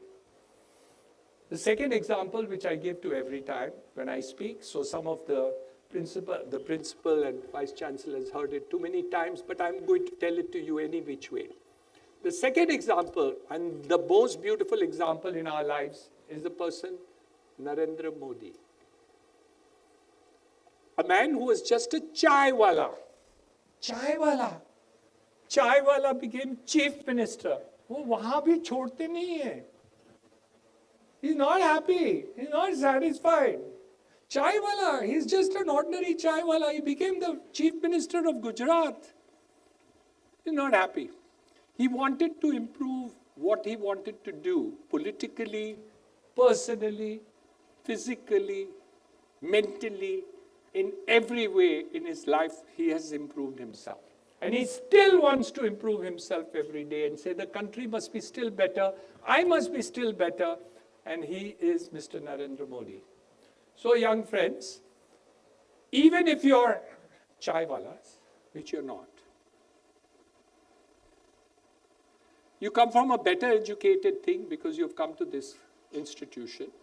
You already have an intellect which is better. Your ability to be able to rise to become superstars is fantastic, provided you follow two things. One is this. The second is consistency and focus.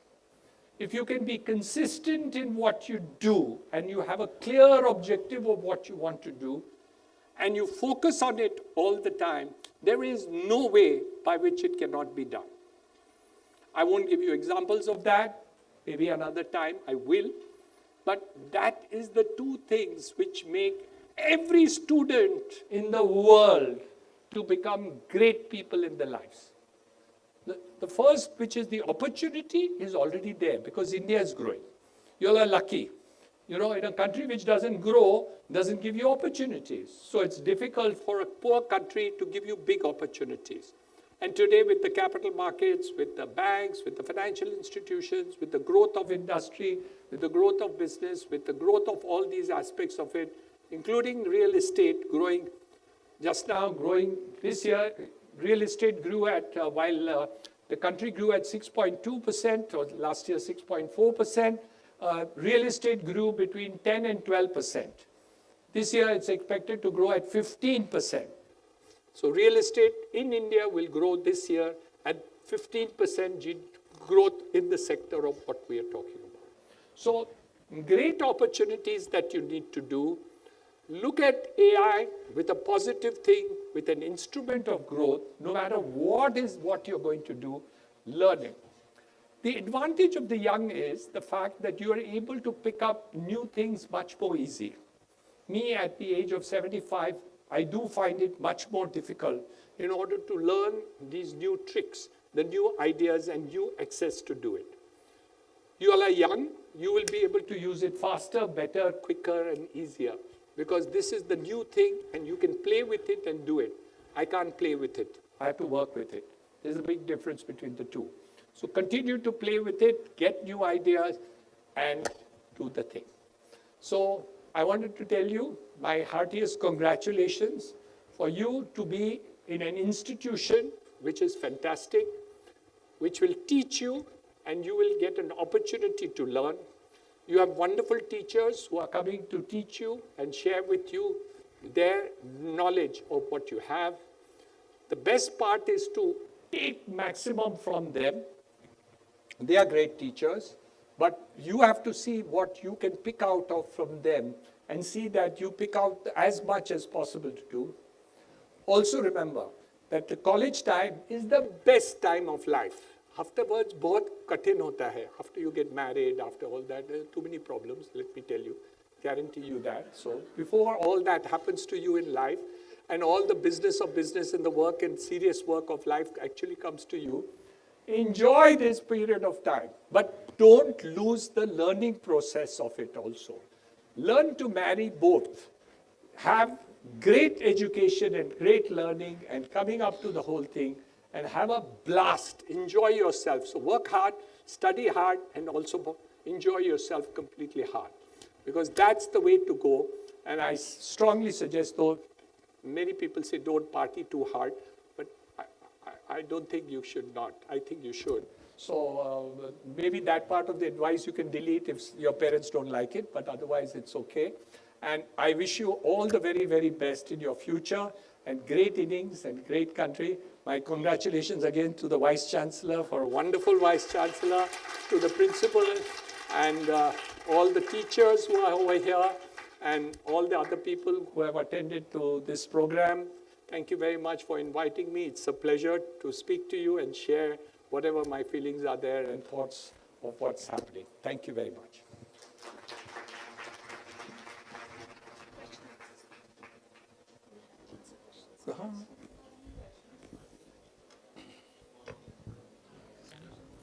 Hello, sir. Hello. Yeah, any students have any questions for sir? Yeah.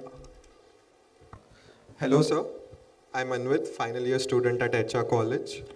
So, sir, my question was, will AI democratize intelligence? And if it does, then what happens to a capitalistic structure where everyone is smart? What's wrong with everybody is smart? Yeah.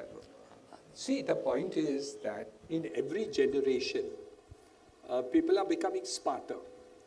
But then there are relatively other people who are smarter than the smarter. So they become super smarters, that's all. I'm not so worried about people all becoming smart, because the country must become the best. So nothing wrong with everybody becoming smart. The thing is, in the day when you didn't have internet, for example, when you didn't have mobiles, you didn't have communication. In my days and time, we didn't have TV also. We still lived life, and there were people who were smart and the others who were smarter than those people. All you got to do is pick up the new level where you have all the instruments that you have and see, can I be one up on somebody? But the problem which is there is that when you try to compare yourself with somebody, there is always a problem. Because you always have an excuse not to match them. उनके पास, उनका बाप के पास ज़्यादा पैसा है, उनको याददाश्त ज़्यादा अच्छा है, that person is stronger, I had fallen sick during COVID time, वो बहाना मिलता है. So I stopped comparing with myself with somebody else. I'm not going to compare whether I'm cleverer than him or he's cleverer than me. I'm not interested. I'm only interested to know whatever I am, can I become better tomorrow? So if you're smart, how you can be little more smart is what you should do. Don't try to fight with the smartest person. But if you're becoming smarter every day, one day he will stop becoming more smart and you will become the smartest. But if you don't keep on improving yourself, then that other person will always be smarter and better than you. So smart is not the issue. The issue is, how can I become better in the future than I am today? So कल कैसे मैं बेहतरीन बनूंगा? How will I become better? कैसे मैं ज़्यादा अच्छा बन सकता हूँ? वो विचार करो. And always you will say, oh, my brother, he's more intelligent, his memory is better, so he's doing well. Not to worry about that. You worry about yourself. Look in the mirror and say, can I become better? That's all I should do. Once you do that, this smarter business is all excuse not to become good. If you don't want to become good, you have a bahana not to become better. If you have a bahana not to become better, you cannot become better. If my starting of life, I'm a first generation business. There were thousands of builders in those days, just 1,000 builders who were better than me because I was zero. I didn't bother who was the biggest builder or better builder or whatever it is. I only bothered that can I, Niranjan Hiranandani, become better builder today than I was yesterday? Can I become better and more smarter tomorrow than I was yesterday? Answer is, always you can become. And if you are stupid to make an excuse not to become better, then you will remain stupid and you will never become better. So you have to stop making excuses to yourself that you are not so good. Many people who go for service, they say, हमको इतना पगार मिलता है, इतना ही कम काम करेगा. They never progress in life because they are looking at some return which we are talking about. The simple way to become progressive is to say, irrespective of what I'm getting, I will become better. And sooner or later, you will either be paid better or you will get a better job. But the point is, if I have an excuse कि मुझे इतना ही करना है इतने कमाई के लिए, then you're finished. You're finished means everybody else will go ahead on the world and you will be behind. Thank you, sir. Hello, sir. I'm Himanshu Lochani, fresher and MBA in this university. So before my question, I must tell you that I'm a third generation from my family entering into real estate. And all three generations have looked at you as a role model in all these years. So my question for you is, what is the future of real estate in Mumbai? Apart from all the redevelopments, what is the? The future of real estate in Mumbai. Yeah. What is the situation? The future, yeah. Sorry, I didn't catch the last one. The future of real estate. This year, as I told you, economy grew by 6.2%. Real estate has grown by 10 to 12%. This year, real estate will grow by 15%. India will grow 6.4, 6.6, 7. So real estate is growing faster. All right? As far as Mumbai is concerned, what is the opportunity of real estate in Mumbai, for example? I'm just giving you one example. Today, the richest city in India, Mumbai, 50% live in Jhopatpattis. That's about, what? About 50 lakh people live in Jhopatpattis. All of them have to be rehoused. There is no other business bigger than real estate just now. Real estate will be the biggest business. Roti, kapda, makan, the Prime Minister wants to give. If everyone is going to get a house, can you imagine how many houses will be made in the next? Prime Minister wants to finish all the Jhopatpatti work in the next 7 years. The the Chief Minister of Maharashtra, Mr. Devendra Fadnavis, says, I want to remove all the slums in Mumbai in the next 7-8 years. So, real estate as a business has great opportunity. Do you have a role to play in that real estate business is what you got to decide. Don't worry about what Prime Minister is to decide. Don't worry what the Chief Minister is to decide or Niranjan Hiranandani is to decide. Tell me what is going to be your role in the real estate business. That is going to be important. Whether the role is small or it is big is not important. You make the role.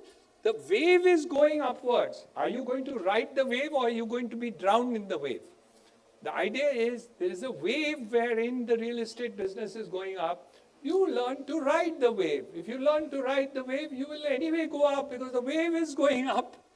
But if you decide that you want to not be great, you will go down. That's all. So it doesn't matter whether real estate is good or bad. You have to work out and say, are you going to be good at the real estate business is what is going to be most important. Because the Prime Minister has decided 3 crore affordable housing will be made and it will be made because he has decided. The Chief Minister of Maharashtra has decided I'm going to do so many houses, so it's going to be done. I have decided in my company that we are going to do so much business. You have to decide what you are going to be in your role in real estate. So real estate, fantastic business. Your role in real estate is going to be more important to me than anything else.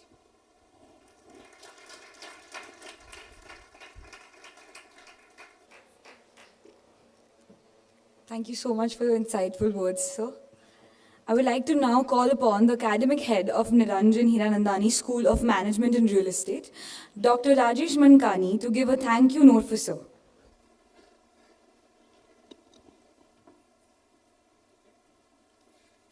Good afternoon, sir. Good afternoon, ma'am. And good afternoon, everyone.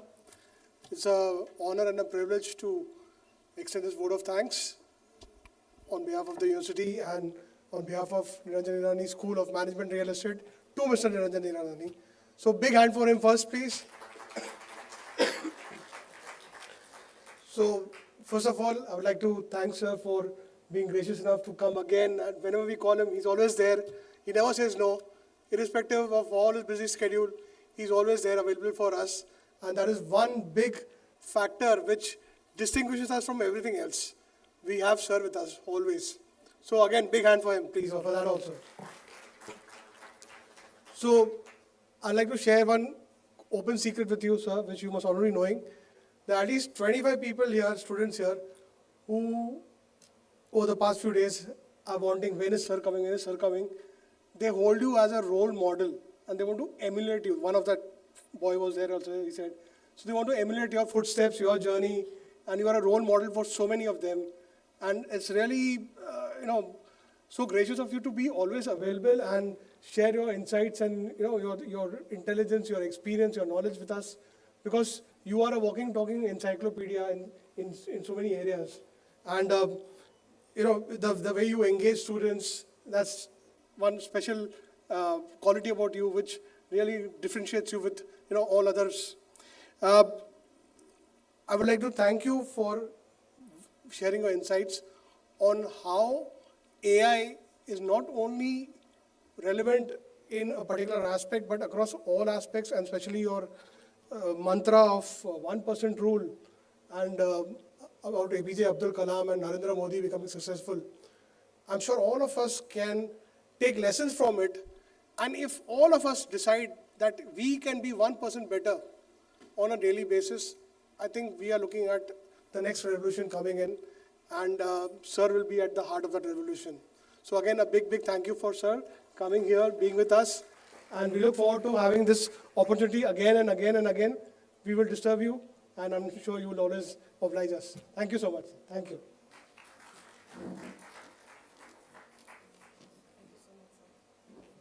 Thank you so much, sir. We are now going to break for lunch. All the students are requested to be seated till our distinguished guests and dignitaries leave, after which all the students can proceed to the foyer for lunch and kindly be back by 2:30 for two more interesting sessions.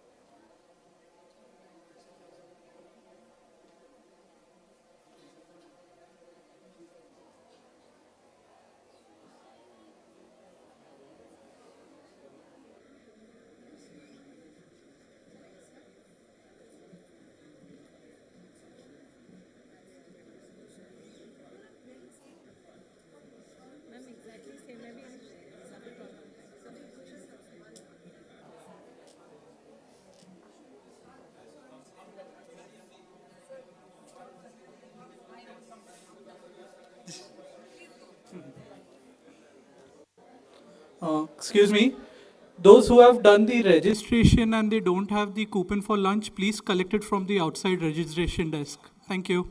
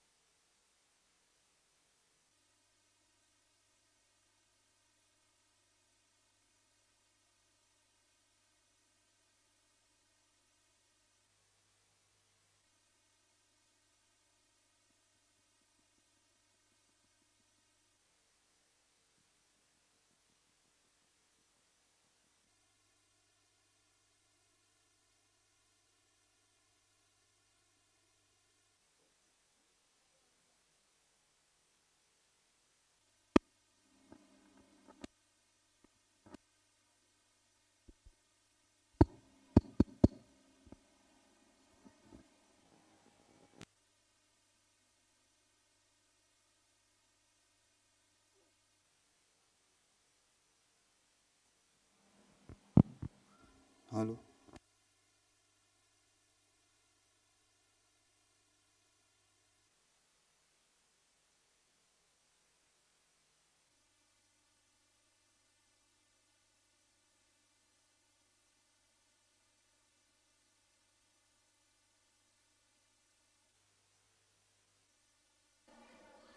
Hi everyone.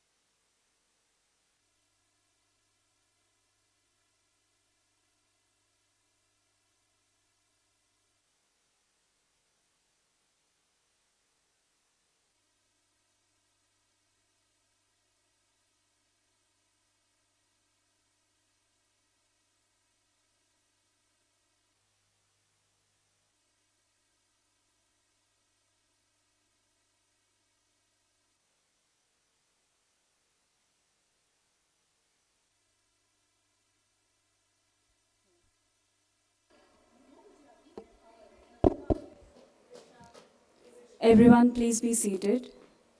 We'll be starting with the second session.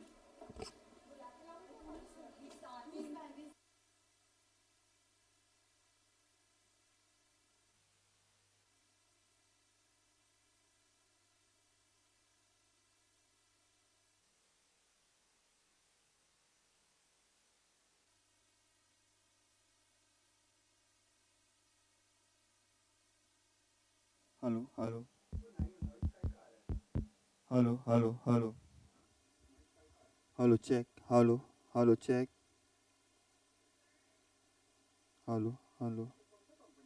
Hello, check. Studio master.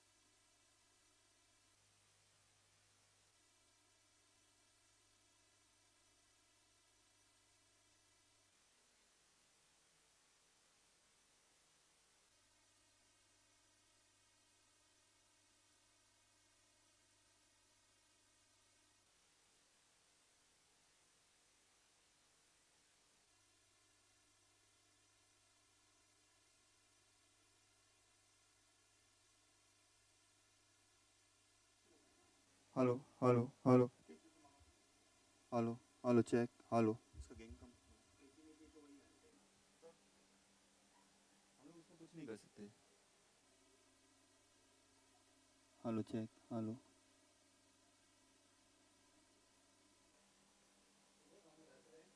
Hello, check. Hello, hello.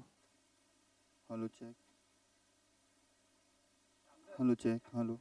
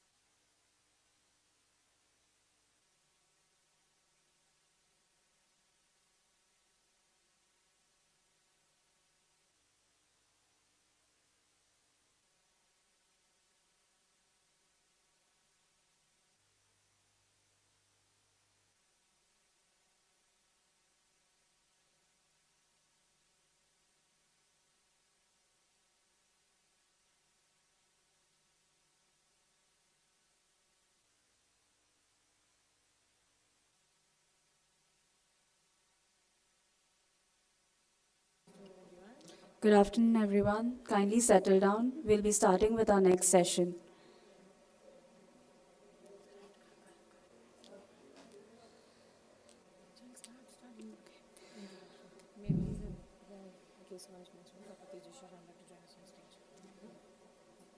May I please have our KC College Principal, Dr. Tejashri, on the stage?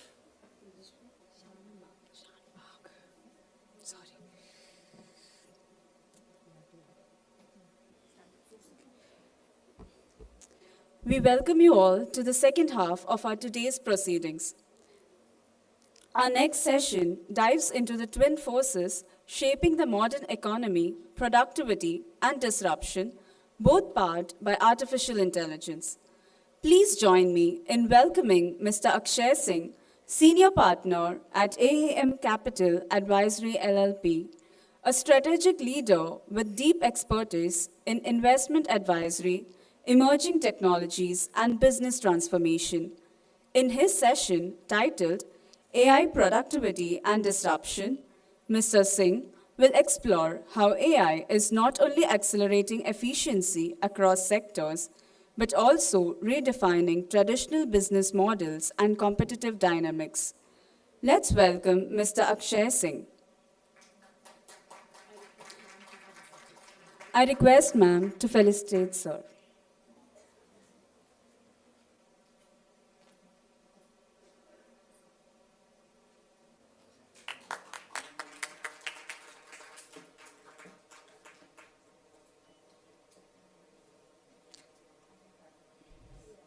Thank you, ma'am. Sir, please take over.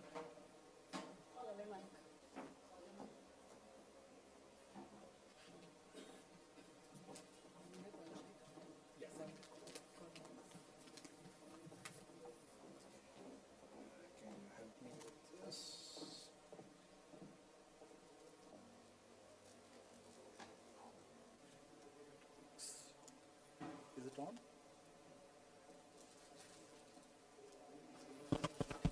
Hello.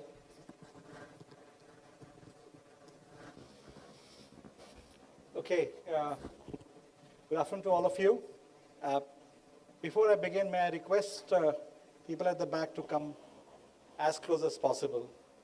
It gives a completeness. Please come ahead. Students.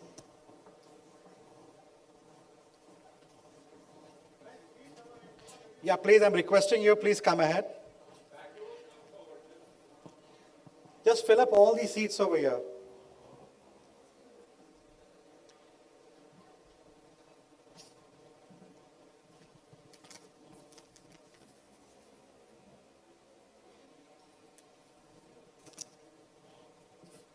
Come, quick.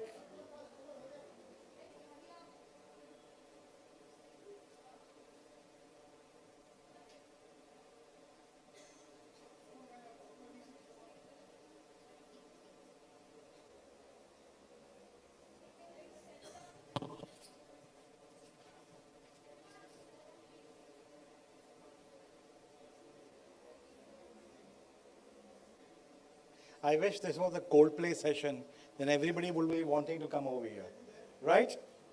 Okay, great. Thank you. Good afternoon to all of you. I have the toughest task to keep you awake after a nice lunch, and I'll try my best to do that part of it. I'll be on time. I've been given 40 minutes, so I'll be using all of that, and then the rest for the Q&A. My topic is about artificial intelligence, productivity, and disruption. But I don't know how much of that you will be able to appreciate it. What I'm going to do is I'm going to talk to you across 5 key points. And the reason I've structured it this way is that so that you appreciate exactly the AI topic. I don't have a sector thing. I'm a private equity investor, so I invest across sectors. So picking up one sector is a difficult challenge. So I thought, let me just share with you the 5 key points about artificial intelligence.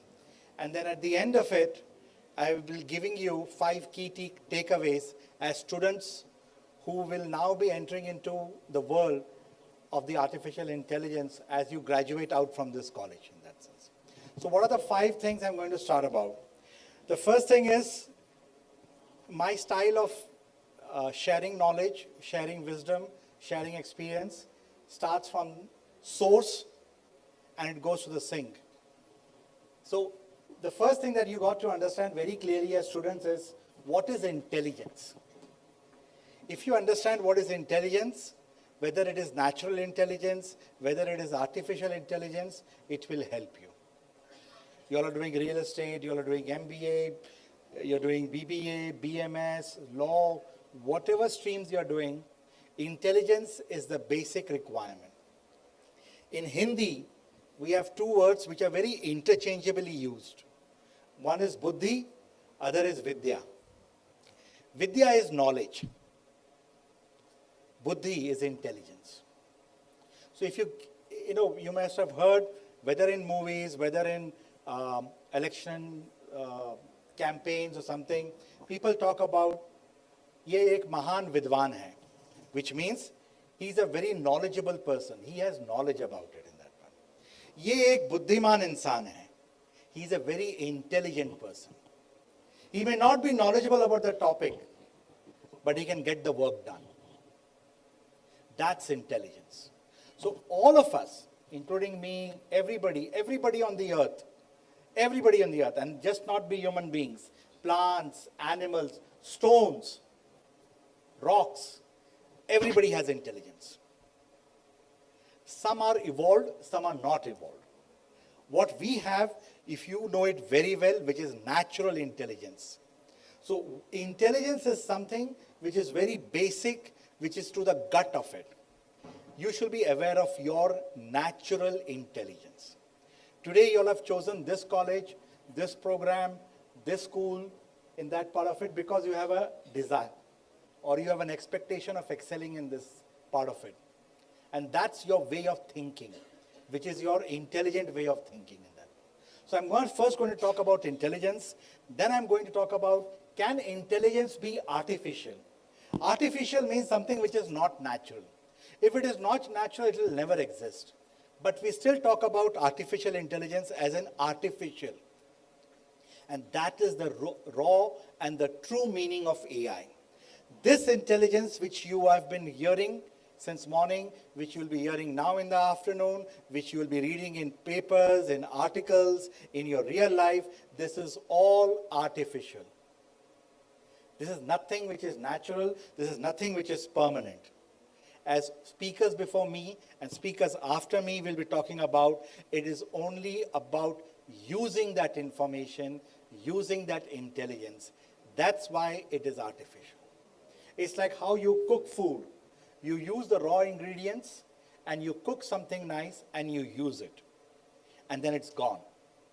You want to cook again for the evening, you again use the raw material, you again use the ingredients, you again cook something, and again it's gone. That is why it is called artificial intelligence. This is the basic. We keep reading articles, we keep talking about Meta doing something, Google doing something, not understanding anything about what is happening, why is it happening. Because we didn't start at step 0, which is natural intelligence, evolving into artificial intelligence.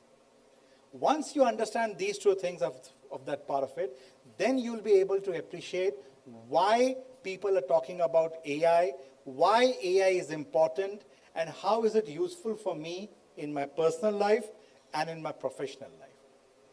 So that's the second point. The third is, what is actually AI and how can we understand it very simply? Because today, as you are at the cusp of beginning your academic career, you are just raw, explaining to you something which is way ahead of your time as applications will be too much to respect it and learn from it. So what I am trying to do is to make it very simple for you. So you take it from when you go away from this session today, you go away with very basics of AI.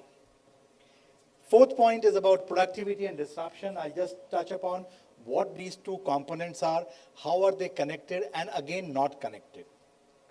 And the last part is what is about the current trends.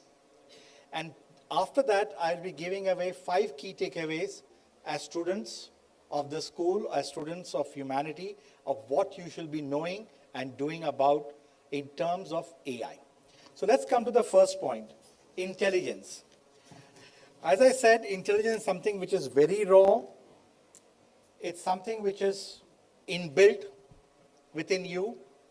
So when you see everything around you, you know, okay, this is a school, this is a chair, this is my classroom, this is my friend, this is my bag, this is my mobile. It's all there. Then you start using it, each one of them. You want to bunk a class, you want to reach 5 minutes late, you want to go out in the middle, you want to go for a movie, you don't want to let your parents know anything, you want your best friend not to know, or something like that. Everything is then starts becoming how you use that intelligence. And it's still natural, by the way. Now just look at it in this way, that we all have intelligence, because we are today at a point where, as humans, we are probably the last in the evolution of this earth. We started from wherever we started. I mean, everybody has an idea, or you can Google the idea from where we all started from. But when life started, and I'm sorry I'm going way back, it's not a digression, it's a very well-intended way of explaining to you artificial intelligence.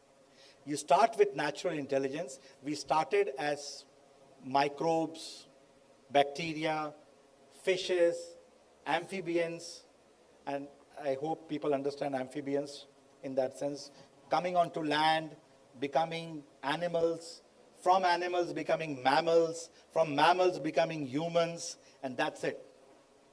We don't have anything beyond it. What you see now is beyond it. Artificial intelligence is the next level of human. So now you can connect the dots. When Earth was formed as a part of the Big Bang theory, within Earth for billions of years we were just Earth, nothing else. Then life started, starting from the fish and evolving into various stages. We today talking as human beings, and then now, for whatever reason, we are trying to become God and creating the next part of it. But because we are not God, we cannot create anything naturally. It is artificial. What is artificial? I'll come into the next bucket of my topic, but this is how you have to understand intelligence. All of us have intelligence. We have raw intelligence, we have evolved intelligence, we have learned intelligence, we have manipulated intelligence, but we all have intelligence. That's the basic of it in that sense. Once you respect it and you understand this is how what we are today, then you have to understand what else can I do with this intelligence. So as I said to you, like we have these data points, the raw points that we have. You pick together these raw points, you mix it together, and comes an output. So I make an output, you make an output, you make an output. We're all making individual outputs. Then as faculty, they will give you, let's do a project. Team of 4 people, team of 6 people, in that sense. And you must have done it prior to this in your school, in your 11th, 12th, wherever you have studied. And that's from one, we started becoming few. It was still a problem. Somebody cannot come at 11 o'clock in the morning to do a group project. Somebody can only talk at 11 in the night to do a good group project. And these are the challenges of group work in that part of it, in that sense. Now imagine the same thing being replicated million times. So imagine a project where a group of 6 people are doing one task, but there are million such 6 groups. Today, I can see at least 70 students over here or 80 students over here. And let's say there are a group of 5. So there are 14 to 16 groups over here. All have been given a single task. All have to do it at the same time, at the same speed, and give me only one single output in 1 nanosecond. That is where the artificial intelligence comes into play. What I have to do now is to create a box. I'm showing a big hand, but the box is so small that it can't be even seen by the naked eye. I have to create a box. Each of you of 70 people will be scanning your brain into that box. So there will be 70 layers of brain. Now, there will be an expert who will look at the box and he will just close his eyes and do something over there like magic.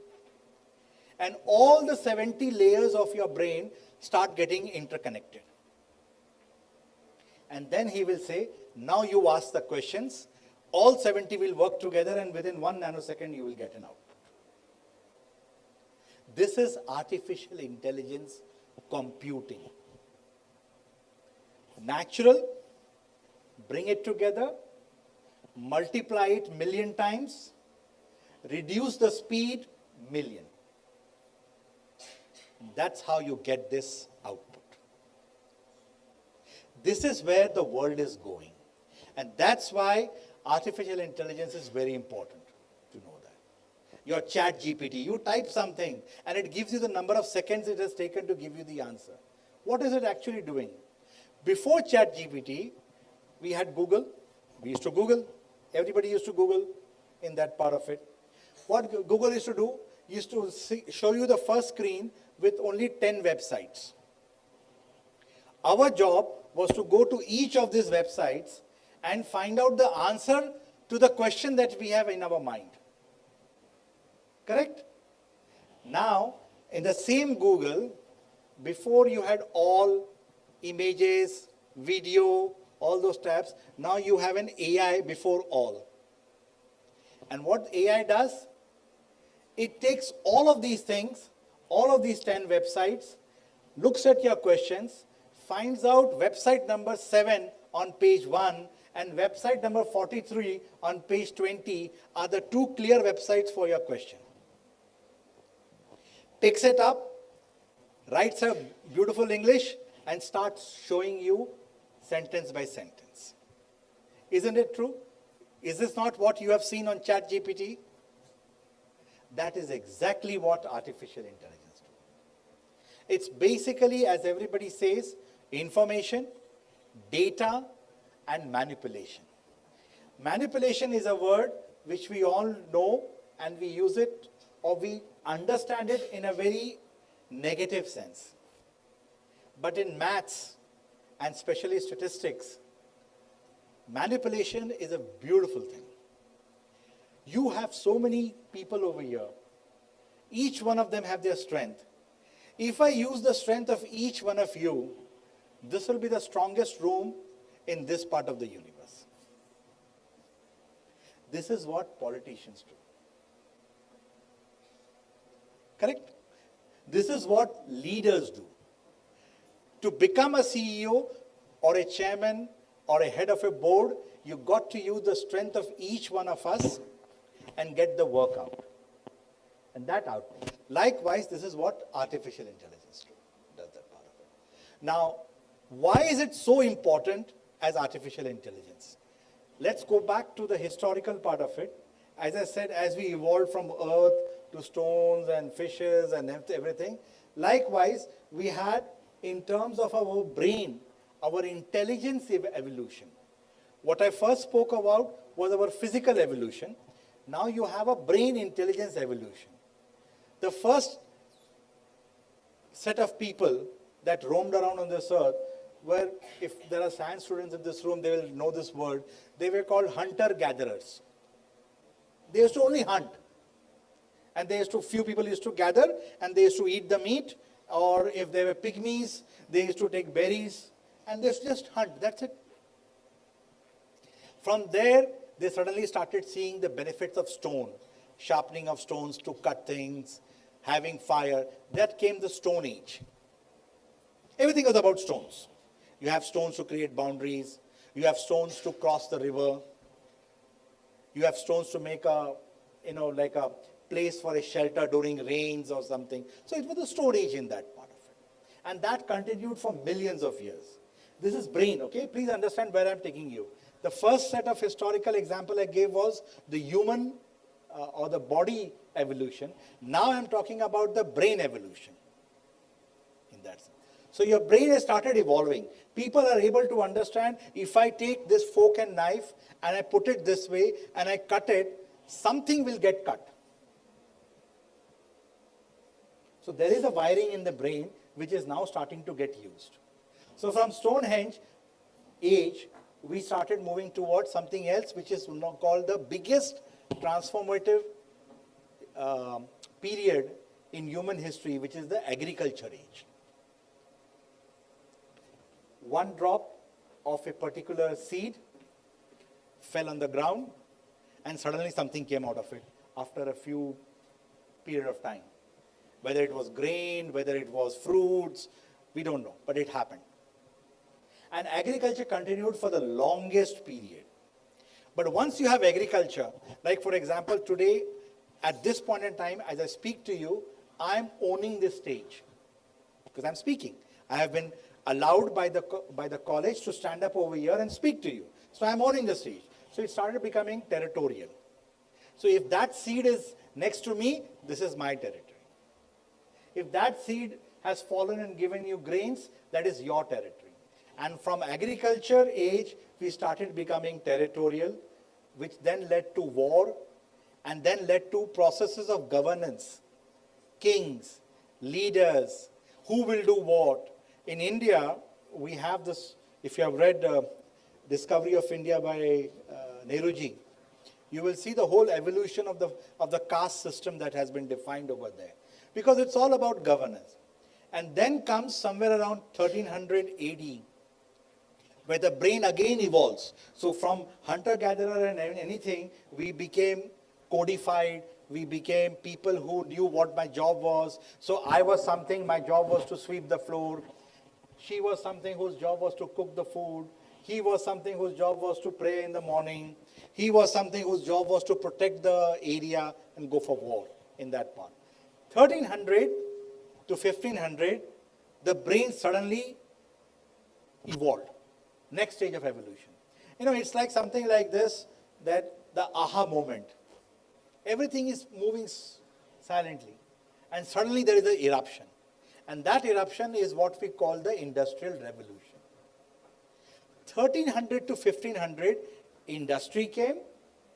Different people in different areas suddenly started thinking, why don't I do this?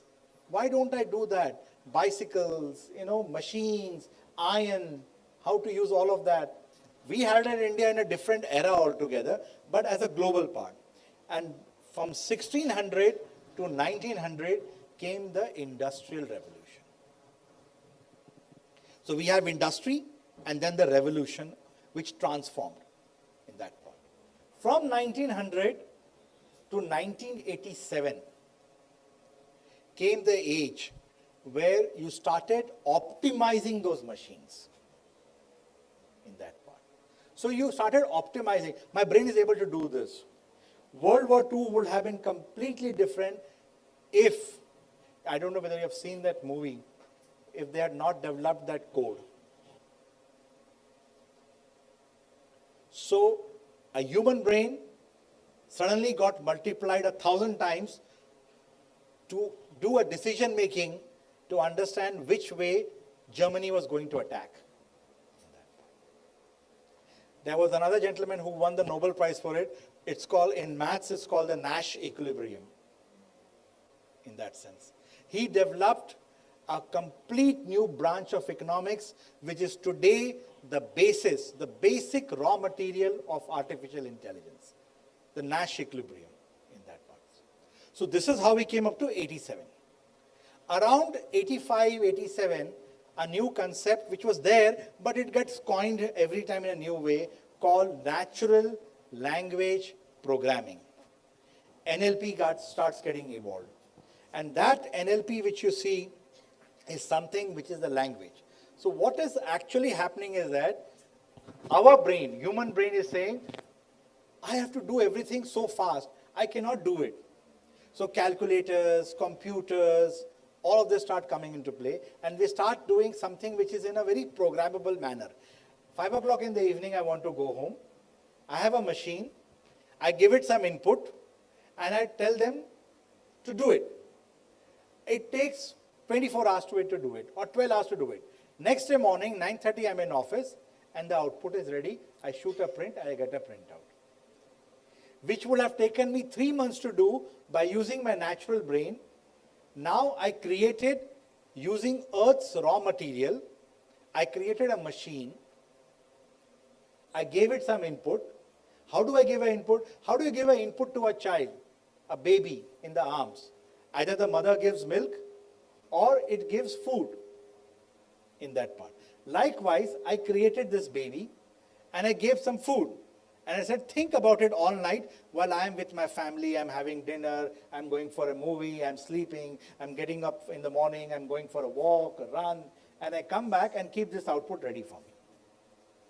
And that's how started the whole evolution of the computers. Then every time, oh, it's too bulky, I can't take it in my car over the weekend to Lonavala or Khandala or anything. Can we do something where instead of having a large piece of rock doing this, can we have something much more smaller? And that's the evolution which has happened, which is miniaturization in that part, which brings us to today or 10 years ago, where everything started becoming smaller and smaller, shrinked, and faster and faster. Remember I said 6 people, million times, and at the millionth of the speed. 1 by millionth of the speed. This is exactly what is happening. Now, we have so much of data around us about everybody that we still need more things. And this is where the concept of artificial intelligence started getting worked out from 2015 onwards. So that's how the whole evolution of intelligence, that's how what is artificial intelligence all about. It's about performance or enhancing the output performance of anything in that part of it by a million, billion, trillion times. It's nothing else. So can you apply it to your studies? Yes, you can. Like for example, you have, all of you must have given 12th standard. Has to be, because you're in this college in any case. Now in 12th, you have about, in maths, and those who have taken maths, they will know that, and it applies to other subjects also, but I'm giving just a maths example. There must be at least 24, 25 chapters. Calculus, integration, differentiation, vectors, everything, all over the place. And very tough to do that part of it. Each chapter has like 400 unsolved problems to solve and everything. Huge part of it in there. It's like a book, this fat book, and some O.P. Jindal, O.P. Sharma, this Sharma, all of those great authors who write such books, they do that part of it in that sense. Now what you do is that you study all of it for 6 to 7 months of the year. I'm assuming CBSE, ICSE or SSE, whichever board you all come from, come the month of Jan, there is a concept called prelims, which has been happening since even my generation time also in that sense. Suddenly you have one paper every day. 100 marks, 80 marks, 70 marks. And this fat book of 24, 25 chapters with almost 4,000 unsolved problems, you have 7 to 9 hours after you give your today's paper to study and practice and give it out tomorrow. What do? Each one of you have made a pattern for yourself. Exam ke pehle itna padhenge. This is my weak area. This is my formula sheet. This question I have to look into in that sense. This is how. That is exactly what artificial intelligence does. Natural intelligence for maximum output, the journey is through the pathway of artificial intelligence. So if you understand this in real life with your own self, any company that you work for, any institution that you work for, any department that you work for, you will be able to map it and use it for artificial intelligence. And this is a prerequisite which I'll come in my key takeaways in that part. So this is what it starts doing it. Now let's come to the fourth point of mine, which is productivity and disruption. You will now started appreciating how productive it is to make this organized, because you understood what natural intelligence you have. You understood how artificially it is going to. So today I applied it for maths. Now I'm in this college. I'll apply it to something else. Maybe I'll apply it to economics, I'll apply it to marketing management. Any paper you can apply the same logic. So it's independent. Why is it independent? Because it's not natural. It's created only for that purpose. So a bank, when it says it has about 40 million customers, just imagine 40 million customers, and in your KYC document there are 20 items. So 40 million into 20 items per customer, that's the universe of data that they have. And when the officer sitting with you starts saying, okay, tell me your account number and this it, at the back end in that big black box that we created as a duplication of our brain in that part, all of it starts getting processed. Akshay Singh, IT returns, March 24, in that part of it. So it picks up Akshay. There must be at least 9,000 Akshays in the database. Then it matches with Singh. Then it matches with your address. Then it matches with your phone number. Then it matches with your age. It matches with your photograph. It matches with your sign. All the text box, process of elimination. Just imagine if you would have been given as an individual cardboard boxes of files of 40 million people, each file having 20 pages, each page equal to 1 KYC document. Do it for me within 1 nanosecond. Humanly not possible. That is the benefit of productivity, of how you use it. This is how it works. Imaging, phone chats, Siri, Google Maps, all of these applications which are being used to make it enhanced. Like for example, manufacturing of a car. If you have seen videos, or if you have heard stories, or if you have seen anywhere, there used to be cars which are automated and everything which is being done in that part of it. Nowadays, if you buy a Merc, not in India, but at least in Europe, or a BMW, they go by the driving pattern of the owner. How he sits, how much time can he sit straight, at which point he starts slouching. So if you're going on a long drive from Bombay to Pune, which is about 2 hours and 30 minutes, somewhere at one point after 30, 35, 40 minutes, you will suddenly start becoming loose. You still have a seat belt, but you'll start stretching your arms, you start doing this way. The sensor will start sensing it. What it does is that it automatically gives feedback to the speed controller. That don't run at this speed, start slowing it down in that part. Because the control on the car is little bit relaxed as it was 0.1 nanosecond before. This is how it starts working. Productivity starts increasing. Cyber security. I have an investment in a company which is into cyber security. You won't even believe it. Even today, as I speak to you, large corporations, large banks of the world are having softwares which are for very dedicated tasks. So I have a software for anti-money laundering, which Mr. Sriram talked about. I have a software which is about detecting viruses in that part of it. I have a software which detects encryption, different software. Now what happens is this. Look at your chairs. Each one of you is sitting individually on each chair, in that sense, right? Just imagine each chair is a software to detect something wrong in the system. Where is all connected? It's not. So, if there is a fraud, only if the fraud monitoring is able to detect, you will come to know. But with artificial intelligence, at the back end, and I'm now giving one word, just keep that word in mind because you'll be reading a lot of it for the next 24 months in India and globally. It's called agents.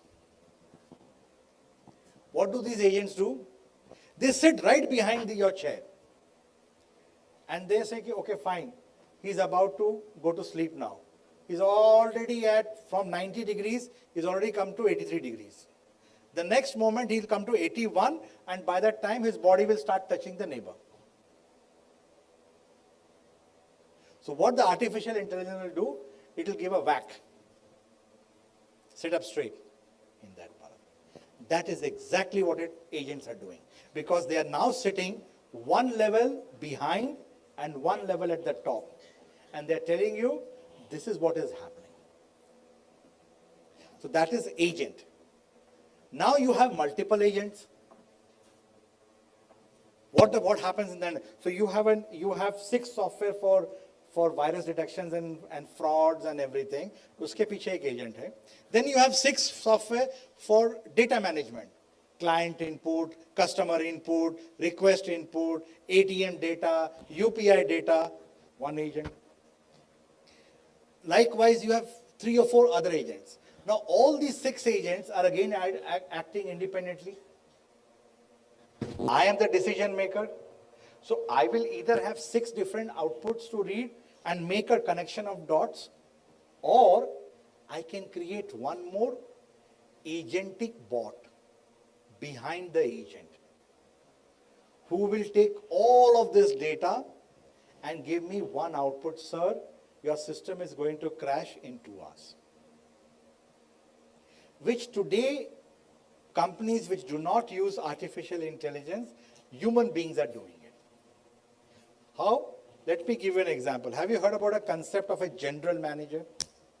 A general manager, he is managing generally everything in that part. So there is one general manager for these 4 rows in the beginning.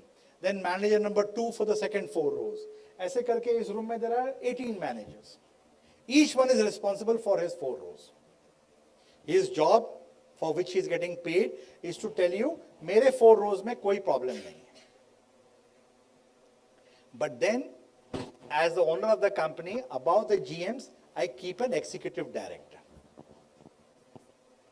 I tell him, each ED will have 4 general managers. So with 20 general managers, I will have 5 EDs. Above the 5 EDs, I will have 1 CEO. So only the 5 EDs will report to the CEO. And above the CEO, I'll have 1 chairman. Likewise, in the artificial intelligence software, exactly the same things happen. So this is how the stack builds up. You understand the stack in a real life, you'll be able to apply it to anything, from your studies, to your jobs, to your personal life. And it all goes back to the basic thing, natural intelligence. If you do not sharpen your natural intelligence, you will not be able to work in any organization. Because as the world is evolving, artificial intelligence is going to be the norm. You will first be a party to it, making it happen, and then you will be the manager of it. When you're party of it, when you're very young, when you're just out of college, you're fresh graduate, your internships, your trainee jobs that you get, you are making that system.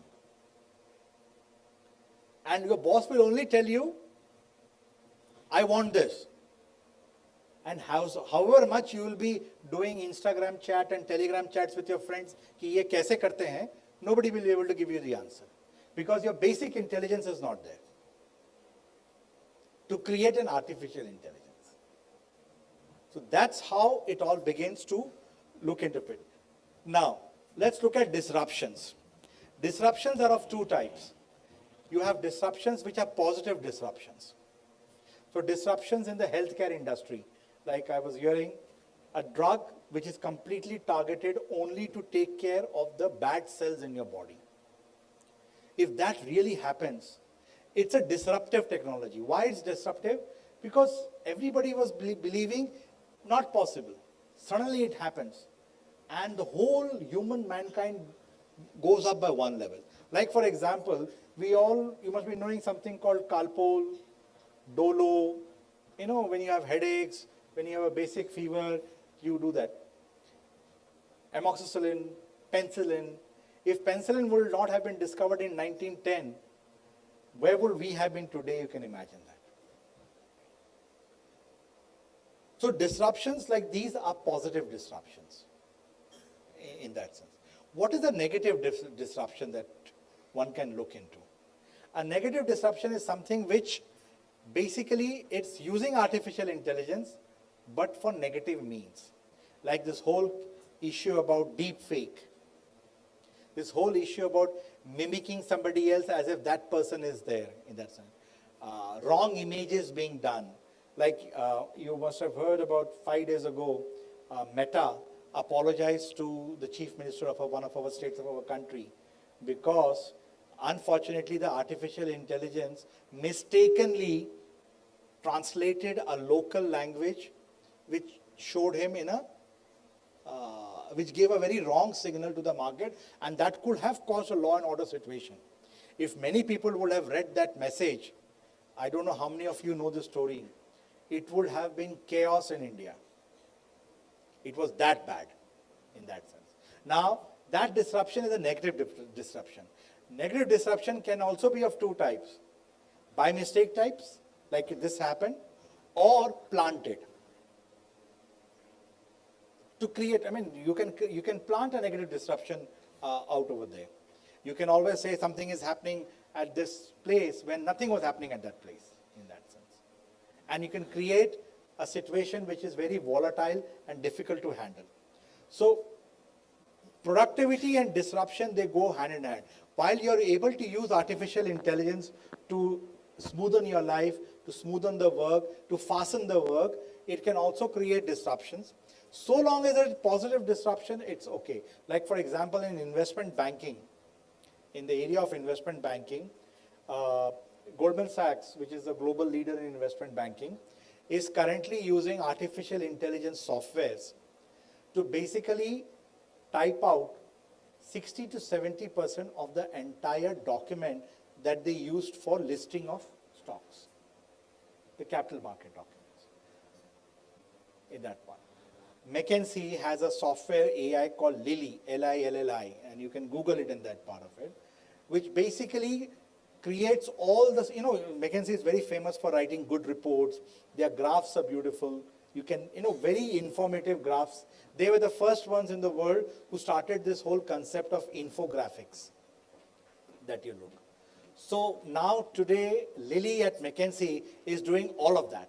So the only thing left for the partners and the people who work at McKinsey when they go and meet a client is to apply their natural intelligence to articulate what the AI has shown as an output. So why I'm sharing these examples is that for all of you students is that while AI is important, you will only be able to appreciate it and succeed in it if you build up your natural intelligence. It can do everything for you, everything. But if you don't know what to ask for and then what to do once you get the output, you will be lost in that part. So it has those two kinds of knowledge. Last point is terms of what is happening in the world. Now, you must have read a lot of articles about some companies spending $10 billion on AI, somebody is spending $100 billion on AI. What is this money and where is this money going? Are we saying that we are now going to pay all employees, because this is all about, so what exactly are we doing in artificial intelligence? As I told you, we are taking 70 of you, we are taking one layer of your brain, we are keeping it in a box, and we are telling the box, please interconnect it in such a way that every time I ask you a question, you give me an output in 1 second. Correct? Now when I am telling the box, what does this mean? I am telling the box. This is English. But in a mathematical form, it is called coding. It's coding. I have to write a code, a set of instructions, that when you get these 70 layers, pick up layer number 34 and 48 and connect it in this manner. English. Convert it into maths, that's coding. So that is what it is all about in that part of it. So this is how we are going to use AI. So where is the money going into? Are we paying coders that much money? No. We are paying money for two things. One, natural intelligence. I don't know whether you all are aware, but please do read. There's a gentleman in US, 2 weeks ago, he got poached. You know what is the meaning of poaching? He's already working somewhere, very safe, very sound, and they paid him more to come to this company. So Meta, which is the owner of Facebook and Instagram, paid this gentleman an X amount of money to bring him to their side. He was earning about $500,000 to $1 million plus bonus and dollars because he's a US person. Do you know how much Meta paid him to come to this site? Exactly. $100 million.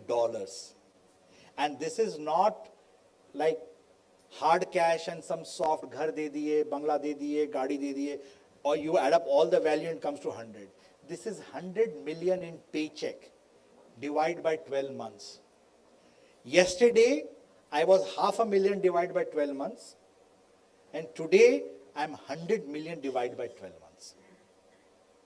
Only because of his natural intelligence. He can visualize what to do, how to do in that black box. He's not even a coder. He's only a natural intelligence guy, nothing. But with experience, he has built it up in that sense. That is where the money is going. That's one area. People being paid for natural intelligence. The second area is that when you make this box work so fast, this box has material, it has semiconductor, it has chips, they all have things. You have to make it work faster in that part. Fast means you have to really, it's like, okay, let me give an example. You all know running. We all run, different speeds. A very good athletic body, somebody who runs on a daily morning or evening basis will be the first one. People like me who are so obese and fat, we will be the last one in that part. And I will still be standing at the vada pav stall and having my good old vada pav in that part. So we all have speeds at that part. Now, the artificial intelligent black box only wants the best runners.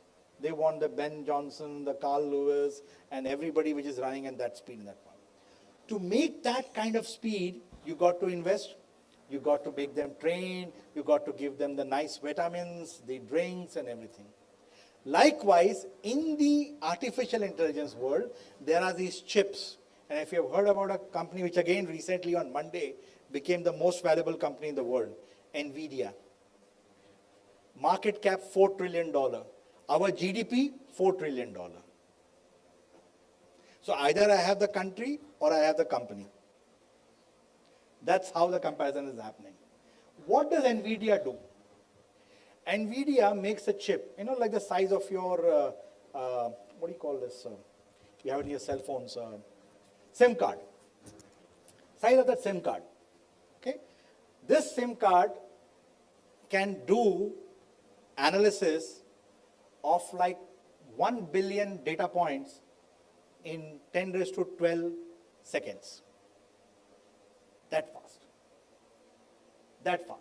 So that chip.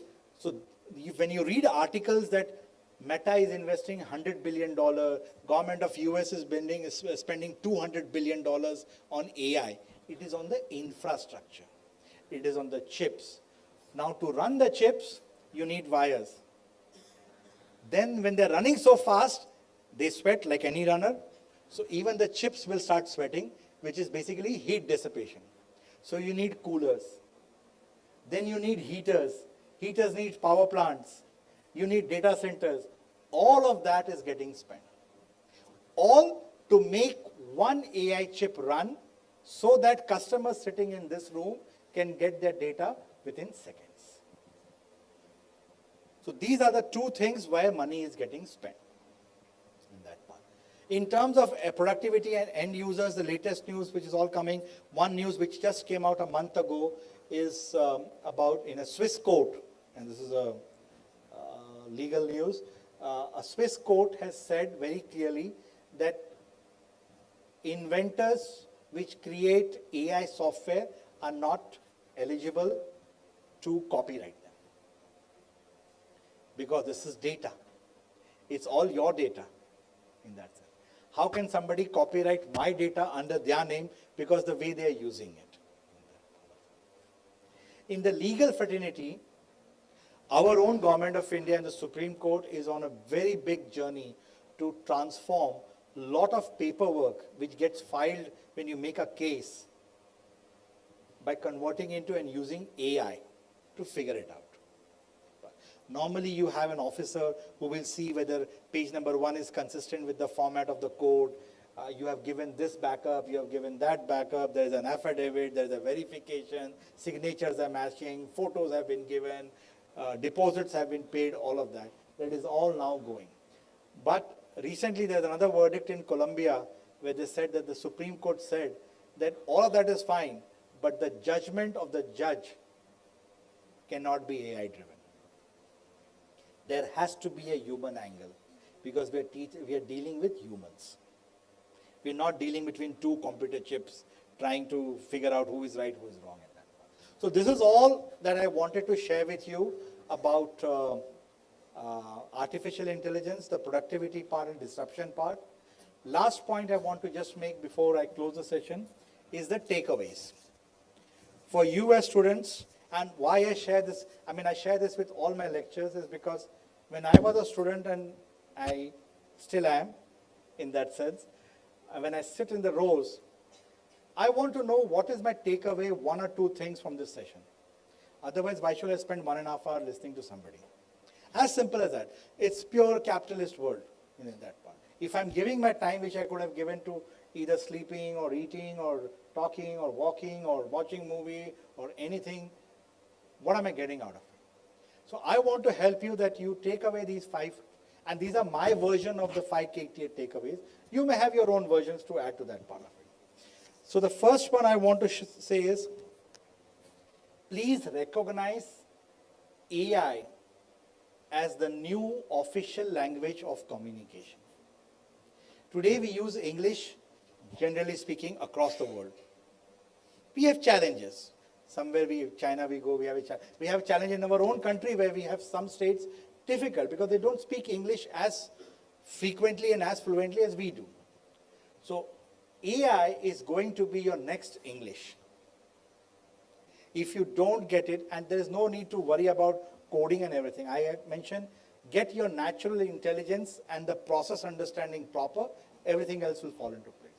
So AI is going to be the next language. Secondly, first build up your natural thinking. If you don't have a strength on your natural way of thinking, you will not be able to imagine things. If you're not able to imagine things, you will not be able to create an output which artificial intelligence has to give you. It's like, I don't know what question to ask. If you don't know what question to ask, what will that chip do? What will that system do? What will that software do? So build up your natural way of thinking. Thirdly, please understand process and systems. Like this college. This college has a process. There's a time it opens up, there's a time it closes. There are timetables for lectures, there's a timing for everything. There's a way of conduct, there's a way of dress code. Everything you're aware of. Likewise, build up a habit of looking everything in a very process and system manner. The more you, and anything, there's nothing to do with AI. These are very natural, basic instinct things. The moment like your process of coming from home to college. Some of them come half an hour early. Some come exactly 1 minute before the class begins. And some come after 5 minutes. Whether it is raining or not raining, they still come after 5 minutes in that part of it. So this is where you have to understand your process. The fourth thing, coding. You need to understand what is coding and need to know some basic of coding. And the reason is as follows. If I'm an English teacher and I don't know simple sentence, complex sentence, compound sentence, I don't know my grammar well, how can I teach a student this is the way you should learn English grammar? Point number 1. Point number 2, or the other way. If a student comes to me and says, this is a sentence, is it grammatically correct? Again, if I don't have knowledge about the English language, how will I correct? So tomorrow, if you all aspire to grow up in life, from an entry trainee to become a manager, to become a head of department, you need to know coding. That's why I said English, AI is going to be the next English. You need to know your alphabets of how things are getting done in that part. And last part is that for each of you, once you know your strengths and weaknesses, there are various elements within the AI world which you will study over the curriculum. Figure out what suits you. Don't go by what the world wants and which is highly rewarding. At my time, the most rewarding was this iBanking. It continues to be the iBanking world. Sriram sir will agree with me because it's highly rewarding. But not everybody can do iBanking in that part.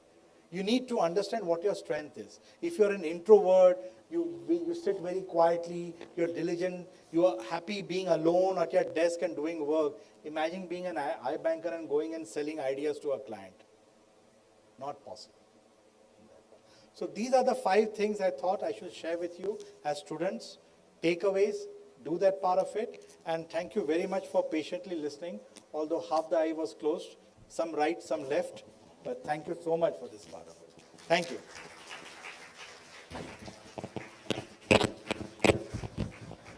I know we are running late, so we can take 1 or 2 questions. If none, that will be nice. Please.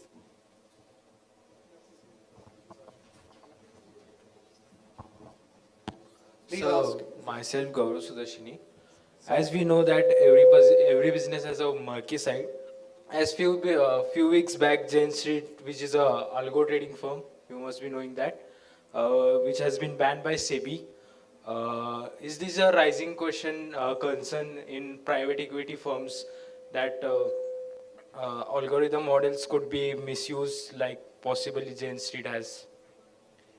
Algorithm, whether it's private equity or not, what are algorithms? If you recall, I just told you there's a black box. I have to tell the black box to do this. That telling part is a code. A series of codes becomes an algorithm. So algorithms are not wrong. What is wrong is what you're telling the machine to do. So if you're telling the machine that the law says, do not do these 5 things, but you tell the machine, please do those 5 things, then what you're telling is wrong and not the algorithm. Algorithm doesn't have a life or brain of its own. It's a code. It can never decide on its own what is right, what is wrong. Somebody has told the algorithm, when this activity starts, please do these steps number 2, 6 and 9. Government of India says, doing step number 2, 6 and 9 are wrong. Algorithm didn't do anything. It was the set of people, the decision maker, the one who gave the direction of what to do, they are wrong. Are you getting the difference now? So algorithms can never be wrong. You can write a wrong algorithm because you are wanting to do a wrong thing. So on its own, algorithm cannot go wrong in that sense. So then SEBI, does SEBI... I can't hear you, sorry. Hello? Sir, does SEBI having any regulations on this? So I don't know the technical details about SEBI. I mean, they are a big organization. They are a regulatory authority. I'm giving you a simple concept as a student. Please appreciate. What you say will be typed. So if I'm your coder, I work for you, I will type exactly what you tell me to do. So if you tell me, Akshay, please go and cheat, I will write that I'll go and cheat. Now when you give me an input, output will be cheating. If you tell me, Akshay, please go and pray every morning, I will go and pray every morning in that part of it. It's up to you to decide what you want to do.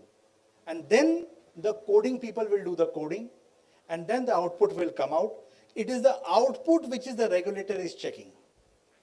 And then working backwards, but it cannot catch the people. So it is saying the algorithm is wrong. Who wrote the algorithm? Nobody can decide on its own. Like when you go and write an exam paper, you write what is given in the syllabus or what the question is asking you for. Nobody is forcing you to write something else. In that part. Clear? Good. Sorry. Mike, please. Sorry, 1 minute. Yeah, just one. I know we are running short in time. Ghar jana hai. It's a Saturday evening also. One last question.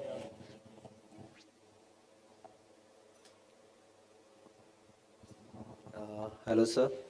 I joined the session very late, but I found it as very interesting one. As we know that AI is data-driven techniques and it is mostly based on data. So I'm just asking very simple question that what is the possibility of convergence of AI? And if there is a possibility, then what is the likely time to converge this AI technique? Conversation? Converge. Converge of AI with what? Convergence of AI only. I'm saying that it is replicating the same thing. It will replicate because after some time we'll found that people will not have any natural data sources around them and everything is generated through AI. So there's a possibility that... No. According to me, and this is my personal view, so I can be completely wrong. You take it with not a pinch of salt or a bag of salt. You missed my first opening 5 minutes. AI is only there because we have natural intelligence. But we don't have the speed. The day we lose our natural intelligence, AI will converge. So for AI to converge, all of us have to lose our natural intelligence. Then only it can happen, that part of it. Because it's we who are telling it what to do, how to do. Show me this output faster, better, clearer for decision making, for performance enhancement in that part of it. So it is we telling them what to do. On its own, it tells you, sir, you asked me for Malabari paratha, I can also give you garlic naan, I can give you plain naan, I can give you roti, I can give you fulka. Correct? But all of these options were given to AI by whom? Us. So if we had not given this data, it would have not created those options. So what you give is what you will get out of it in that sense. So if you stop giving, which means there is no more natural intelligence to give, it will stop. As simple as that. Great, thank you so much. Thank you so much, sir, for sharing your valuable insights and in-depth perspective with us. Your session was both enlightening and impactful, and we deeply appreciate your contribution. Now, I would like to call upon Dr. Sachin Pimple, sir, to take the proceedings forward with the last leg of today's session, which is going to be a panel discussion.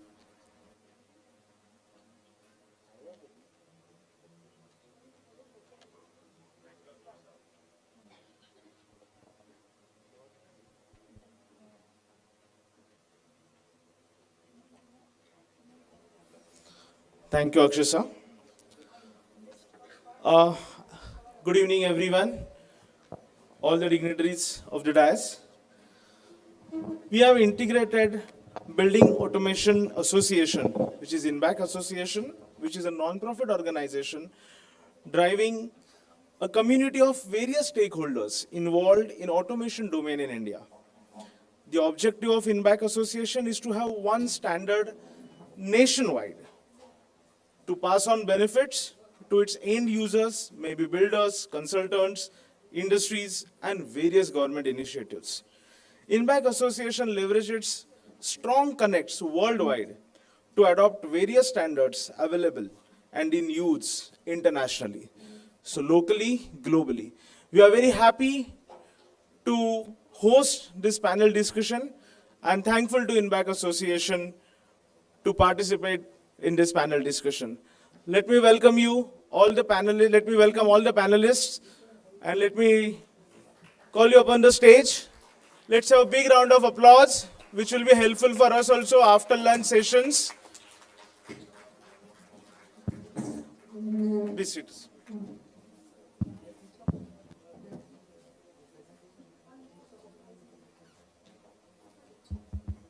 So meanwhile they are setting up the stage, we will set up the audience here, okay? Everyone ready? Okay, Gaurav, come on the stage. I want everybody who is less than 100 years old to stand. Everyone who is less than 100 years old to stand.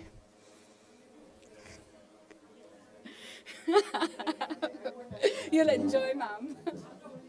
Okay, now I know it is the last session. Everybody is very sleepy. So let's add some energy to the audience while they're sitting.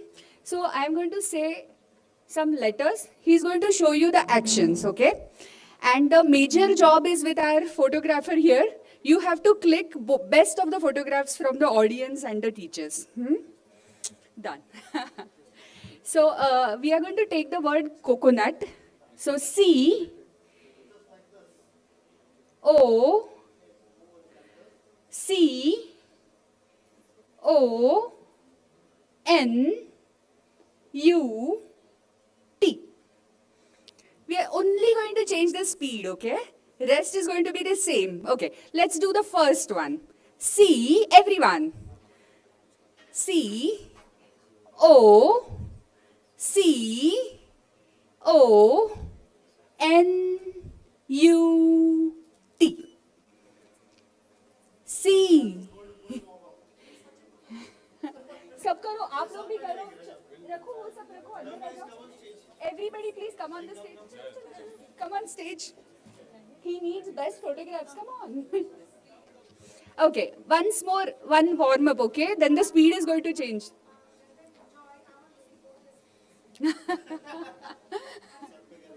हाँ, चलो. हाँ.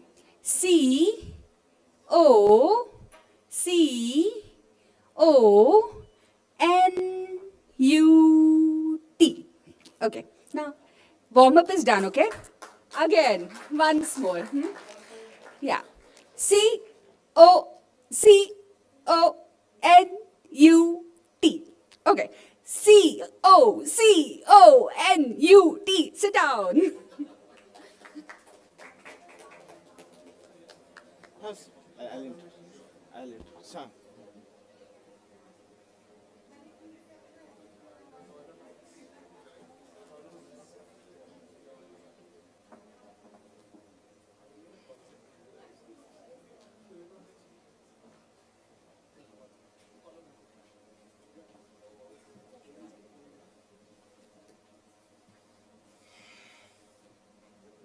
I hope everybody is awake now. I hope you will also enjoy this session. Okay, this is especially for your careers, guys. So pay attention. Okay, so with all the warm up, with all the exercise, let's start the exercise for the brain. Let's start panel discussion. And we are very proud to introduce each one of you. Mr. Gaurav Karale. Please. He is one of India's youngest Chief Marketing Officer in the field of cybersecurity and IoT. Currently leads marketing at Acron Infosol Private Limited, and it is recognized among the top 50 marketing professionals in India. His journey stands as proof that resilience, purpose, and the passion can lead to extraordinary outcomes. Thank you, sir. Mr. Rajesh Adangle, who is the Director of Confido Innovations Private Limited. Thank you, sir. Has got more than 28 years of experience in automation industry, working with commercial, residential, pharma, so across the sectors and data center clients. Carry a strong background in design, commissioning, project management, and sales. Having worked with some of the most prestigious and complex projects in the country, namely Hyderabad Airport, Mumbai International Airport, Wankhede Stadium, and Reliance Industries, to name few of them. Thank you, sir, for being here.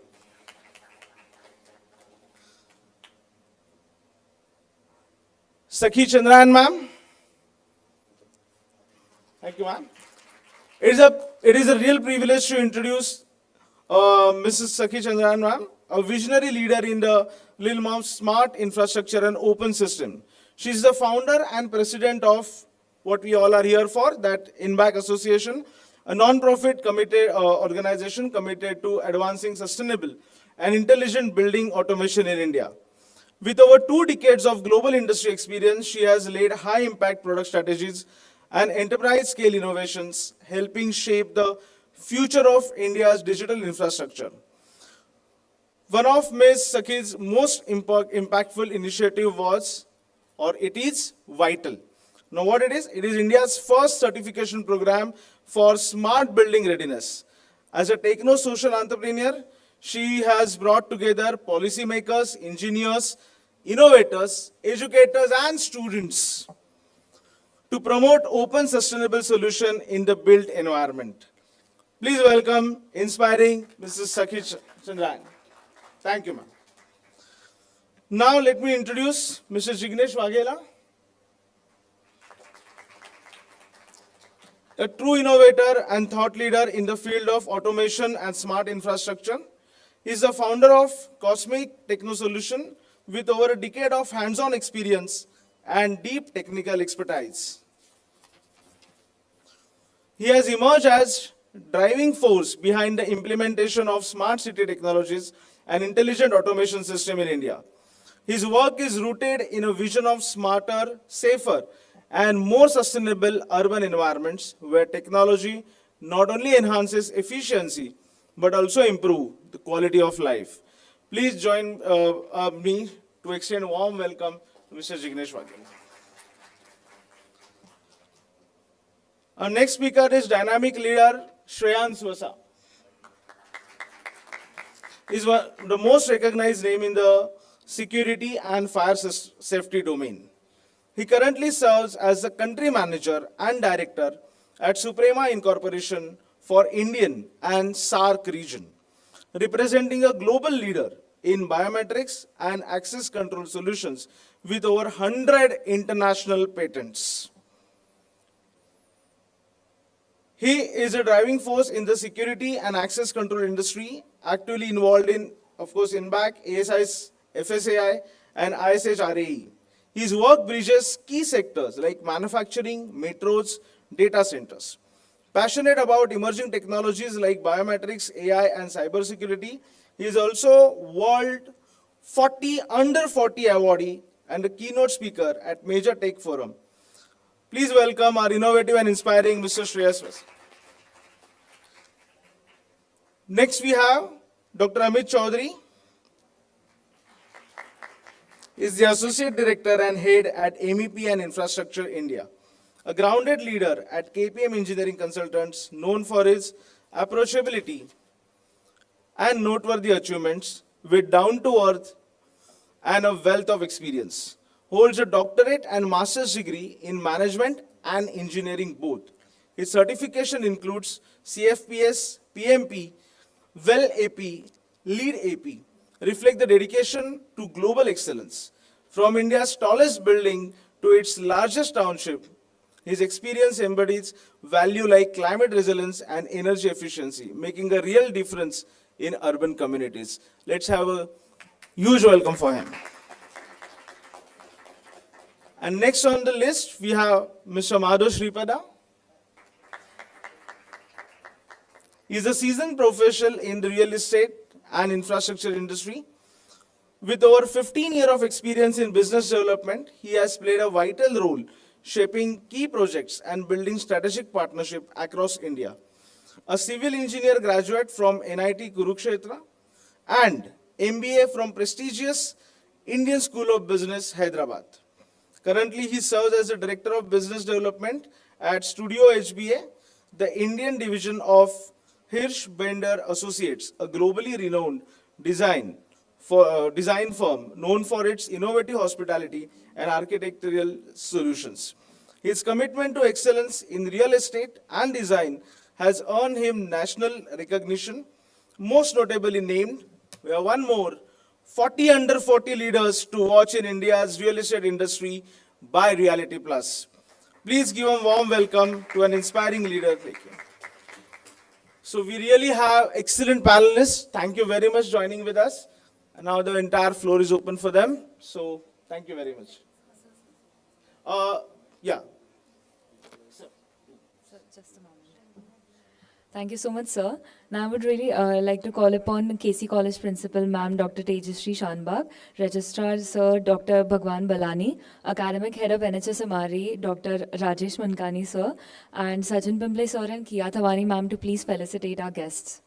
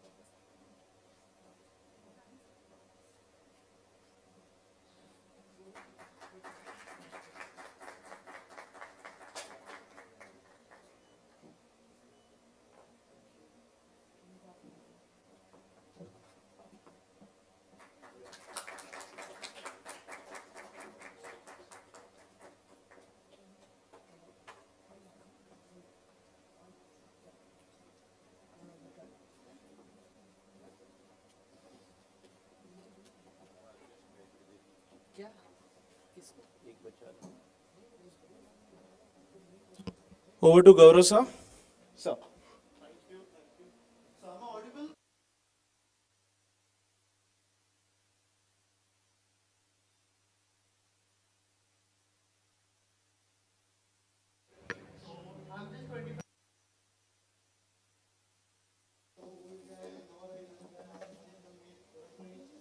25.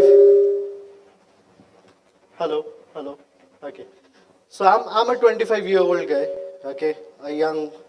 I won't call myself a dynamic guy, but yes, I had, as we heard in the morning, purpose. That's something that we spoke about, right? So what I believe is like when purpose meets people, a magic is automatically formed. So that belief brought me here where I'm standing today. So talking about building automations, smart automations, I'll tell you about my journey. So I'm a graduate. I come from Cardiff Metropolitan University, that's in UK, Wales. There I did my master's, I did my bachelor's in BBA, bachelor's of business administration. And then I continued my master's, that's MBA. So when I entered the industry, I was totally new. I never knew anything about what is IT, what is IoT. But for me, IoT was like, rahega kuch to. I was in that sense. But when I entered the industry, I came to know, okay, IoT is Internet of Things, which is a long term, right? And a non-IT guy or a non-engineer coming in this field is a very difficult thing to come in. But I had that curiosity. I had that passion to learn, to explore. Okay. Can anyone from here tell me what do you understand by building automation? Anyone? Any student? Come on, you guys are like from the real estate. Yeah. Connecting agents together, okay, taken. Anyone else? Come on, guys.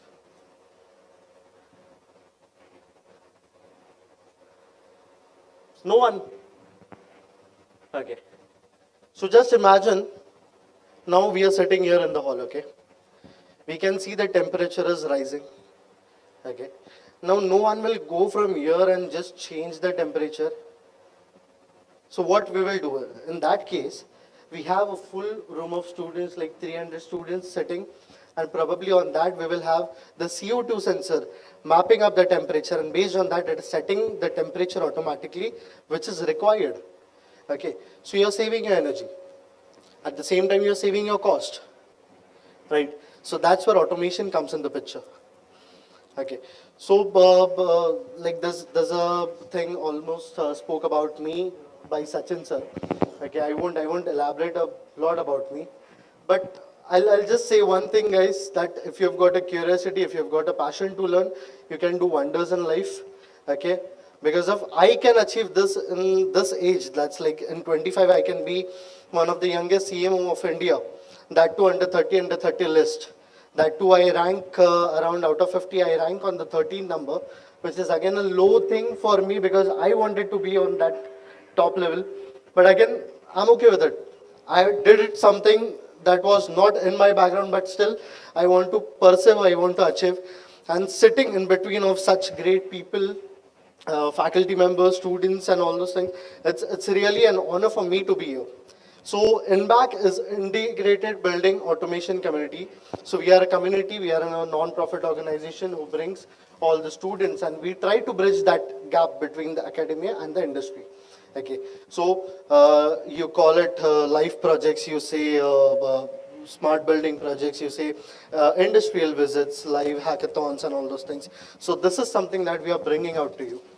Now, just to give you a overview on what is the basics of building automation, okay, we have got our colleagues, our industry experts who will be talking about building automation in specific, okay. So I request Rajesh sir to take over the stage and please continue. Thank you. Hello. Good afternoon. Good afternoon, everyone.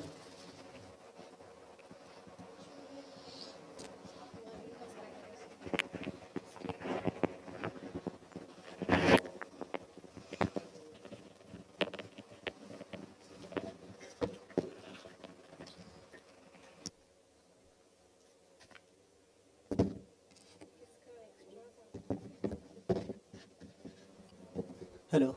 Yeah. So good afternoon, everyone. We are already introduced.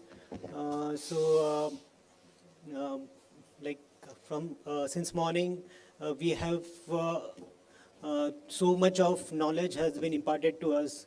We got to know the basics, at least, of AI and ML. So we are talking on this since morning. Now we will shift this topic a little bit from AI to a generation earlier. So we will be talking about the automation industry, and specifically the automation industry that is which is being implemented into the buildings. So we are going to talk and we will try to understand something about basics of building automation.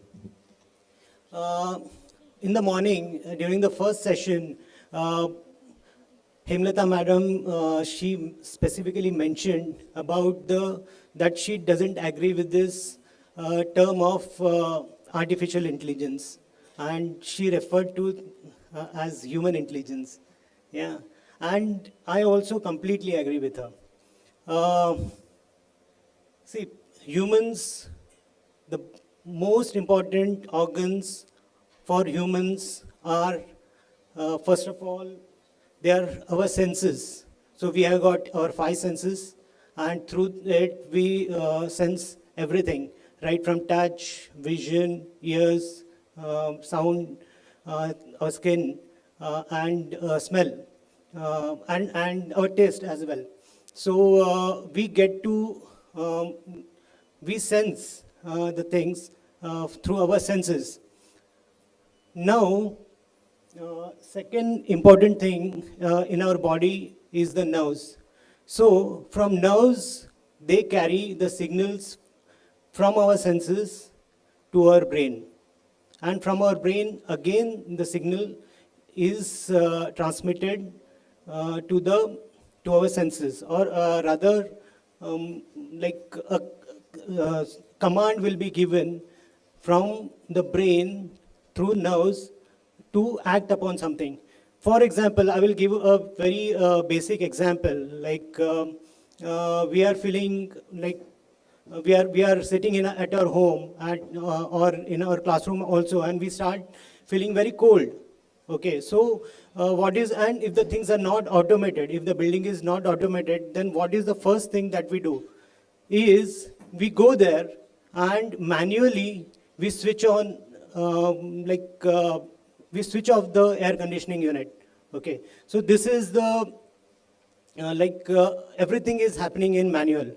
So these are the three basic and most important organs of the human body, which are the senses, nerves, and the brain which acts as a controller. And all these organs, they synchronize amongst themselves. So this is the this is what makes human a superior species amongst all other animals. So what we will do, Gaurav asked a very basic question to you, is what is building automation? And we only got one answer. That means we are not much familiar with building automation. So this is what we know. What we are going to do is we are going to compare these senses, the organs in the human body, with the automation components into the buildings. Now what we'll do, when it comes to a building, we will replace the senses with the senses. So what are the basic senses that are being used into the building? So they will be temperature sensor, humidity sensor, air pressure sensor, flow. So these important parameters are being monitored or being sensed through this particular sensors. Then there will be wires and cables. And when it comes to wires and cables, what they do is they carry the information from these sensors to the brain of the building. And the brain of the building is nothing but the control system. Control system or a programmable logic controller. This is what we call. So when it comes to a building automation, it is always these three important elements, which are sensors, wires and cables, which acts as a nerves, and the third, the most important thing, is the controller, which is nothing but the brain of the building.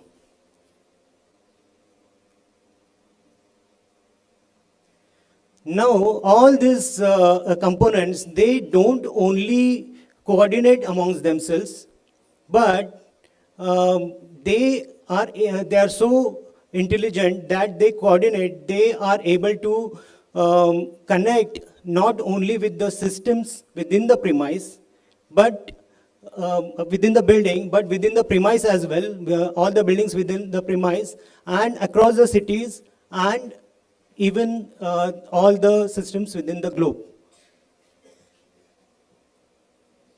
Now, how does a building get smart?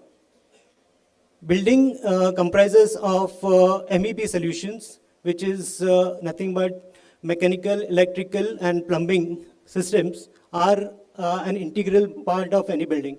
Even if this particular building has got HVAC system which falls under MEP, then we have got like complete lot of electrical systems, which are nothing but diesel generators, UPS, energy meters. So all this falls under electricity services. And then we have got the plumbing services as well. Plumbing services is nothing but our water management system, and even sewage treatment plants and everything which are there within the building. So building comprises of MEP services. Then we have got the automation.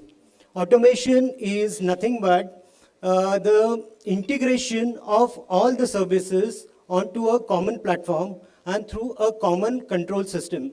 So what we do in a building is we integrate all these MEP services, be it HVAC, electrical, water management system, and then we also have got fire alarm system, access control system, CCTV. So all these systems are seamlessly connected together, and then they communicate with some central SCADA system.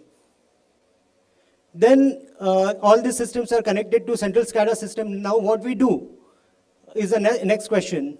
Definitely we, through these services, a lot of data gets generated within a single building, a lot of data get generated.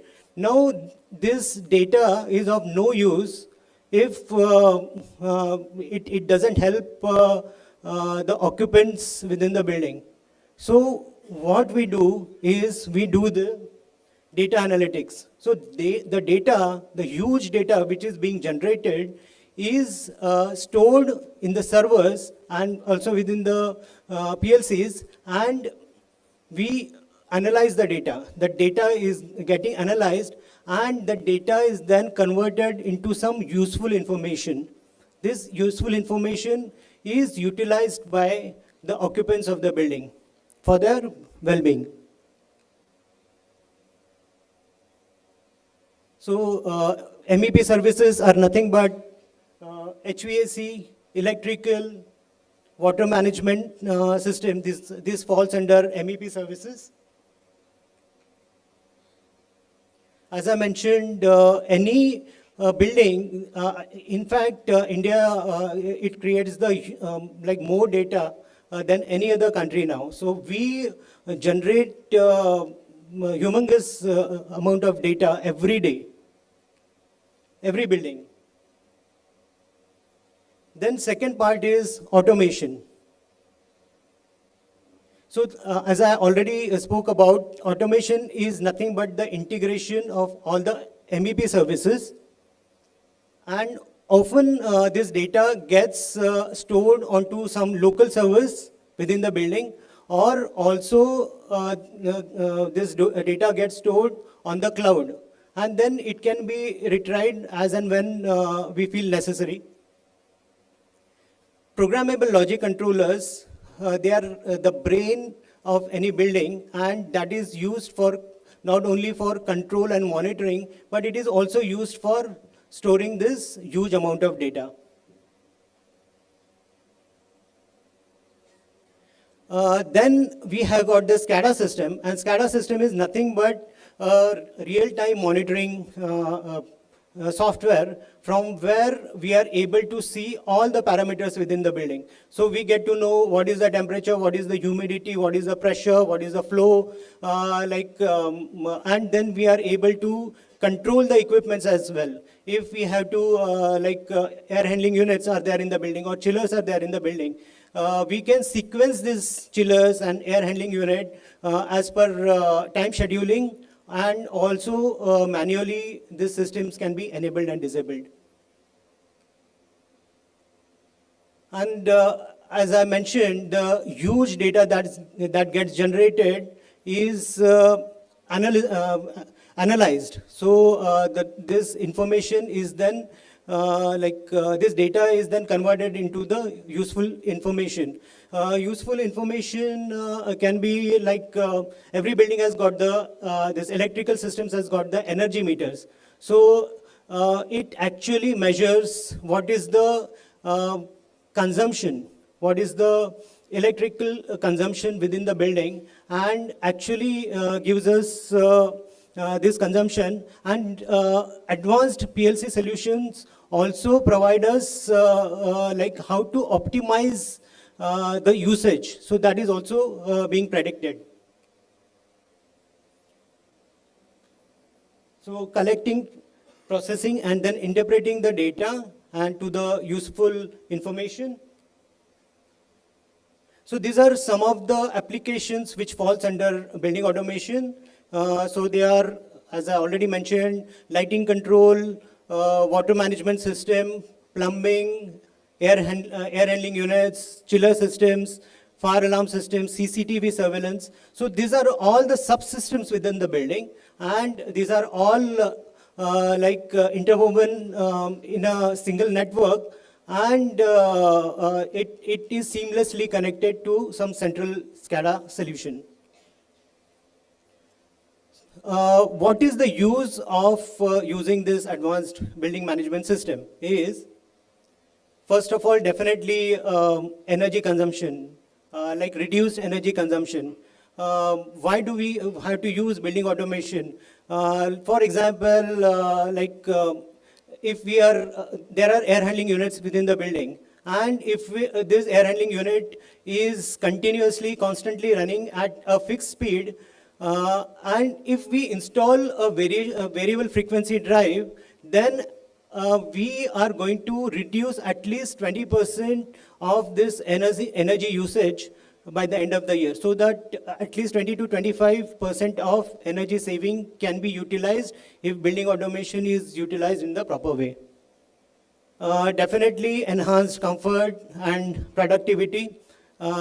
Definitely, like if we are feeling cool, then the temperature will get hot or cool, then temperature will automatically get regulated. If this enables like dimming of light and everything, or changing the intensity of the lights based on the need of the occupant. This is also possible through building automation solutions. Definitely this leads to improved operational efficiency. Over a period of time, it reduces the maintenance cost as well. Stronger security and safety, because building automation comprises of like CCTV surveillance system, fire alarm system, and access control system as well. So this helps to make the building safe and secure as well. Remote monitoring and control. So all the control and monitoring is not only local, but any system within the building can be controlled from anywhere in the world. And definitely the scalable solutions. So as and when the systems get increased, this control system has got the feasibility to scale the solution further. So these are few of the benefits of building automation solution. And yeah, that's it from my end. Thank you.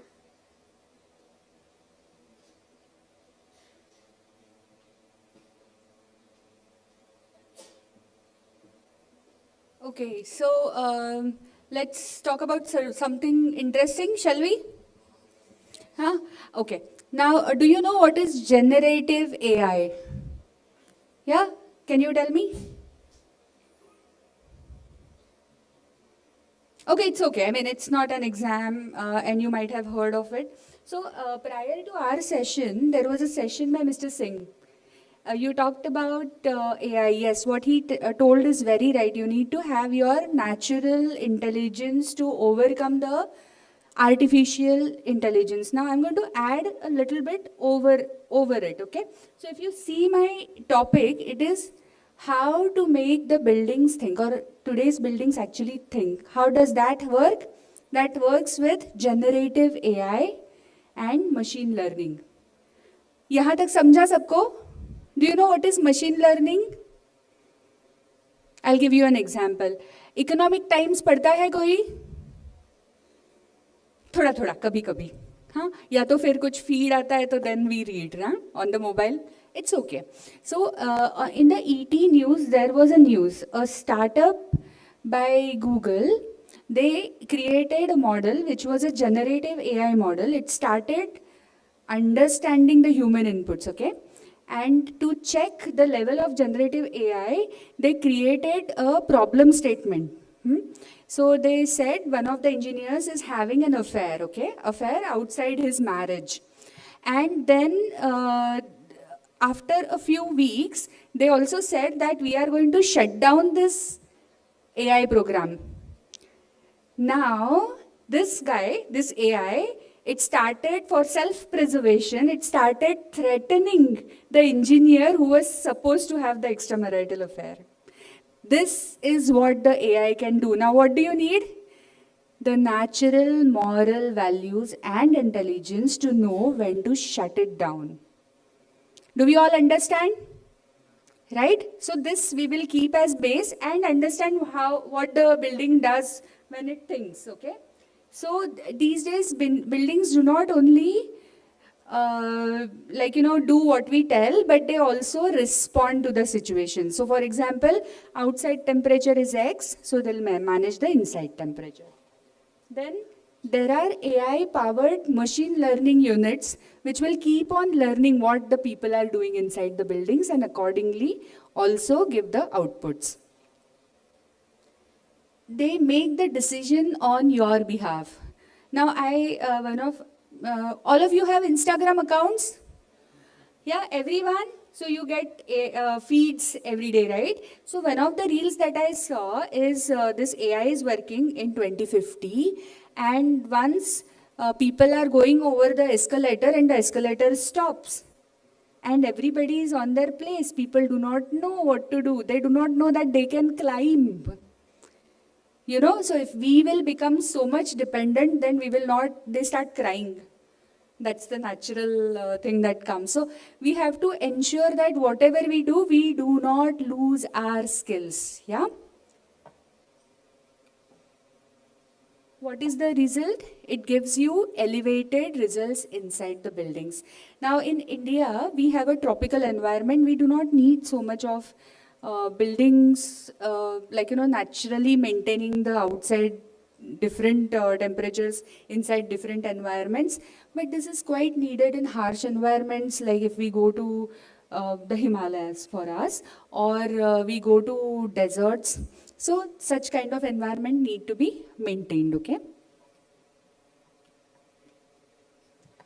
It does 3 very important functions: predict, optimize, and delight. So it actually predicts when the breakdowns are going to happen and it starts communicating the breakdowns, okay? So it is a predictive analysis, and it also does the control and measurement. It does energy optimization. Sustainability is important. How many of you have heard the word sustainability? Almost all of you, yeah? So in sustainability, what we do is we try to get our own comfort without impacting the Mother Earth. This is the simplest definition of sustainability. Do we all agree? Yeah, we need the earth for you guys to live. हम लोग तो मर जाएंगे. 2050 तक जब तक अपना 2070 goals we have, India's goals, we will not be alive then, but you guys will be. So sustainability has to be your priority more than us. Do you all agree? How many of you agree? Nice, very nice. Okay. Does it go ahead?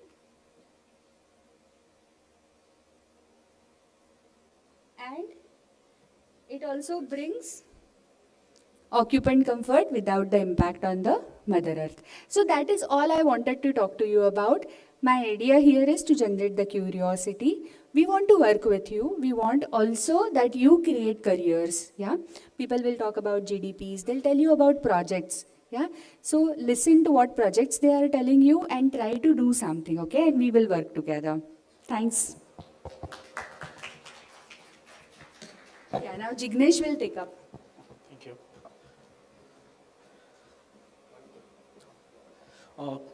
Good evening, everybody. खाना खा के नींद आ रहा है क्या सबको? So let's take this small session. I have a small session, so that is, let's keep it interactive. So and that is very practical things I like to convey. So once again, good evening. Thank you very much. So so basically, I started my journey in the automation and IT 12 years back. Okay. So everybody have seen a movie called Iron Man. How many fond of Iron Man here? Bas, itne? So basically, I was a very fond of Iron Man. I liked whatever he does. हाथ से Jarvis को बुलाता है, do some automation stuff and works with the Jarvis and everything.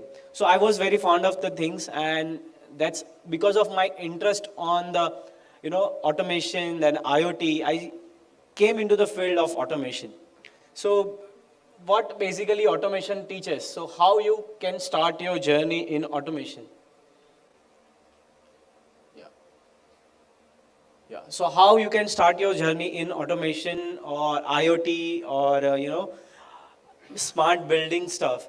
So for that you just need to pinpoint or highlight or see the things which happening in your environment or in your campus. I'll just go through some simple problems that high electricity uses in hostels and rooms.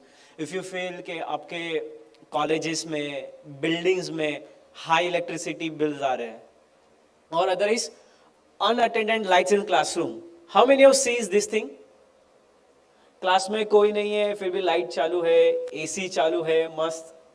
अभी let's say after 5:36 we will go out, auditorium का light ऐसे ही चालू रहेगा, right? So do we feel कि we should do something about it, that this should not happen? Do you feel that? अभी भी सब सो रहे? Yes. Okay. So some you might have seen in college campus or somewhere, वो जो garden होता है वहाँ पे ऐसे पाइप्स बिखरे हुए हैं, पानी जा रहा है. You know, 3 Idiots मूवी देखा है? सब लोग ने 3 Idiots मूवी देखा है? वहाँ पे अमेरिकन गार्डन में नहा रहा है खुले पाइप में. So to avoid that things, we can have some smart solutions. So that projects that you can do DIY, in your labs or in your home. This is simple projects that you can do. You can do smart switch with mobile app. आप अपने घर के या फिर अपने room के switch board को automate कर सकते हो. Just using simple DIY solution. आप एक वाईफाई बेस्ड रिले ले लो, अपने स्विच बोर्ड में डालो and you can control with your mobile phone. आप यहाँ पे बैठे बैठे आपके रूम में कोई है नहीं है, लाइट चालू है, आप देख सकते हो. So that with that you can control the unwanted use of lights, AC in your room. Another is motion based lighting system. So generally we have a motion based lighting system in corridors, bathrooms, same way you can do in classrooms. So wherever people is not there, automatically light will turn off. They will sense your motion and if no motion is there, it will turn off the lights. Soil based motion irrigation. This is what I was talking about in garden. So there is sprinkler system is available. Morning, night, according to soil में कितना irrigation का ज़रूरत है, soil में कितना moisture है, उसके हिसाब से automatic आपका sprinkler start हो जाएगा. No need of that, pull up the pipes and the loose pipes and everything. RFID locks and energy monitoring system. So whatever you do with your mobile phone or whatever data is getting, that all getting in cloud and managing. And what good thing about the AI is, they will, once you start using this system, they will learn your patterns. At what time you going out in the house, कितने बजे आप regularly light बंद करते हो, on करते हो, then it will set automation automatically.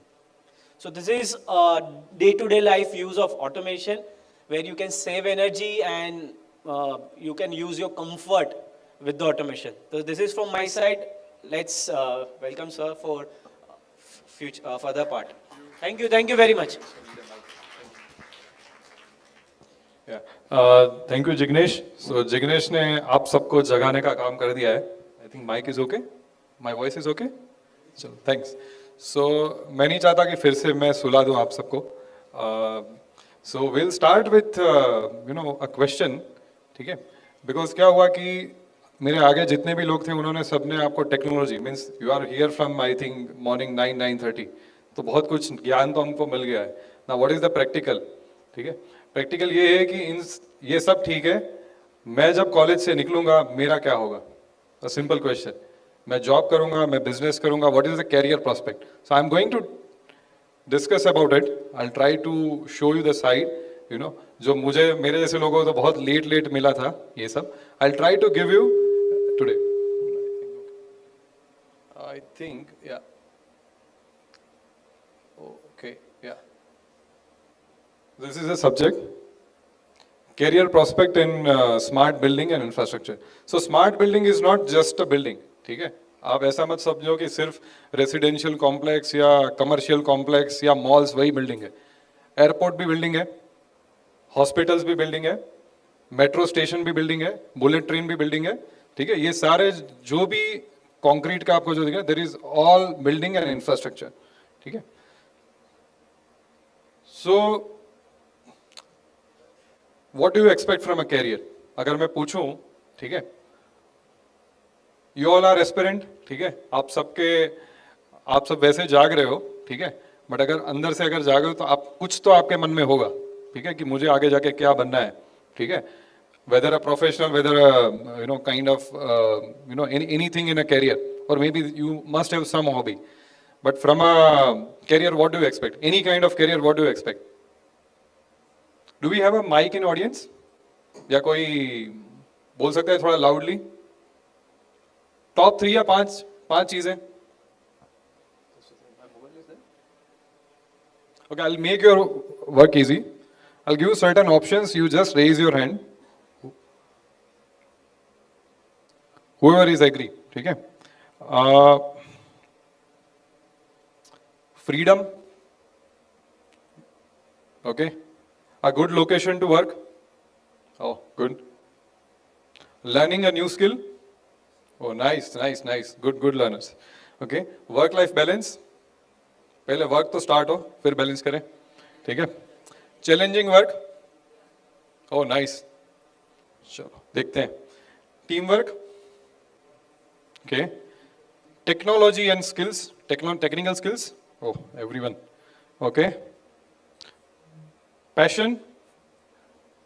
चलो nice. Job security. अच्छा, job security. Okay. Running my own business, my life my rules kind of thing, ठीक है, चलो ये भी है. Salary, monetary benefits. कौन नहीं है जिसको नहीं चाहिए यार? बहुत सारे हाथ नहीं है, बहुत लोगों ने हाथ नहीं उठाया. चलो उन सब के लिए जिन्होंने हाथ नहीं उठाया ना, उनको कल ही मैं मेरे HR के साथ कनेक्ट करवा देता हूं, ठीक है. They are all welcome to my company, right.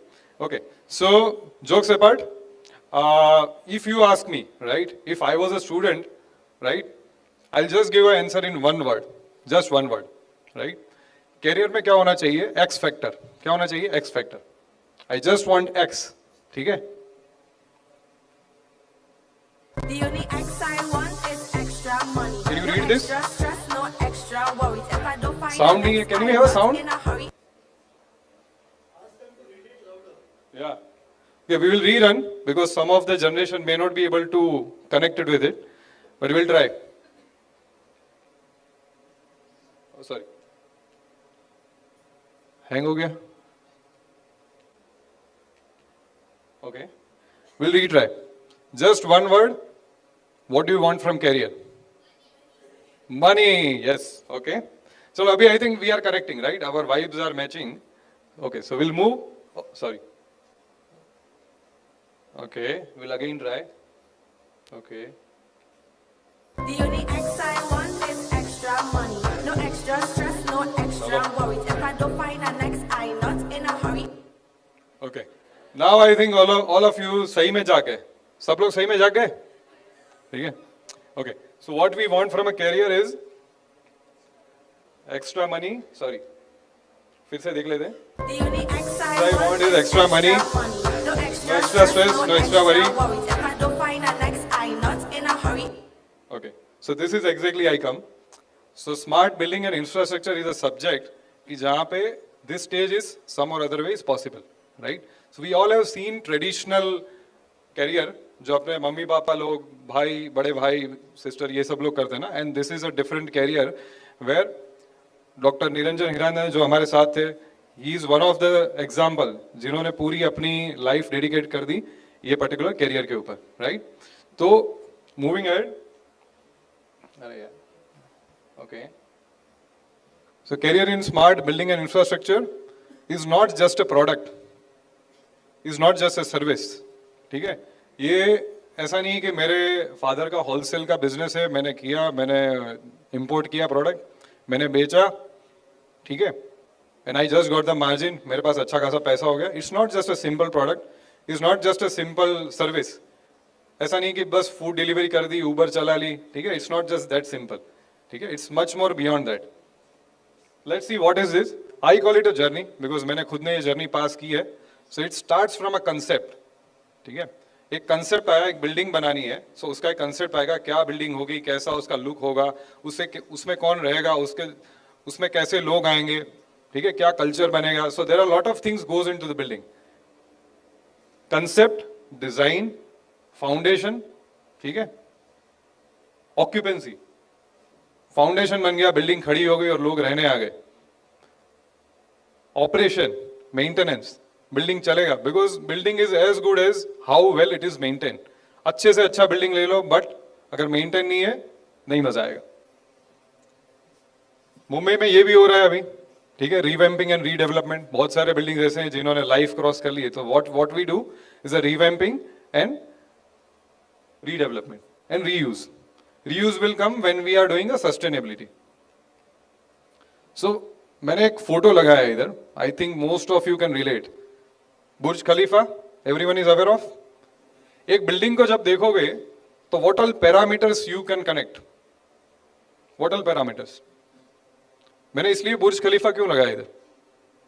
Because it is one of the best example of how a complete building should be. ठीक है, a perfect building. जैसे वो है ना रेमंड का perfect man, same way this is a perfect building for me. It gives comfort, one of the most comfortable building. Safety, one of the most safest building on the earth. कितने सारे earthquake आ गए होंगे, like it is standing from 2008, cyclone और बहुत कुछ आ गया, but still it is standing. Security, one of the world best security, whether you call it CCTV, access control, elevator safety, every kind of fire safety से लेके सब कुछ है इसमें. Sustainability, जो सखी ने बताया आगे कि सस्टेनेबिलिटी की कैसे आप बिल्डिंग में जो रिसोर्सेज है उसको आप जितना हो सके उतना रीयूज करो, right from water to lot of other things in the building, and you make it a sustainable so that we can give more comfort to our future generations. Luxury, we all agree.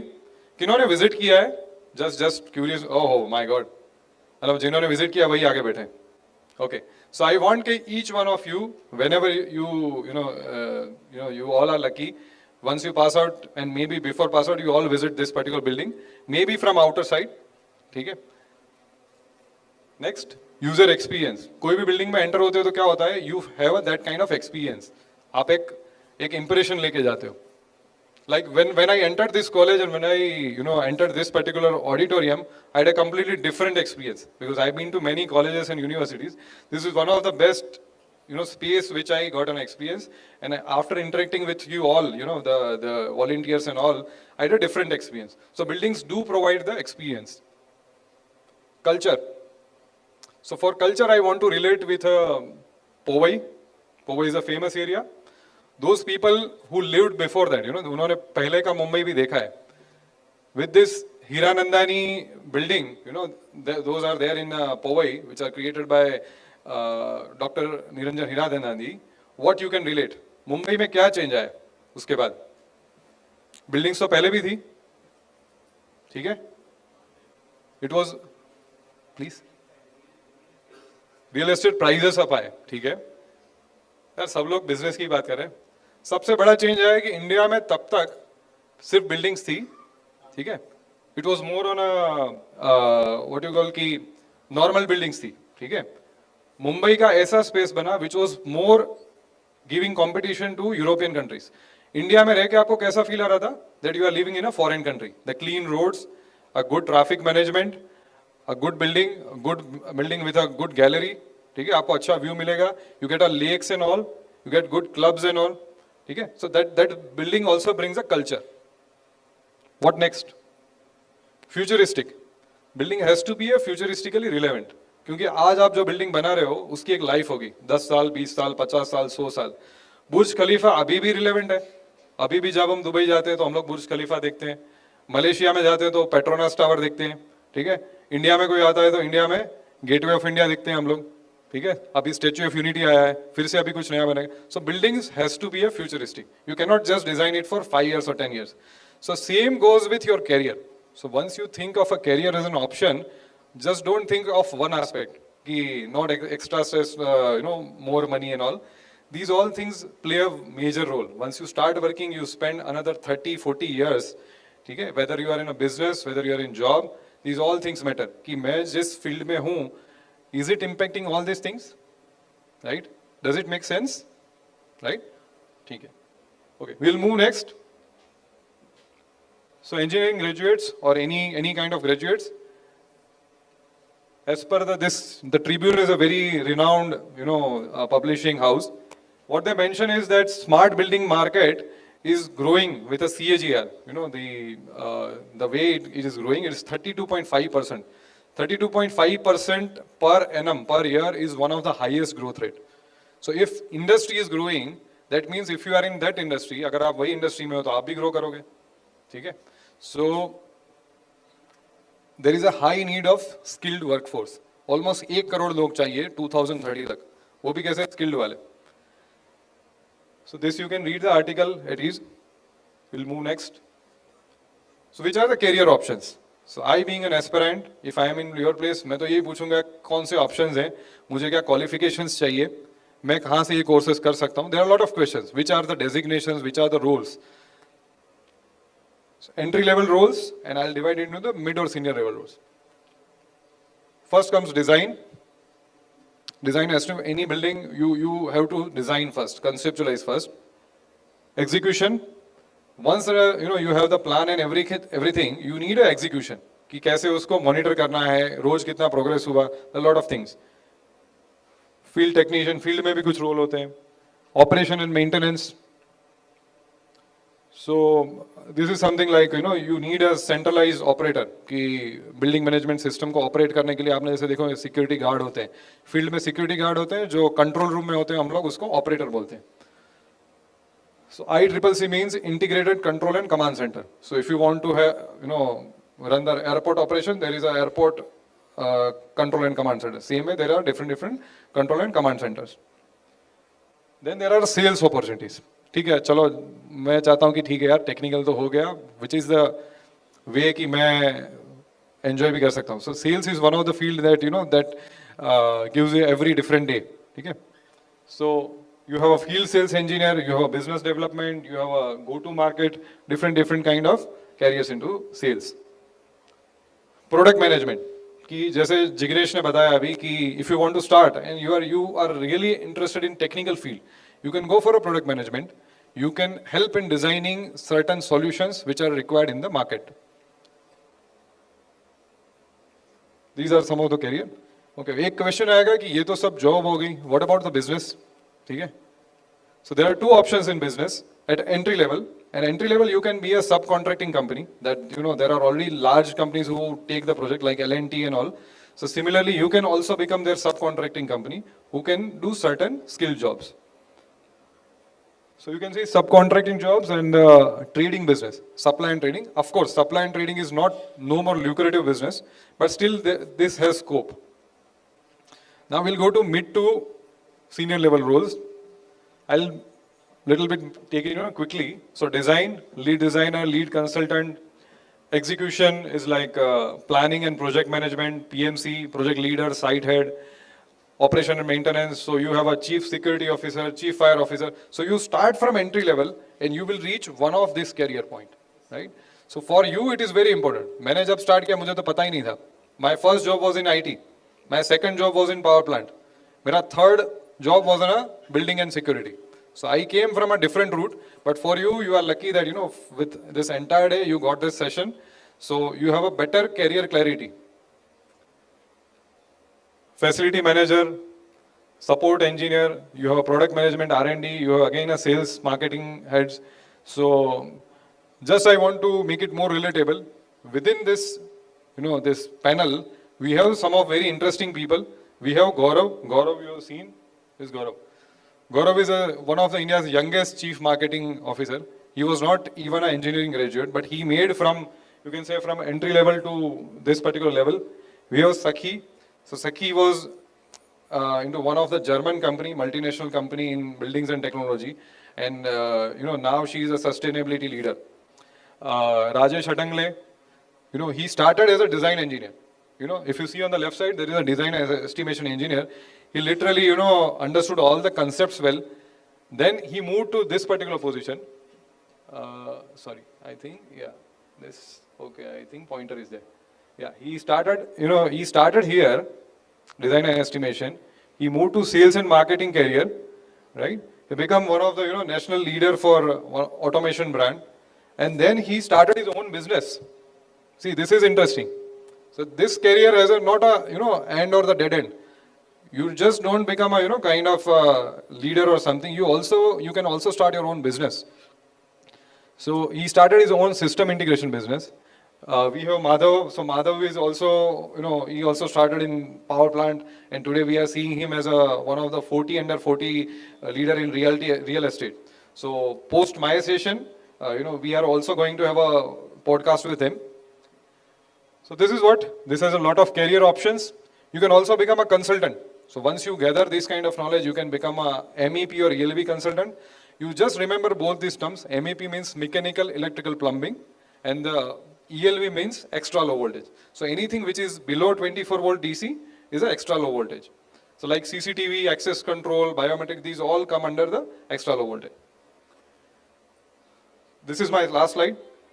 So if I just want to give you one message, all of you, what is the comparison between a traditional career and the smart building infrastructure career? You all must have some question in your mind.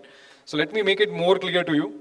Traditional streams which you all see, that engineering streams are there, electrical, mechanical, civil and all. You have this, whether you are a commerce graduate, arts graduate, nothing stops you to pursue smart building and infrastructure. It's your own interest.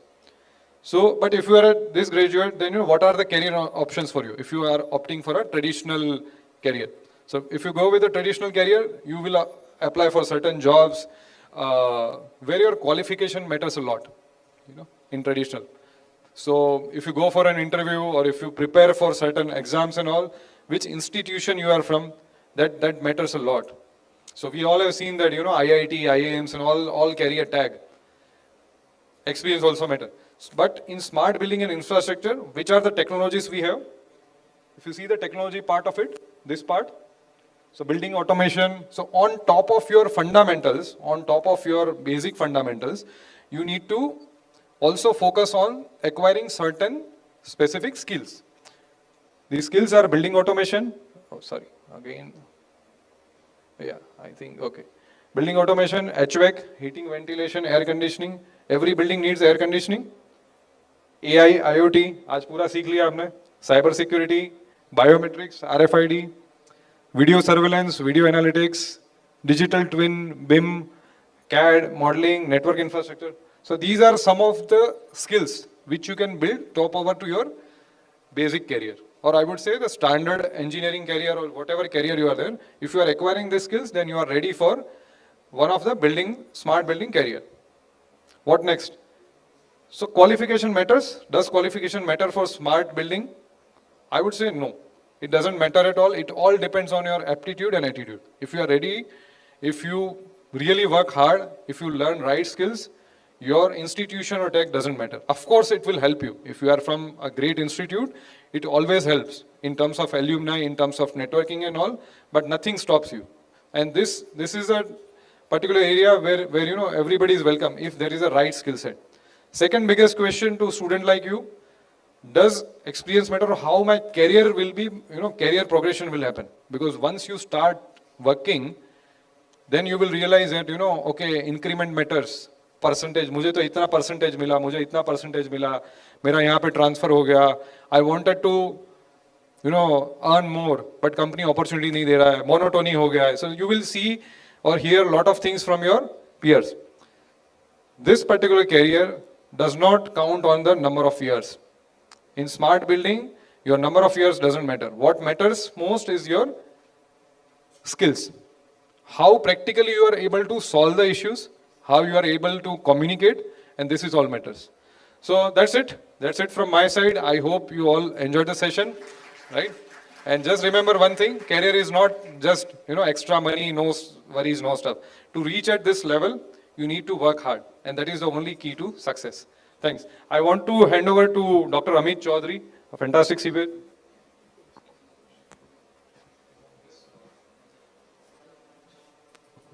Just So I have a formal presentation, but I'll try to skip it because we are running short of time.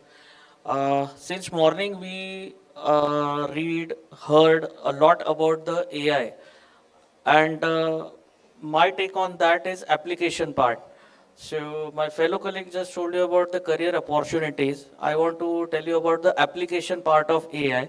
So AI sounds very nice, interesting, sometimes horrifying. But there is MEP, which everybody talks from the impact fraternity. So there are a lot of opportunities. And from the concept, schematic, detailed design, the AI is penetrated deeply nowadays. It has started acquiring all the design skills very soon. But as told by the sir in earlier presentation, that the instructor has to be there who will apply his brain and tell the AI what design results they want, and AI will make it soon. So when you go back, you can Google about the MEP and AI integration. There are nowadays a lot of companies like Autodesk are investing very high on making the things automated. So thank you, everyone.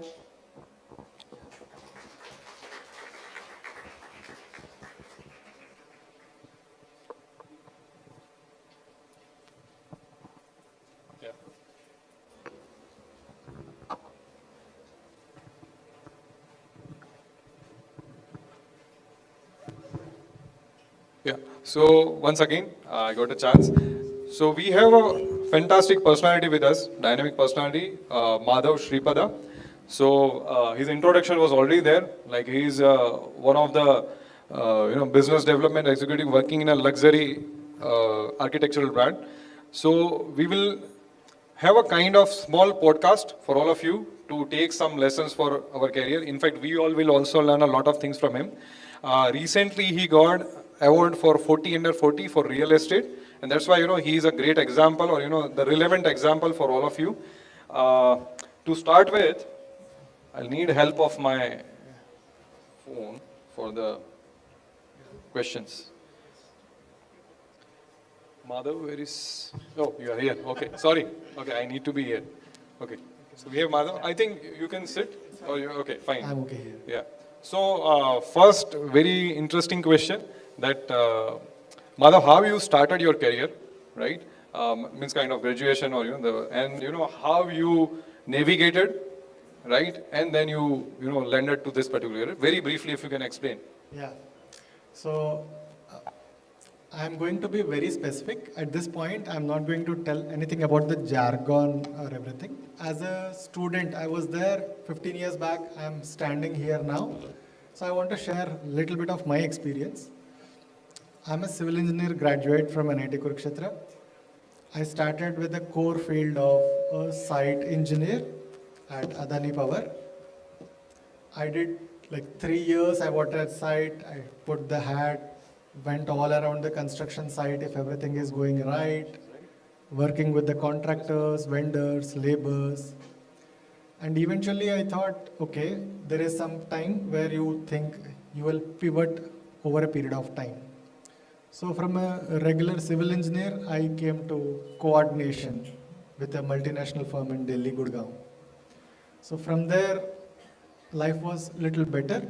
I thought I could use some of my skills, my personality, or my analytical skills, and I got there. Then I got into Mumbai with a contracting firm, JMC Projects.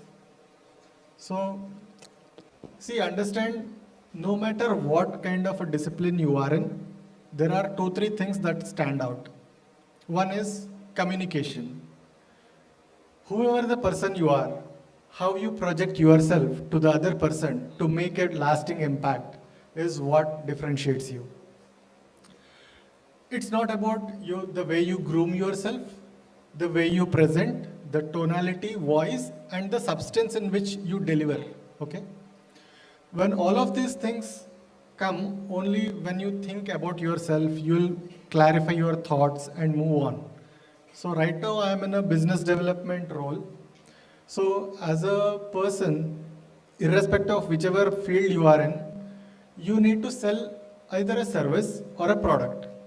of your company or as in a job. That is where in this ecosystem, you will grow further. You need to win the trust of your customer in providing the service or product. That is all what we are doing, right? This is how I transitioned from my career. Thanks, Madhav. So, was it a hard decision for you when you were in a very comfortable, kind of, okay, I'll give you a background. So, he was in a plant job. Plant jobs are always challenging, but at the same time, we call it a two-punch, one-lunch job. Am I right? Yes. So, two-punch, one-lunch is like, you get a bus, every day morning you take a bus, you go to plant, you take breakfast, company you provided breakfast, you have a lunch, and then, evening you come back. Very comfortable life. Of course, there are some hardship, but not like, city like Mumbai or Bangalore that you are most of the time in the traffic. So you are already in a comfortable situation in plant. Then, was it a hard decision for you? I'll tell you. So people who are sitting here or in a college, you have two options. Once you are going out, either you stick to your core field or move out to something very generic, like in a Three Idiots kind of a thing. So I stuck to my core. I was in a power plant, which is like in the border of Pakistan. I didn't have any other thing to do other than 10-12 hours of work at site, come back, maybe watch a TV, Dance India Dance or something like that, sleep. 6 days work, no other activity. I just used to think, what am I doing here? Rest of the students were planning on government jobs, MBA preparation, or any other such things.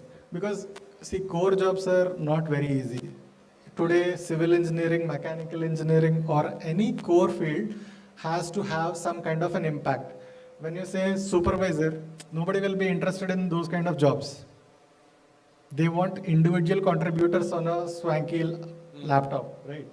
So I would say in the first 10 years of anyone's career, you need to do bit of hard work, which is groundwork, which will, how things work. Correct. At the time of individual contributor role, once you reach 12 to 15 years of experience, Correct. you will necessarily not be doing yourself. You will have a team of people. You need to tell them or guide them how to do the things for your own organization or for the next company, right?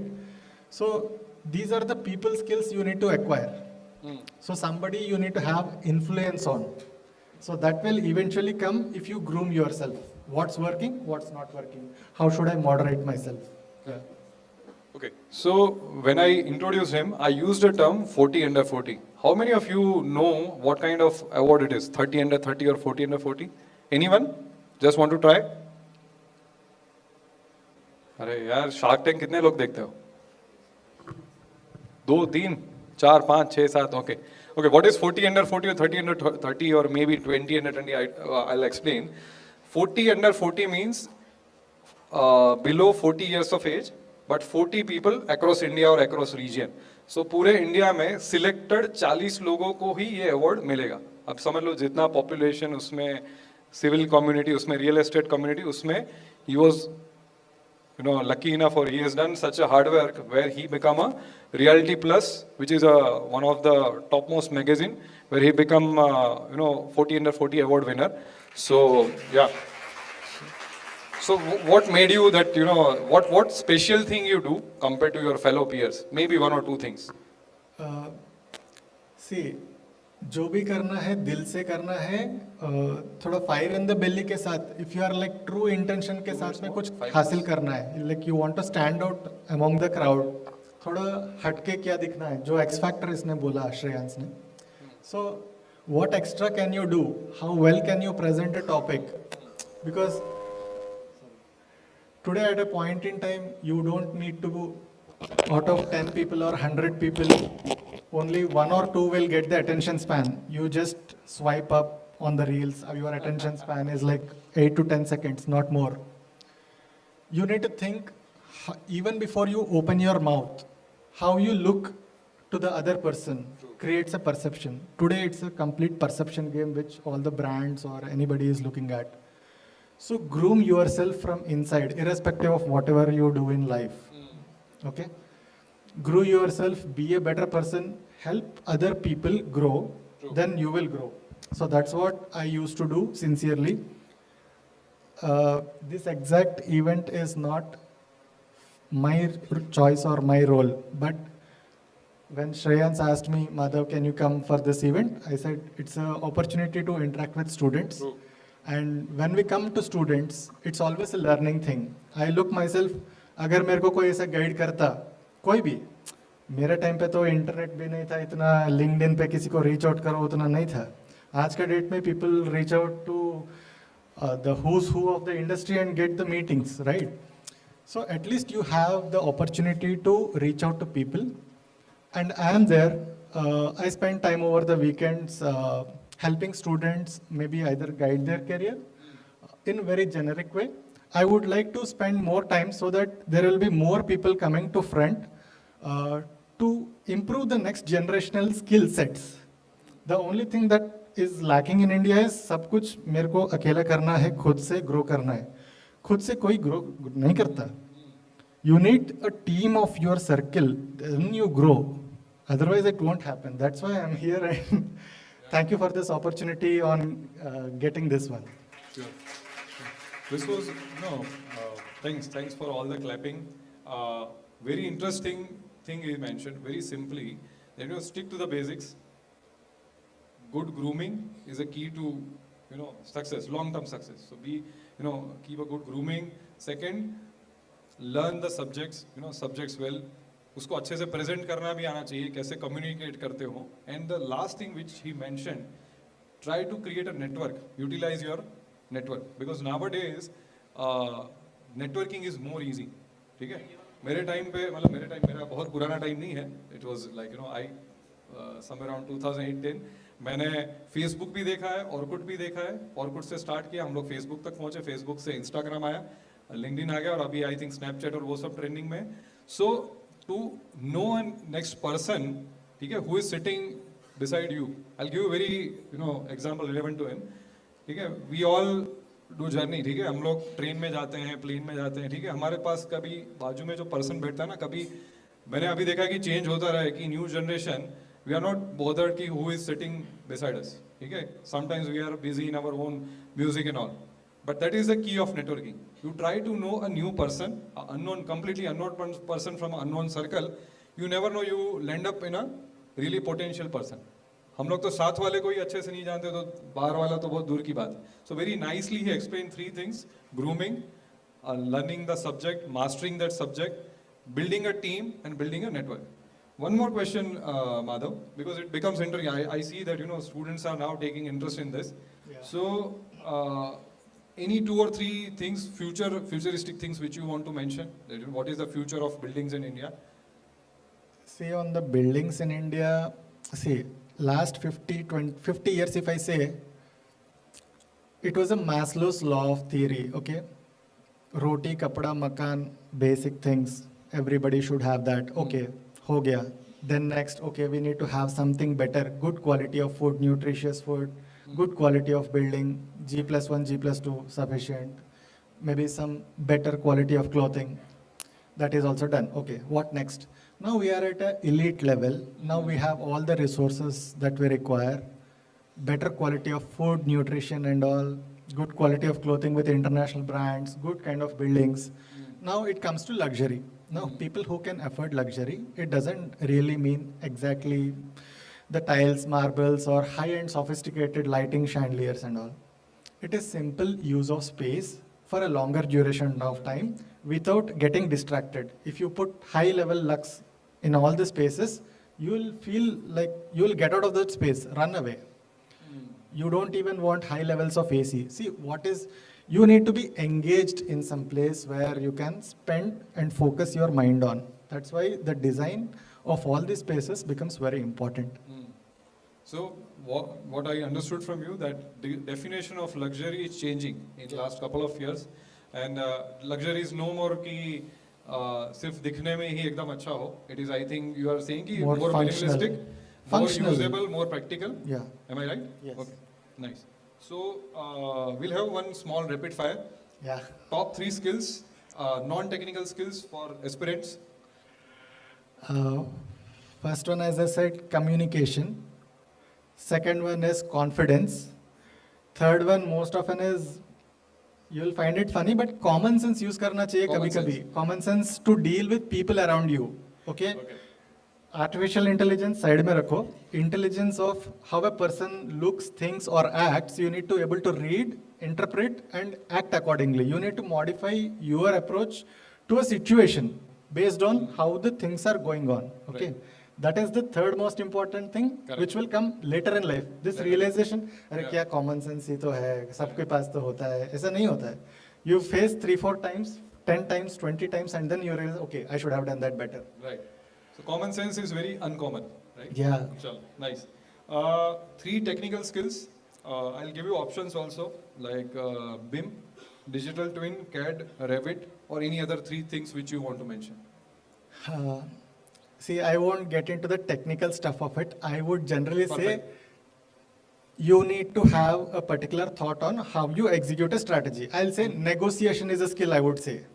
It's a technical skill, what you want to convince the other person at what fee and what terms and conditions. This is the single most technical skill in whichever part of life, at whatever stage, be it from entry to senior level. Negotiation is the only thing that you need to learn and practice and make it work. Influence is the second one. Over a period of time, each word that you speak, people will attentively listen. That is the power of influence. That people like Niranjan Hiranandan or the stalwarts come in, they have done over and over again, they have a larger vision in life. 50 साल के बाद में क्या होगा पवई, 50 साल के बाद में थाने क्या होगा, और इंडिया क्या होना चाहिए. That level of thinking will only come when you keep persistently working on your thoughts in a particular field. You cannot be like lord of everything, but at least a master of at least one particular subject. So, perfect. Rapid fire ends here. Thank you. Are we here for some questions? I think 1 or 2 questions we want to take. From audience? अभी जगे हुए हैं लोग या फिर से गाना बजाना पड़ेगा? Okay, हंस रहे हैं, चलो. Nice. We have a time for 1 or 2 questions, quick questions, not only to Madhav, but from any of us. By the time, anyone? Okay, Yeah, I think, okay. Can somebody pass the mic? No worries. He is going. Vishwa. Yeah, please mention your name or department and then you can.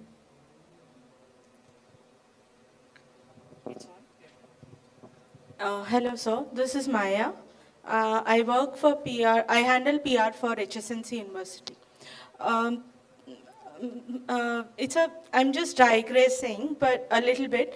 But I would still like to know how scalable is AI and IoT for public infrastructure in developing countries.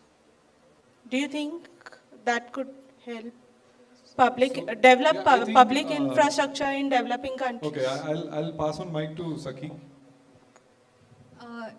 So it is very largely scalable with the schemes that we right now getting discussed with government also.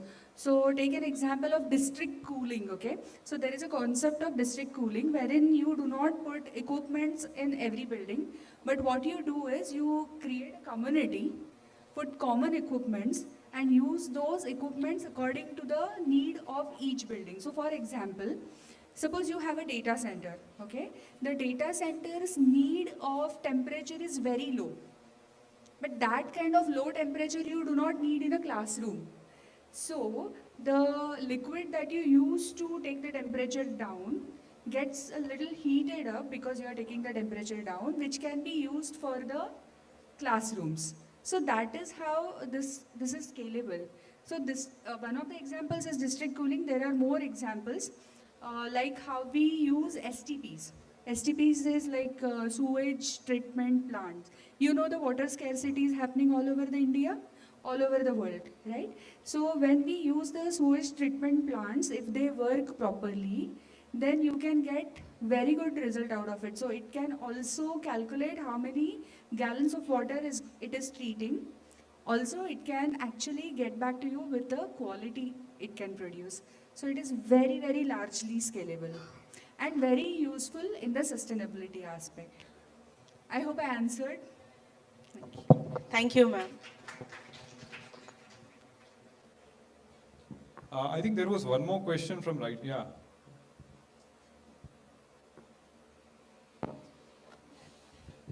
Hello. Yeah, I'm Nilashri from BSc Statistics. My question is, how Jignesh sir said, when it is about smart buildings, he talked about sensors and how how motion sensors and how appliances in the building can be made can be automated. But I wanted to know how AI in a data science point of view plays a role in smart buildings. Okay. How AI plays the role in the smart buildings? Yeah, in a data science point of view, like Data- data science point of view. Data science point of view. Yes. Can anybody like to enter? Okay, I think Jignesh is there. Thank you. So basically, so when we feed data to our automation system, so they will recognize the pattern, that how the light is going on, off, what time it is getting on and off. So that automatically program as per our lifestyle. So that's how the AI will working for us. So we feed a program that way, so that it will next time, so it will according to our lifestyle, the model will change. Right. So, yeah. So, when you speak about data science, who's the girl who asked the question? Yeah. So, when you speak about data science, there are two things. One is quality, another one is quantity. Yeah. So, like for quality, you have to keep on analyzing data, what Jignesh said. But for quantity, you have to put up machine learning or generative AI to keep on collecting the data. Then only you know that there are larger samples to give you better results. Right? When we make vaccines, for example, if you will not administrate the vaccine to larger samples, you do not know the results of. You have to go to the people with different genders, ethnicity, age, everything, right, to get a better result. So that's how the quality and quantity of the data has to also work. Does that answer your question? Thank you. Any more questions? Any kind of question? Fine. Okay. So we'll have a vote of thanks from Ms. Saki. Okay, so quickly, I would like to first of all thank Bagla ma'am. She has been very kind. We just met once, as she said, and we connected, and we thought we can do this session with all of you. Thank you to the entire team, Rajesh sir, to the entire team of yours. Thank you to Niranjan Hiranandani sir. Thank you, sir, for a great introduction. And thank you to my team, and most of all, thanks to the entire students. I hope that we do connect again and again, and we add value to each other. Thank you very much. Thank you very much, Saki ma'am, and the entire panelist team. May I request you to can take your seats down. Thank you very much once again. Thank you for these sessions. Can we have one group photo, please?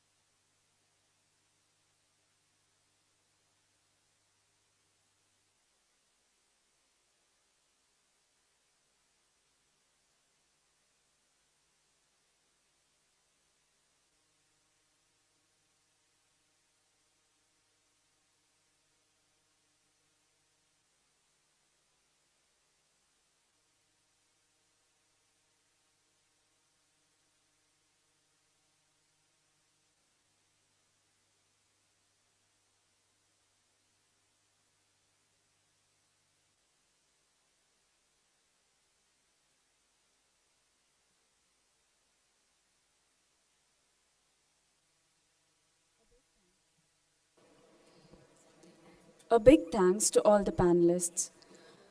May I now invite the academic head of Niranjan Hiranandani School of Management and Real Estate, Dr. Rajesh Mankani, to deliver the vote of thanks.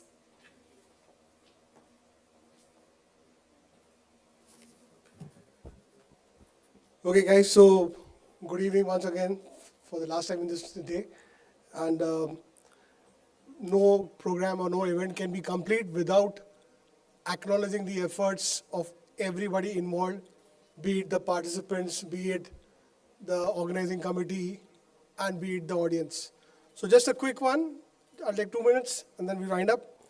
So first of all, as we are drawing to a close for this conclave, I would like to take the opportunity to first of all extend a warm and heartfelt thank you to our VC ma'am, Colonel Professor Hemlata Bagla. Unfortunately, she had to rush somewhere for a meeting, so she's not there in the closing. But it is her innovative fountain of ideas where this has been also conceptualized and we tried to execute it and with cooperation of support of everyone. So big thank you to her. As always, she's been a guiding light and guiding us, supporting us everywhere in all aspects. So a big shout out to her. Also a big thank you to our mentor, Dr. Niranjan Hirandani, who, as I told you, he's always available for us. Whenever we call him, he takes out time from his busy schedule and he makes it a point to interact with all our students whenever we call him. And his words are always inspiring, and because he's a man of actual rich practical experience, and that experience cannot be studied in books. It's more delivered personal, face to face. Then to all our guests, Mr. Ranjit Barsekar, who spoke about how AI is being applied in the pharmaceutical industry, and he shared with us wonderful examples of quality by design, quality by control, and he also showed us the factories of future. I'm sure all of those must be really, mind-opening, for you all you audience. Next, a thank you to Mr. Anirudh Kopade, who enlightened us on how AI is playing a collaborative role in the real estate business, how clients are able to visualize, property and the deals are clicked based on the input of AI. Then next, vote of thanks to Mr. Akshay Singh, who's here still waiting with us. So kind of him. Sir, your impactful pointers, very subtle and very apt to the point. And the process you explained, how AI forms a pyramidal shape, all those, I'm sure those who listen to it properly would really have understood the basics of AI and how it can be applied, how it can be disruptive, and how it can actually, be used correctly to increase productivity. So very big thank you, sir, to you. Then, of course, we had Mr. Sriram Singh, who again connected AI with our ancient Indian mythology and Indian knowledge system. And also he pointed out how it is being used in the fintech world. So again, man of experience, man of practical experience and knowledge. And he was able to convey his points very effectively, I'm sure. Then, of course, a big thank you to all our panelists here from Inback Association, who have been very kind enough to spend the entire day with us. And a special mention to Sakhi for coordinating and putting the team together at such a short notice and having this wonderful presentation here. I'm sorry that we couldn't spend more time with this, but maybe in the future we will definitely collaborate. All of you, we will be in touch and we will take this forward, because this kind of knowledge should be utilized, especially for our students. So thank you so much, guys. Thank you. And of course, last but not the least, if I don't mention my support team from this institute, I won't be doing a fair job. So first of all, to our registrar, sir, Dr. Balani here, from morning he's there. Thank you, sir. Thank you so much. Then our principals, our deans, directors, and all the other officials of the university for their support. Then my team, Dr. Kia Thamani, Dr. Aarti Kanchandani, Karishma Malhotra, Dr. Soumya Dubey, Sana Merchant, Sejal Thakur, Mikil Mutreja, Rekha Mansukani, Mahesh Khitani, Rushali, Mr. Sachin Pimple, and of course, Ramesh Yadav and Prachi from the VC Secretariat. Thank you so much, guys. Thank you, all of you. Then a big thank you to all my teaching and non-teaching colleagues from the university and colleges for supporting us in this endeavor. A big thank you to Roshan Khilnani, head of the technical team, and the entire technical team who's made sure that everything went off smoothly, properly arranged, flawless arrangements. So without them, this event would not be possible. So thank you, team. Thank you for that. Then a bigger round of applause to all my dear student volunteers. Big one, very big one. Because ultimately they are there running around, doing everything, and we owe them this applause. Thank you so much, guys. Really appreciate it. And the most important, the audience. A big hand for you all. Your patience matters.